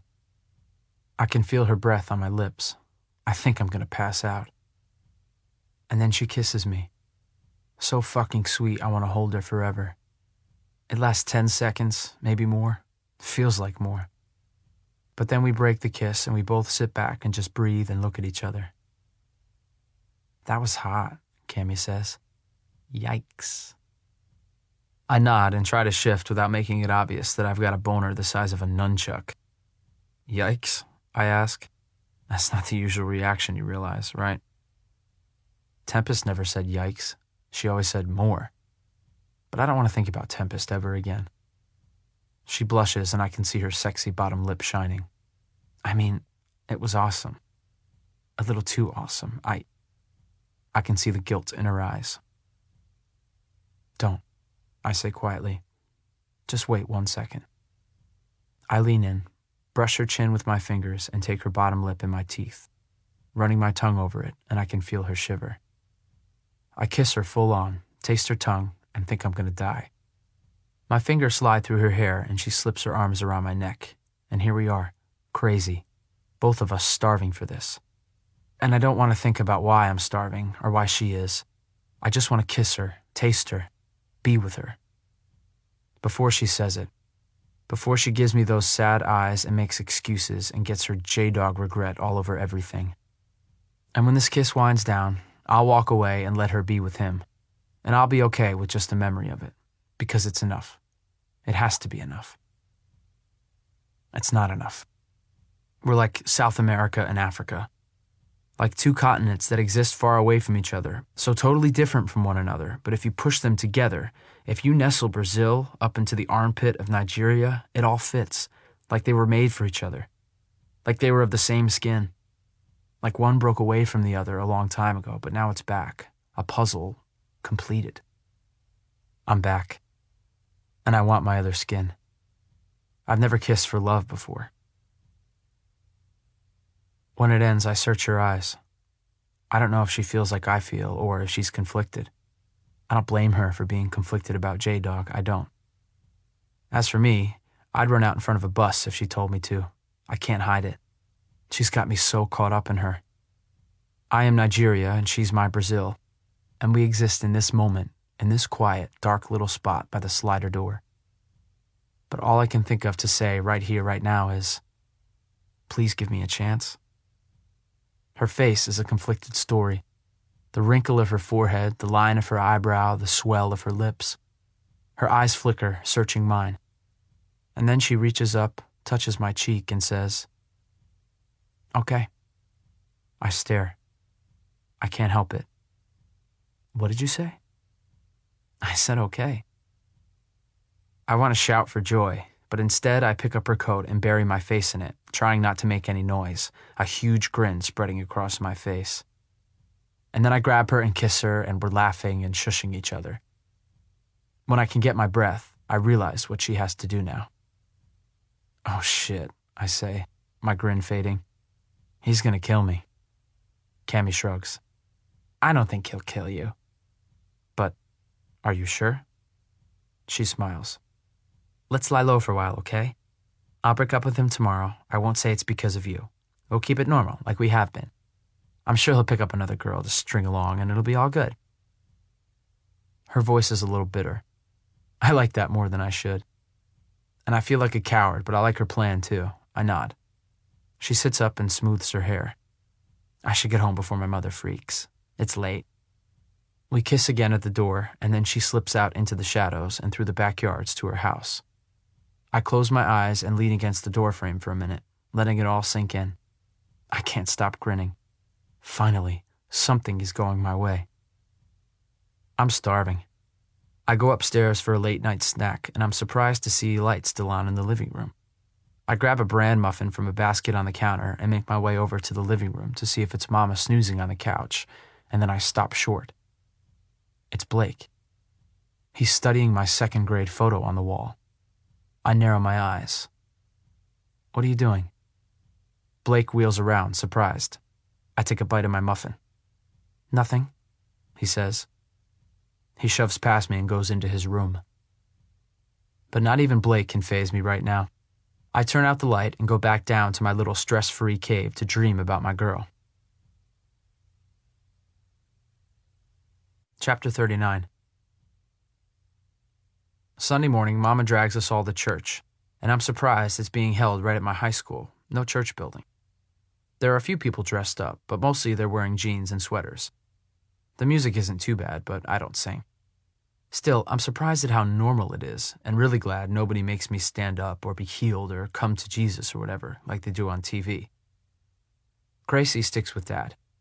Blake and I keep our distance from each other, and Mama looks like she'll beat the crap out of us if we do anything. I'm not about to cross her on that. My new goal is to get my ass ungrounded so I can spend more time with Cammie. I look around the place and see a lot of people who look familiar, like from school. Cammie and her family are on the other side of the auditorium, and I swear I start sweating just seeing her. And when church is done, and we turn around to go home, I see J-Dog and I start getting that scary thing in my gut. But he goes the other way, and I watch him weave through people toward Cammie. I don't think she's broken up with him yet because he slips his arm around her. My feet cement themselves in place, and I can't take my eyes away. He leans down and kisses her, and I'm getting sick. But she laughs and pulls away and shoves her purse under her arm. It's like a buffer, and that feels better to me. It's cool because she doesn't even know I'm here, so I feel good about it. It's like what she said last night actually stayed alive until today. It didn't die after a good night's sleep like most crazy good things do. I look up at the ceiling and I think, thank you, God. Even though I'm pretty sure he's not up there hanging around in the high school rafters or on the catwalk. And when Cammie and J-Dog start walking out and talking together, they look serious. Cammie spies me, and she flashes a big, quick smile of surprise, happy to see me. She nods like we have a plan, and I make a fist and hold it to my chest, like it's her heart next to mine. God, when did I turn into such a fucking sap? I catch up to my parents, and big surprise, they didn't even notice I wasn't with them for the past 45 seconds. Maybe they think church is safe or something. That's a mistake, if you ask me. We hang out while Mama talks with some other ladies. Lots of them are so happy to see me and tell me how much they prayed for me all these years and how they felt when they found out I was home. It's touching, really, because they got all teary about it. I like that. I just hope God doesn't get all the credit for bringing me home, because I sure hitchhiked a hell of a long ways and walked my frozen feet off to get here. Blake leans up against the wall and doesn't look at anybody, doesn't say anything, and nobody talks to him. And Gracie hops down the middle of the school hallway like the floor has hopscotch painted on it, running into people and being generally adorable. They all love her. Everybody knows her name and gives her candy and shit like that. I watch her work the grandpa and grandma types, and I gotta give her props. She knows what she's doing. Every now and then I scan the place for Cammie and J-Dog, but I don't see them. My stomach twists a little again, but I'm in control. I think about texting her, but I don't want to get in her face about it. She'll do it when she does it, and I'll wait.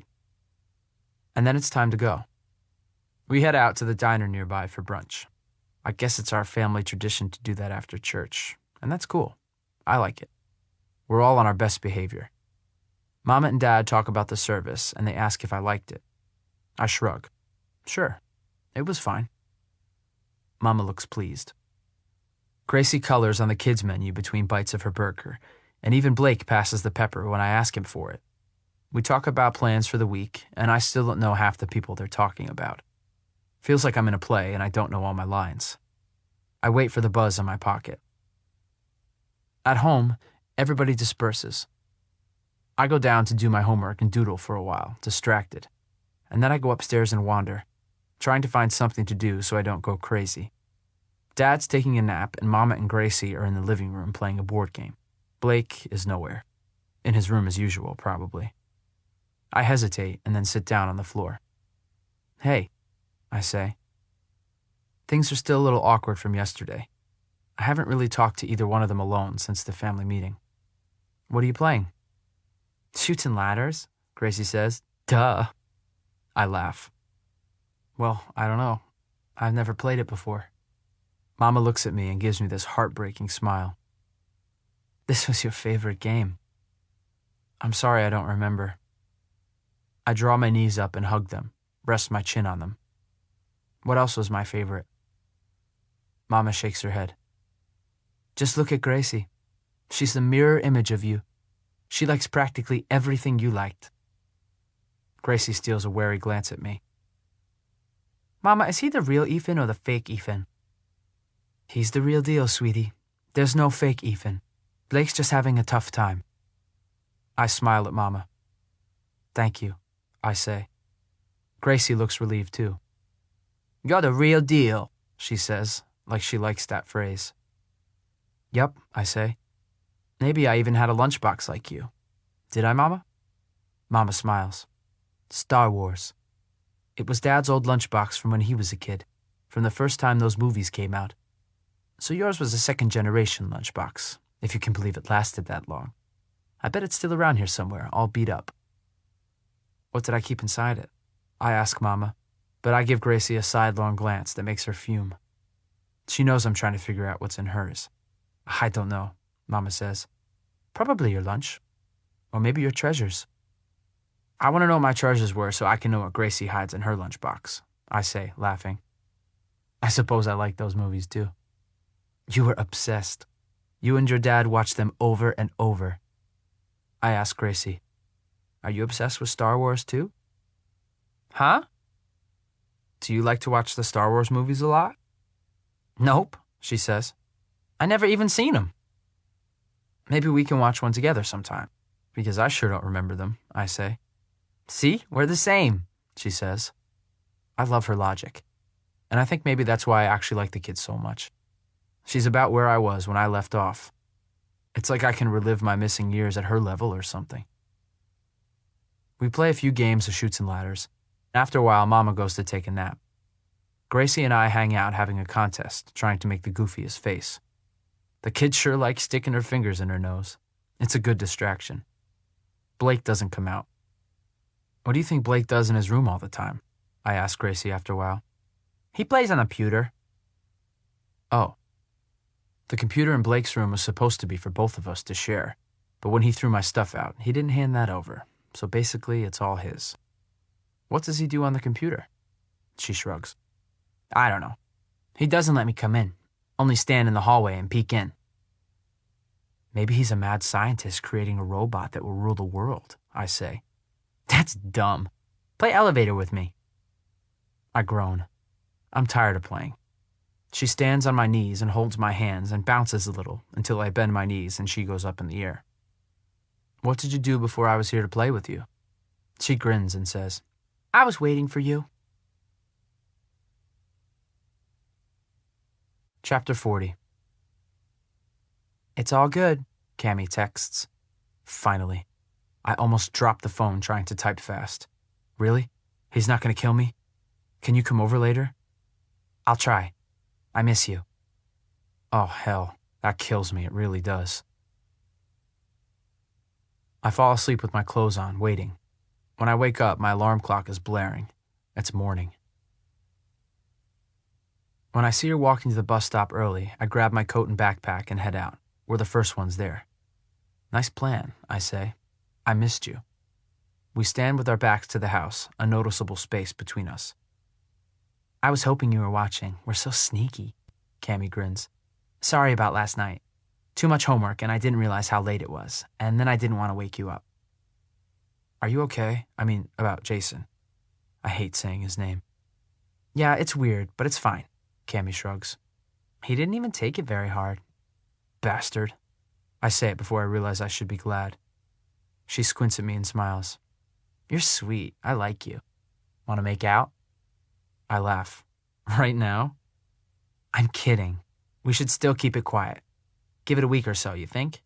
Yeah, I say, and I'm relieved.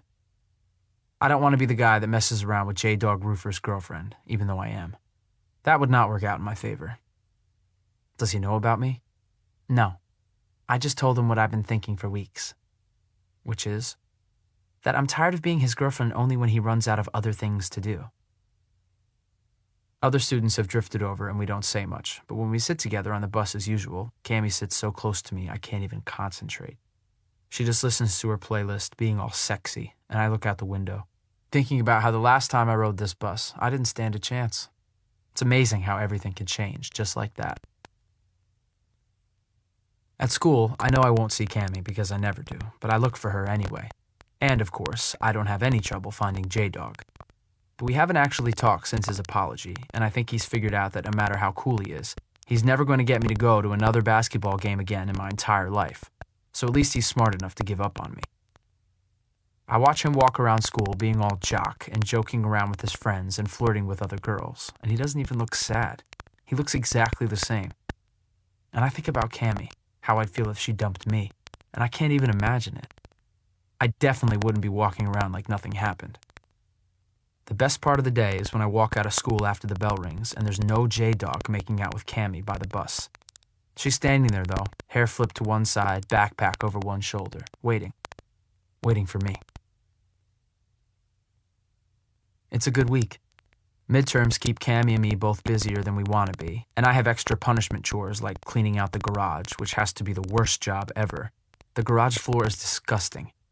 Big stalactites of filthy slush build up behind the car wheels and drop off, getting smashed again when the car goes out.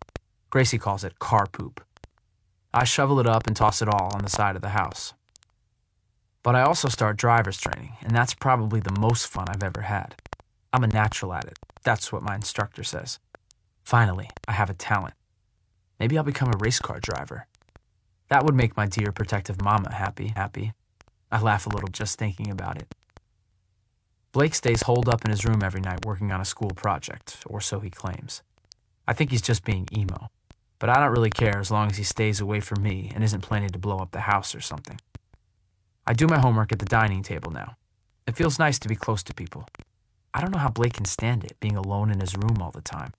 I like the normal house noises. I like hearing Gracie laugh at cartoons, or Dad running the vacuum cleaner, or Mama reading aloud something outrageous from the newspaper. And it finally starts to feel okay that I miss Ellen now and then, but also that I'm done with her. I mean, if I saw her on the street, would I talk to her? Yeah, I would. But now I feel like home is here, not there. And that's a first. And it's scary. It is. But it's good. It's so good. On Thursday, Mama downgrades my groundedness from indefinitely to 1 week. So that means Saturday, I'll be free if I can avoid getting into more trouble. Which is almost impossible because I can hardly stand not seeing Cammy. On school nights, she can't be out after 10. And here, everybody but Gracie is awake until at least that, so it's too risky for her to sneak over. Plus, somebody's bound to see the footprints in the snow if they just think to look. I'm sure Blake would jump at the chance to turn my ass in. So even though it's a great week, it's horrible, because all I get of Cammy is a few minutes at the bus stop and on the bus, where we're pretending nothing's going on. And by Friday, I'm dying to touch her and hold her, just to be close to her and whisper with her in the dark. Instead, after school, we sit in our bedrooms, 4 houses away from each other, texting each other like mad and dreaming about tomorrow. After dinner Friday, Dad decides it's guys' night out, and he takes me and Blake to a movie. Some lame Star Wars lookalike, I guess. Blake doesn't speak to me, but I catch him staring at me throughout the movie. It's really unsettling, it is.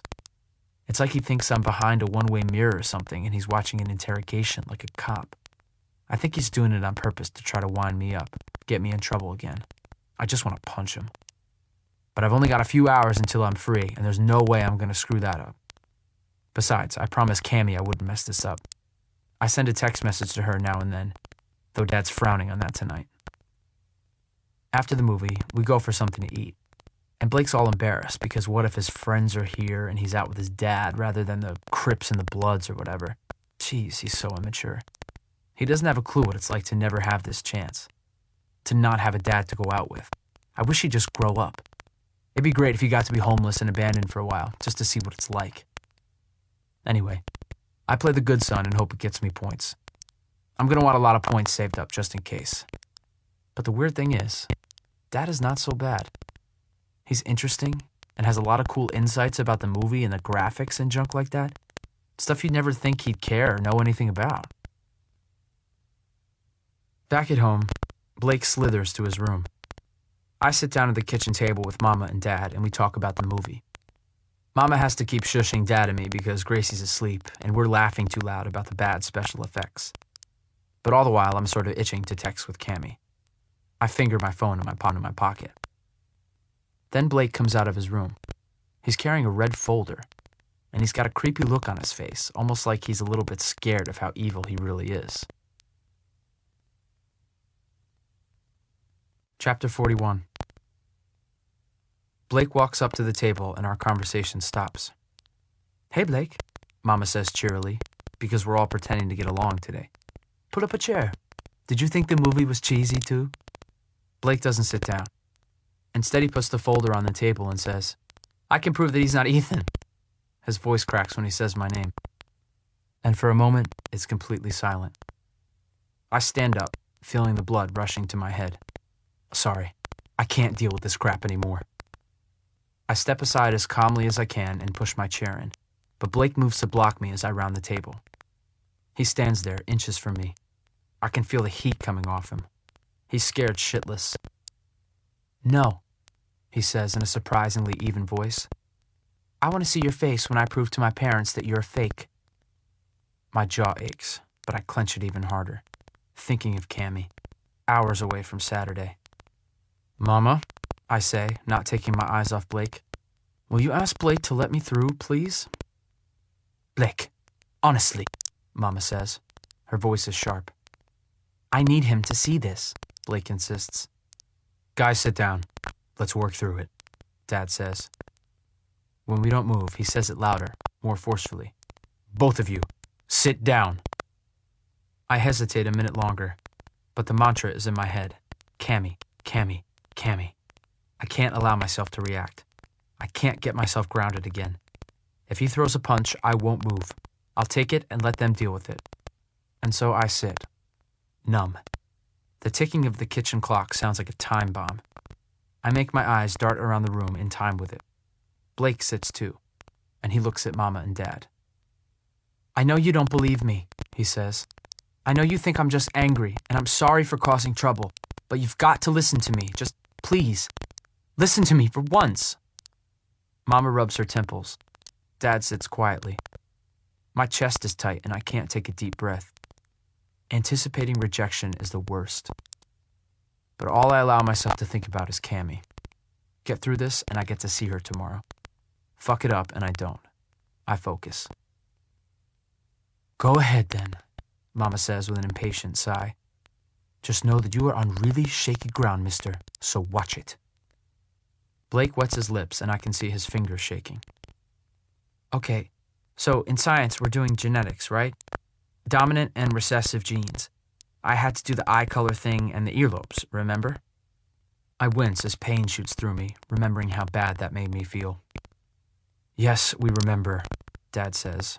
His face looks tired. "Well, first there was all the stuff that Ethan said about the woman, but I saw two men in the car, and that didn't make sense. And him not remembering things, that's perfectly normal," Mama interrupts. "I know," Blake says quickly, a little too loudly, but he holds his temper in check. "But then I noticed something." He glances at me with such enmity in his eyes, it's stunning. Blake opens up his folder and pulls out a photograph. It's a slightly blurry, blown-up snapshot, the one of me and him and Cammy in the snow cone machine. You stole that from my collection, you little..." I cut myself off just in time, but neither Mama or Dad noticed. They're looking at the photo. I bend forward a little, sucking some air. Look at his. Blake's voice cracks again. He clears his throat and points to my head in the photo. Look at his ear, he says, softer. His voice losing a little of the confidence he had before. His face turns red, and his lips press so tightly together they turn gray. And I'm sitting here with that boot in my gut, making its steady climb up my ribs again. Fuck. I try breathing steadily, but I'm gulping air. What about it? Mama says. He looks different, Blake says. Do you see it? Mama sits back in her chair, exasperated. Blake, of course he looks different. That's normal. And Ethan looks almost exactly like the age progression photo that the NCMEC created. You look different from then too, because your body and features change a little as you get older. Mama, Blake says, and I can tell he knows she's about to blow. My looks changed, I know, but my earlobes didn't. Earlobes don't change. They're either attached or detached, and they stay that way for life. Ethan's is detached in this picture, see? Now look at him. Dad leans forward and stares at the photo. He takes it by the corner and pulls it closer so he can see better. And then he stares at me, at my ears. All the color drains from his face, and his eyes. I turn away, but it's too late. His rejection is suffocating. My lungs searing as if I've been underwater too long. I'll never forget that look on his face. I struggle to my feet as the first wave of hysterics washes over me. I'm falling out of a 50-story window. I can't breathe. Can't do anything but grasp at air and wait for the impact to kill me. I stumble blindly around the table to the basement door and hang onto the handrail in a silent scream as Mama says in a trembling voice like death. Blake, you have pushed this too far. Go to your room. Chapter 42. I sit in the dark in my old familiar spot beneath the vent, curled up in a blanket, my teeth chattering. Numb. Mama and Dad arguing, and I can hear Blake up there too, yelling and throwing crap around his room, stomping around. And then he's crying, big coughing, angry sobs as Dad tries to talk to him. Give me the original photo, Dad says. No, then I don't have any proof. After that, they lower their voices and I can't hear them anymore. Mama and Dad fight long into the night, and this time they're not even trying to keep their voices down. I can hear every word. It's clearly photoshopped, Mama says, her voice ragged. And this is a horrible game. It's not funny. I can't believe he would do something so mean. What kind of boy have we raised? Paul? I don't know, Dad says. He won't give me the original picture. And that's about all he says, over and over as Mama rants. He can't answer her and he can't support her. And when she finally winds down, he says wearily, Maria, sweetheart, I know it's really him. But what if it's not? It's eerily quiet for a moment, and then Mama speaks. I know, my son. She pauses, and then, get out. I hear footsteps above my head, the mudroom door closing, and the car starting. Finally, there is silence. I have 7 text messages from Cammie, and I can't even comprehend them. I'm sick. My whole body aches, and I lie here on the floor, unable to move, hating Blake with all my heart, wishing I were Gracie, asleep and oblivious. But knowing only one thing for certain, that truly, I am Ethan Manuel DeWild, son of Paul and Maria Quintero DeWild, born on May 15th in Belleville, Minnesota. I live in a white house on the corner of 35th and Maple, and nobody's going to drive me out. I am Ethan DeWild. I am. Chapter 43. I wake up, drool sliding down my chin, and all my muscles ache. I'm twisted up in a blanket on the floor in my original basement spot, and it's quiet in the house for a bright Saturday morning. I wipe my mouth. My unbrushed teeth taste like cigarette ashes. I hear a noise and look up. Mama's sitting on the edge of the pool table, watching me. Her hair is a mess, and she's still wearing her clothes from last night. Sweetheart, she says, and then her eyes flood. I'm so sorry. My face screws up, and I don't want to talk about it. I don't want to be upset anymore, and I don't want to remember it. Go away, I say softly, gently. Please don't look at me. Mama brings her hand to her face and sucks in a shuddery breath. Dad and I have no doubt that you are our son, and we're dealing with Blake. He's being severely punished. I'm so sorry. I know it hurts. I roll over and look at the wall. We both love you very much, and so do Blake and Gracie. She needs to be quiet now, or I'll never believe another word she says. Please, just go. I'll talk to you later. I can't talk about this right now. She's quiet, and after a minute she slides off the pool table. Okay. Later, I hear her on the phone with the therapist, setting up another appointment, as if the weekly visits weren't wrecking things enough. I have no thoughts. I just lie there for a long time, like I'm in a trance or something, not feeling anything, not knowing what to think. I hear people waking up, moving around upstairs, and I feel a buzzing in my pocket. But I don't move. I can't. Gracie comes down when Mama's not paying attention, and I don't have the energy to send her away. Mama says you don't feel good today. Yeah, I say. Did you throw up? No, I just feel sick. She puts her hands on her hips and looks at me for a minute, and then turns around and runs up the steps.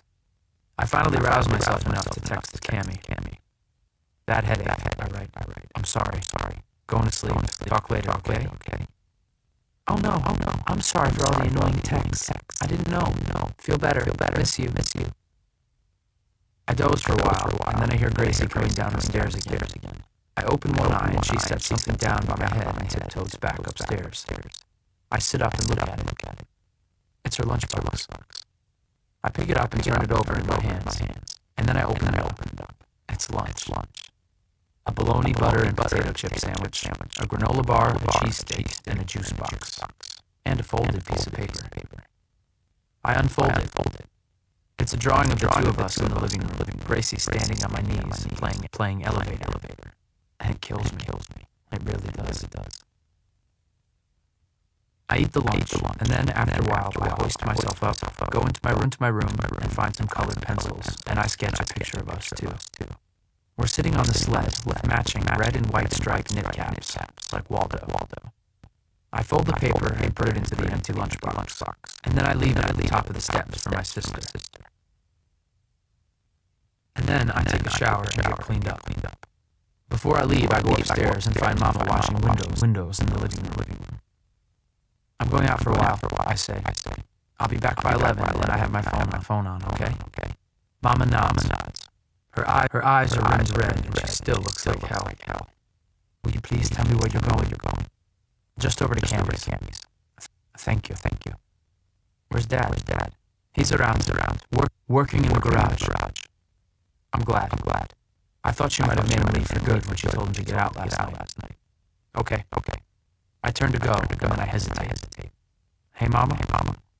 She rests her arm and turns to look at me. Yes. I press my lips together. I'll take a DNA test if you want me to. My voice chokes on the words. If that will fix things.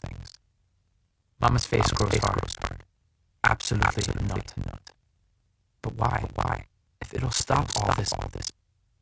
Because, Ethan. Her tone doesn't waver, but it grows softer. Think about it. How would you feel if I say okay? She doesn't wait for me to answer, and I'm glad, because the truth is, I feel like shit. If I say okay, she says, your whole life, you'll never forget that once your own mother doubted you. She gives a little one-shoulder shrug, and her voice is thick. I wouldn't be able to live with that. She touches my shoulder and makes me look her in the eye. Hear me, son. I don't doubt you, okay? You want to do a test for yourself or for Blake, I won't stop you. But don't do it for me. My eyes burn. I blink hard for a second, thinking I should say something loving, something thankful, but I can't. I try a smile, but my lips aren't working right either, and it comes out crooked and quivery, but it'll have to do. And then I turn and go. I knock on Cammie's door. She opens it and flings herself into my arms, almost knocks me off her front step. And then she's kissing me hard, and I forget everything except how fucking in love I am.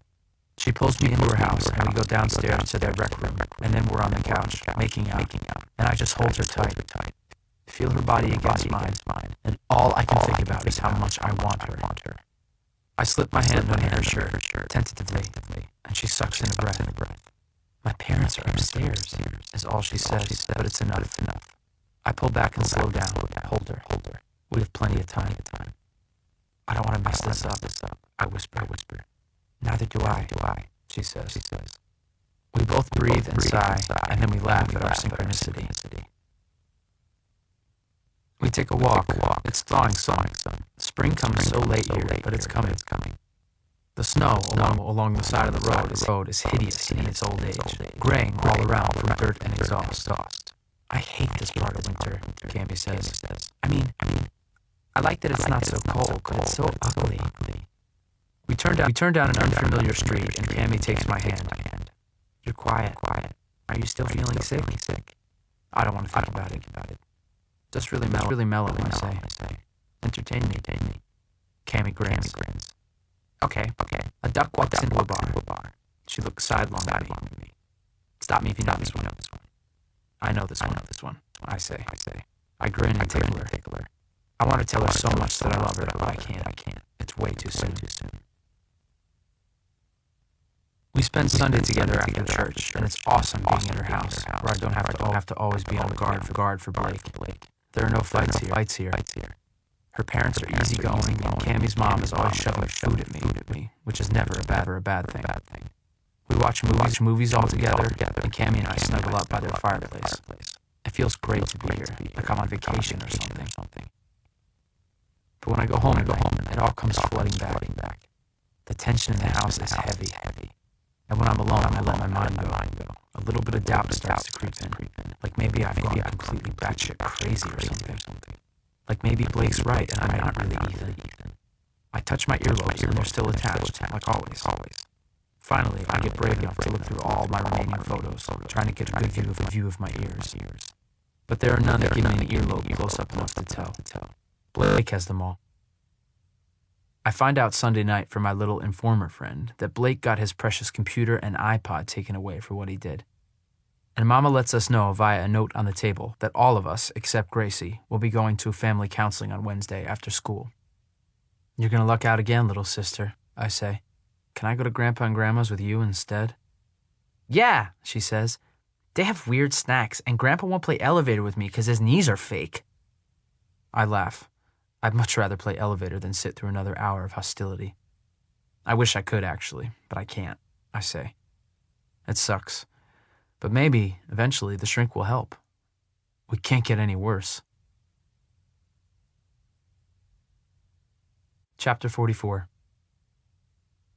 It's so hard to look at Blake out here at the bus stop. So hard to pretend like nothing happened.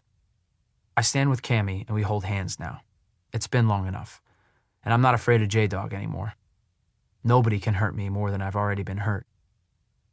I haven't told Cammie what happened. I can't. I tried yesterday, but I just couldn't get the words out. Maybe it's best if nobody else ever finds out. Maybe that will make it go away. Blake mostly looks angry. Sometimes I think he even looks a little bit sad. He doesn't look at me. Not ever. I wonder if we'll ever speak again. I'll tell you one thing. If we do, it'll be because he's apologizing. But even then, I don't think I can ever forgive him. It feels to me like what he did was a crime, like he should go to jail for that, you know? For trying to make me into an imposter, into someone I'm not? What's the word for that, anyway? I don't think there is one. I watch him at the bus stop, working his jaw, his eyes cold. And sometimes I think, what kind of life will we have as brothers? Will he come to my party when I graduate? Will we ever talk over waffles at the toaster again? I try to picture him and me, slapping backs and laughing about this mess later, going out to the beach with our friends and whatever. I just can't see it. Will he keep everything, everyone, away from me forever because he's such a petty, jealous dickhead? Will he ever believe me? I don't think he ever will. Sometimes when you see someone has made up their mind about something, you know they won't even listen to reason. You see it on TV all the time, on the news, the talk shows. People sticking to their ridiculous beliefs because they made up their mind a long time ago and refuse to hear anything else, no matter how logical, no matter how thought out, no matter how true. People get brainwashed in all sorts of ways, not just me. Blake is like that. He's so bitter he convinced himself he's right, and I don't think he'll ever change. At school, I hold Cammie's hand proudly, and I don't flinch when J-Dog sees us together before the bell rings. I see his face blanch, and I nod to him and keep walking to my locker. Then I walk Cammie to her first class and kiss her right there in front of everybody. Kiss her like I love her, like I do. And I don't care if anybody sees me or wants to punish me for PDA or fight me for getting the best girl in school. I'm not afraid. And I think J-Dog can tell I'm not afraid because he never comes to me, never talks to me about it. And the sad thing is, he never tries to get Cammie back. If it were me, I'd sure as hell try. I guess that shows you what kind of guy he really is. After school, I do my homework at the kitchen table and I eat a snack with Gracie and talk with Mama and even Dad when he gets home. What else am I supposed to do? When Blake is around, I politely ignore him because everything between us is completely broken. It's over. I don't know what a counselor is going to be able to do about that, but I'll still go. I'll go because I am Ethan Manuel DeWild, and I am part of this family, no matter what anybody says or does to make me feel small. There's nothing Blake can do now to make this worse.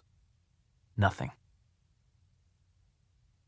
Still, that night, after I brush my lips against Cammie's and hold her close in the dark, cool evening, and then make my way home to my basement and listen to the icy cold argument in my parents' bedroom, going on and on about me again, the doubts find their way into my head. No matter how much I push them aside, it takes everything I have inside me to stop them. I lie on my stomach, arm dangling off the side of the bed, practically daring Gracie's momsters to come out from under it and snatch me away, and I can't stop thinking.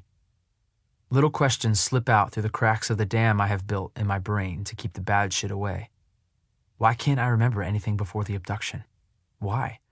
Was it because I wasn't really here? I can't get the nagging thoughts out of my head. This might kill me if I let it. I can't let it. In the morning, I find Gracie's lunchbox outside my bedroom door. It's been there 3 days in a row now. Every day there's a drawing or knick-knack inside, or one of her starred and smiley-faced worksheets from school. Today it's a photo of us for my coming home party.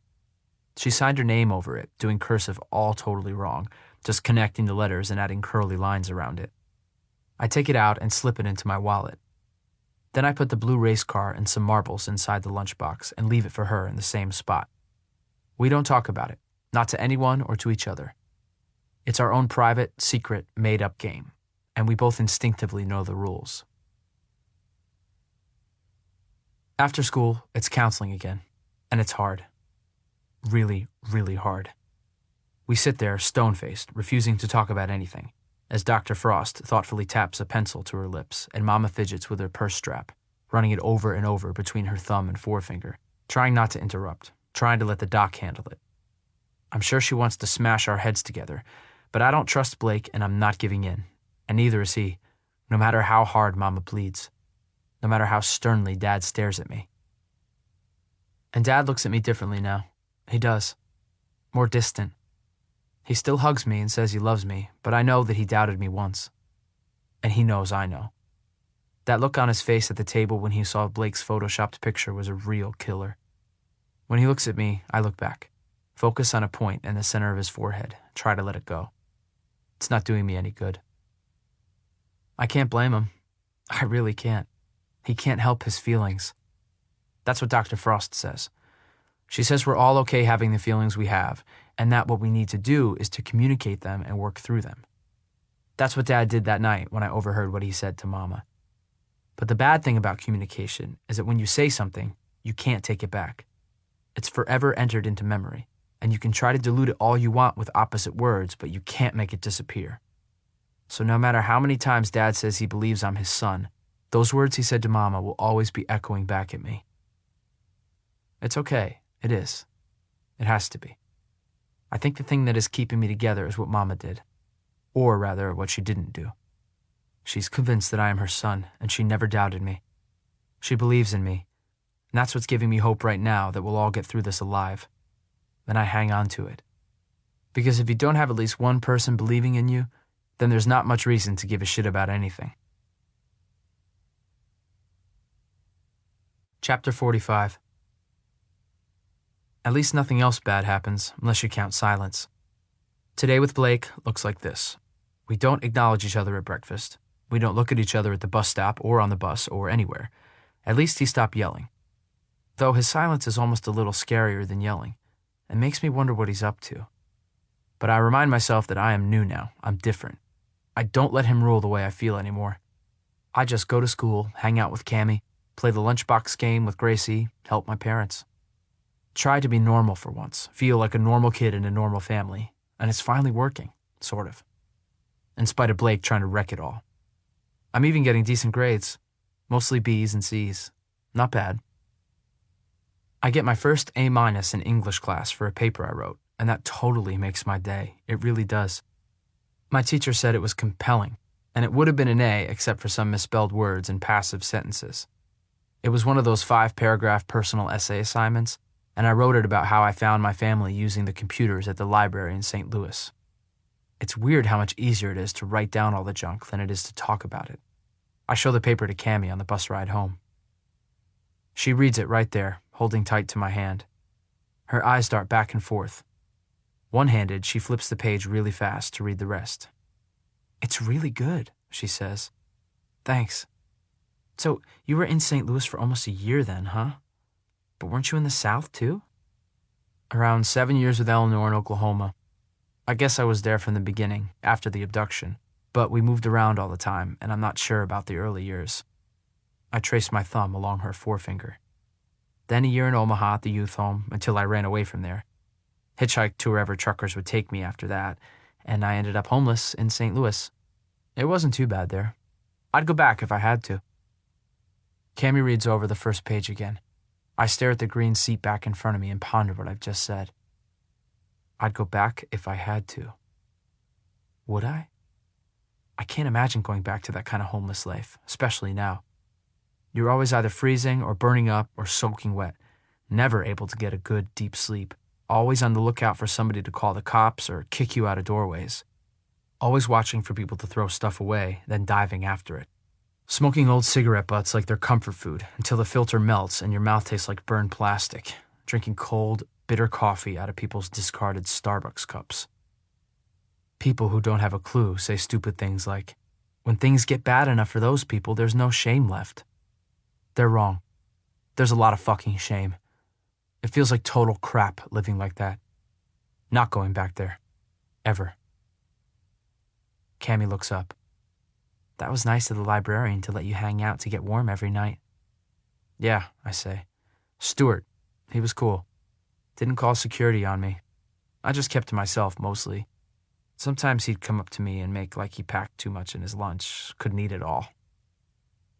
I trail off because it sounds weird to tell her I scarfed down the librarian's leftover sandwiches, kept the Ziploc baggies until I was alone so I could lick out the extra peanut butter, then use the baggies to go dumpster diving. I'm just not that guy anymore. I'm so glad you found that website and came home. Cammy rests our entwined fingers on my thigh and leans up against me. My eyes practically roll back in my head just having her near. I'll never get over this feeling. Like I belong with someone. Like I'm finally part of something safe, something strong, something I can count on. Like the world, the continents, really could come back together one day, the edges of land sealing up that big space of water and sky and nothingness between them. Chapter 46. It's a windy spring day. Cammy and I get off the bus and start walking toward her house, as usual. I finished my collage, I say. Made a frame for it and everything. Maybe you can come by tonight and see it. Sure, she says. Her hair flies in the wind and I get a face full of it, but I don't mind. We hang around for a minute on her front step, kissing and enjoying the warmer weather, but the clouds are building. It looks like rain. The snow is mostly gone except for the biggest piles, which have shrunk considerably and now look more like mud mounds, and the soggy yellow grass is flattened as though a steamroller went over the lawns. The Snow family in my front yard is long gone. Blake is just a fly in my life. He buzzes by now and then, and I wave him away. At counseling the other day, we talked about one of us moving in with Grandpa and Grandma for the summer, but then we started arguing about which one of us would have to go. I know I don't want to. The hysterics thing is getting better. It really is, thanks to Cammie. She totally helps me lighten up. But it's still there sometimes when I think about things too hard and when my brain gets too full of all the crap that has happened since I came home. I kiss Cammie goodbye and jog across the yards to my house. There's an unfamiliar black sedan driving down the street slowly, with two guys in the front seat peering out the windows like they're looking for an address. It gives me a chill when I remember Blake's account of the abduction. Two guys in a black car. And it's creepy, even though I know it's ridiculous to let my mind go there. I go inside, straight to the kitchen. Gracie is eating ice cream, and she instinctively moves across the table from where I set my backpack, never trusting me near her snacks. I grin and sit down. Mama sits down too, and we talk for a minute about the day and about English class and how we're diagramming sentences, which I kind of secretly like to do. It's starting to rain when the doorbell rings. I look out the window. The black car from a few minutes ago is in the driveway. "Can you answer it, hon?" Mama asks me. I haven't sat down all day. She looks tired. "Sure," I say. My stomach clenches. I go to the mudroom, open the door crack, and see them. One is short and bald. The other is taller with a mustache. "Hello?" I open the door a bit farther. "Is this the DeWild residence?" I nod. The guy with the mustache asks, "Is there a parent or guardian at home?" He flips open a badge and holds it up so I can see. "Just a minute." I close the door and go tell Mama that the police are here. Gracie's eyes bug out and Mama stares at me. And then she stands and rushes to the door, whispering, "Oh my God, Paul." And suddenly I wonder if Dad was killed or something terrible like that. I follow Mama to the door and Gracie goes to Blake's room. I can hear her high-pitched voice telling him the police are here. Mama opens the door and invites them into the mudroom. "Can I help you?" I can hear the anxiety in her voice. She smooths her cardigan nervously. "Are you Maria DeWild?" "Yes." The bald guy introduces himself as Detective somebody. I don't catch the name. I'm getting lightheaded. "Would you like to sit down?" The bald guy asks Mama. "No, thank you. What is it?" Mama asks. "Please, just tell me. Did something happen to Paul?" The two guys exchange a quick glance, and then the bald guy says, "No, Mrs. DeWild. We're here about your son, Ethan." My eyes open wide.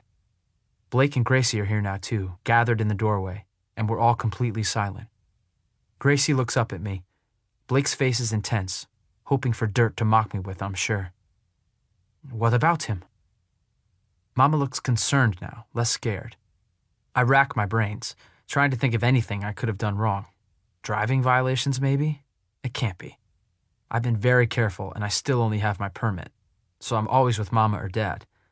I haven't done anything, I'm sure of it, but the panic grows. "Are you sure you wouldn't like to sit down?" "Yes, I'm sure." Instead, Mama grips the doorframe. The bald guy nods. "Mrs. DeWild, your son Ethan was abducted 9 years ago, is that correct?" "Yes. Did you find that woman, Eleanor?" "No, ma'am. I'm afraid we have sad news. We found the remains of Ethan's body." Mama's jaw drops, and for a moment it's completely silent. "What?" "Your son's dead, ma'am. Some hikers strayed off trail up near the Canadian border and found his remains. His death, we believe it happened a short time after he was abducted." He pauses. "Tests confirm it's your son, Ethan. I'm so sorry." The words jump around in my head, not making sense. My stomach hurts. Mama clutches her sweater at her throat and glances at me, then back at them. Her voice wavers. "He's not dead. You've made a mistake." "No, ma'am, I'm sorry," the detective says firmly, like he's probably had to do it 100 times. There's no mistake. We compared DNA to the missing person's follicle sample on file, hair that was pulled from Ethan's comb back when he was abducted. Do you recall that, Mrs. DeWilde? The DNA matches. I don't understand. I try to put the words together, but my brain is cloudy and won't let it happen. So I get caught up diagramming the detective's sentences in my head like I'm sitting in English class, wondering what the hell they're doing with my comb. Like maybe I dropped it when I got off the bus and they're returning it, thinking maybe I should be grateful. My body is so numb I can't feel my fingers. The words repeat in my ears. Slowly, the cloudiness clears. And everything changes. The numbness goes away, and pain, like nausea, washes over me. The sentences come together, and finally, I understand them.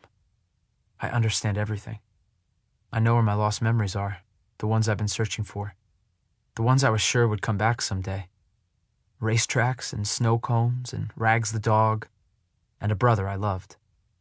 All those memories are frozen, irretrievable, buried in the wilderness under 9 years of snow, nestled alongside the bones of a strange boy. A boy named Ethan, who once had a comb and hair that was not my hair. I hear a ghastly moan and look around, dazed, before I realize it escaped from inside me. As if he's just awakened from a trance, Blake turns slowly and looks at me, horrified, scared. Gracie doesn't understand. She just tilts her head, stares. Her pink lips make a little O. Mama's eyes meet mine. Her face crinkles and then slacks as all the color drains out of it. Bile jumps to my throat, making me choke, cough. The dam in my brain, the one that always tries to hold back the fear and truth and insanity of my fucking life, bursts wide open and it's a flood in there. I can't hold it back, and I can't swim. I can't breathe. All the memories flail around. Ellen's crack whore boyfriends beating the shit out of us. Me crying out Mom and her too fucked up from drugs or fists to stop them or to help me. Running from the men, from the dealers, from the landlord, from the cops. And her getting rid of me. That's what messed me up the worst. After all that, she dumped me off and never came back. Real mothers wouldn't do that. Would they? How could they? I wonder when was the first time I thought about it. Wished for it. Was it tiny at first? So tiny, maybe, that it was barely even a complete thought. It hummed to me. Maybe I have a different family somewhere. I remember it now. On the freezing cold nights, it gave me something to stay alive for. God, I wanted it so bad. The library, the searches, and then bam. There on the screen in front of me, like looking in a mirror. Every day I stared at that picture. Every day I read a little bit more, thinking maybe. Imagining it. The more I learned about the boy, the more uncertain I was about my past. The more convinced I became. This was it. I was so sure. And now, here in the mudroom, it's all crashing down and I'm drowning in it. Ethan is dead. I am nothing, nameless, no one. I gasp for air. When Mama cries out, I hear months, years of grief in her voice. Her sweet, dark eyes and little round body, her fingers that slip off the door frame and clutch at her throat, just like the first time I saw her, her faltering knees that threaten to buckle.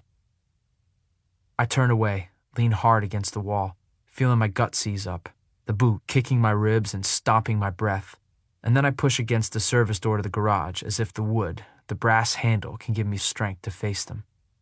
To face these people, this family surrounding me, as they begin breaking to pieces all over again. I glance at Gracie as she starts to point at me, and I imagine what she's about to say to the police, to Mama. "That's Ethan right there," she'll explain, all innocent and beautiful. And then she'll smile proudly like she solved the puzzle. And they'll have to tell her after. And Cammy. Oh, God. The boot kicks so hard my ribs crack. My body tenses and wants to crack too. It's not fair. It isn't. Not to Mama or any of them. Not to me. As time speeds up again, I open the door and take one last look over my shoulder at the devastation I created, at my sweet Gracie. My heart rips. And at Blake, who will finally be right. And then I look at the detectives, imagining the scene when it all spills out. That old familiar panic wells up. Mama falls. They catch her. And I run.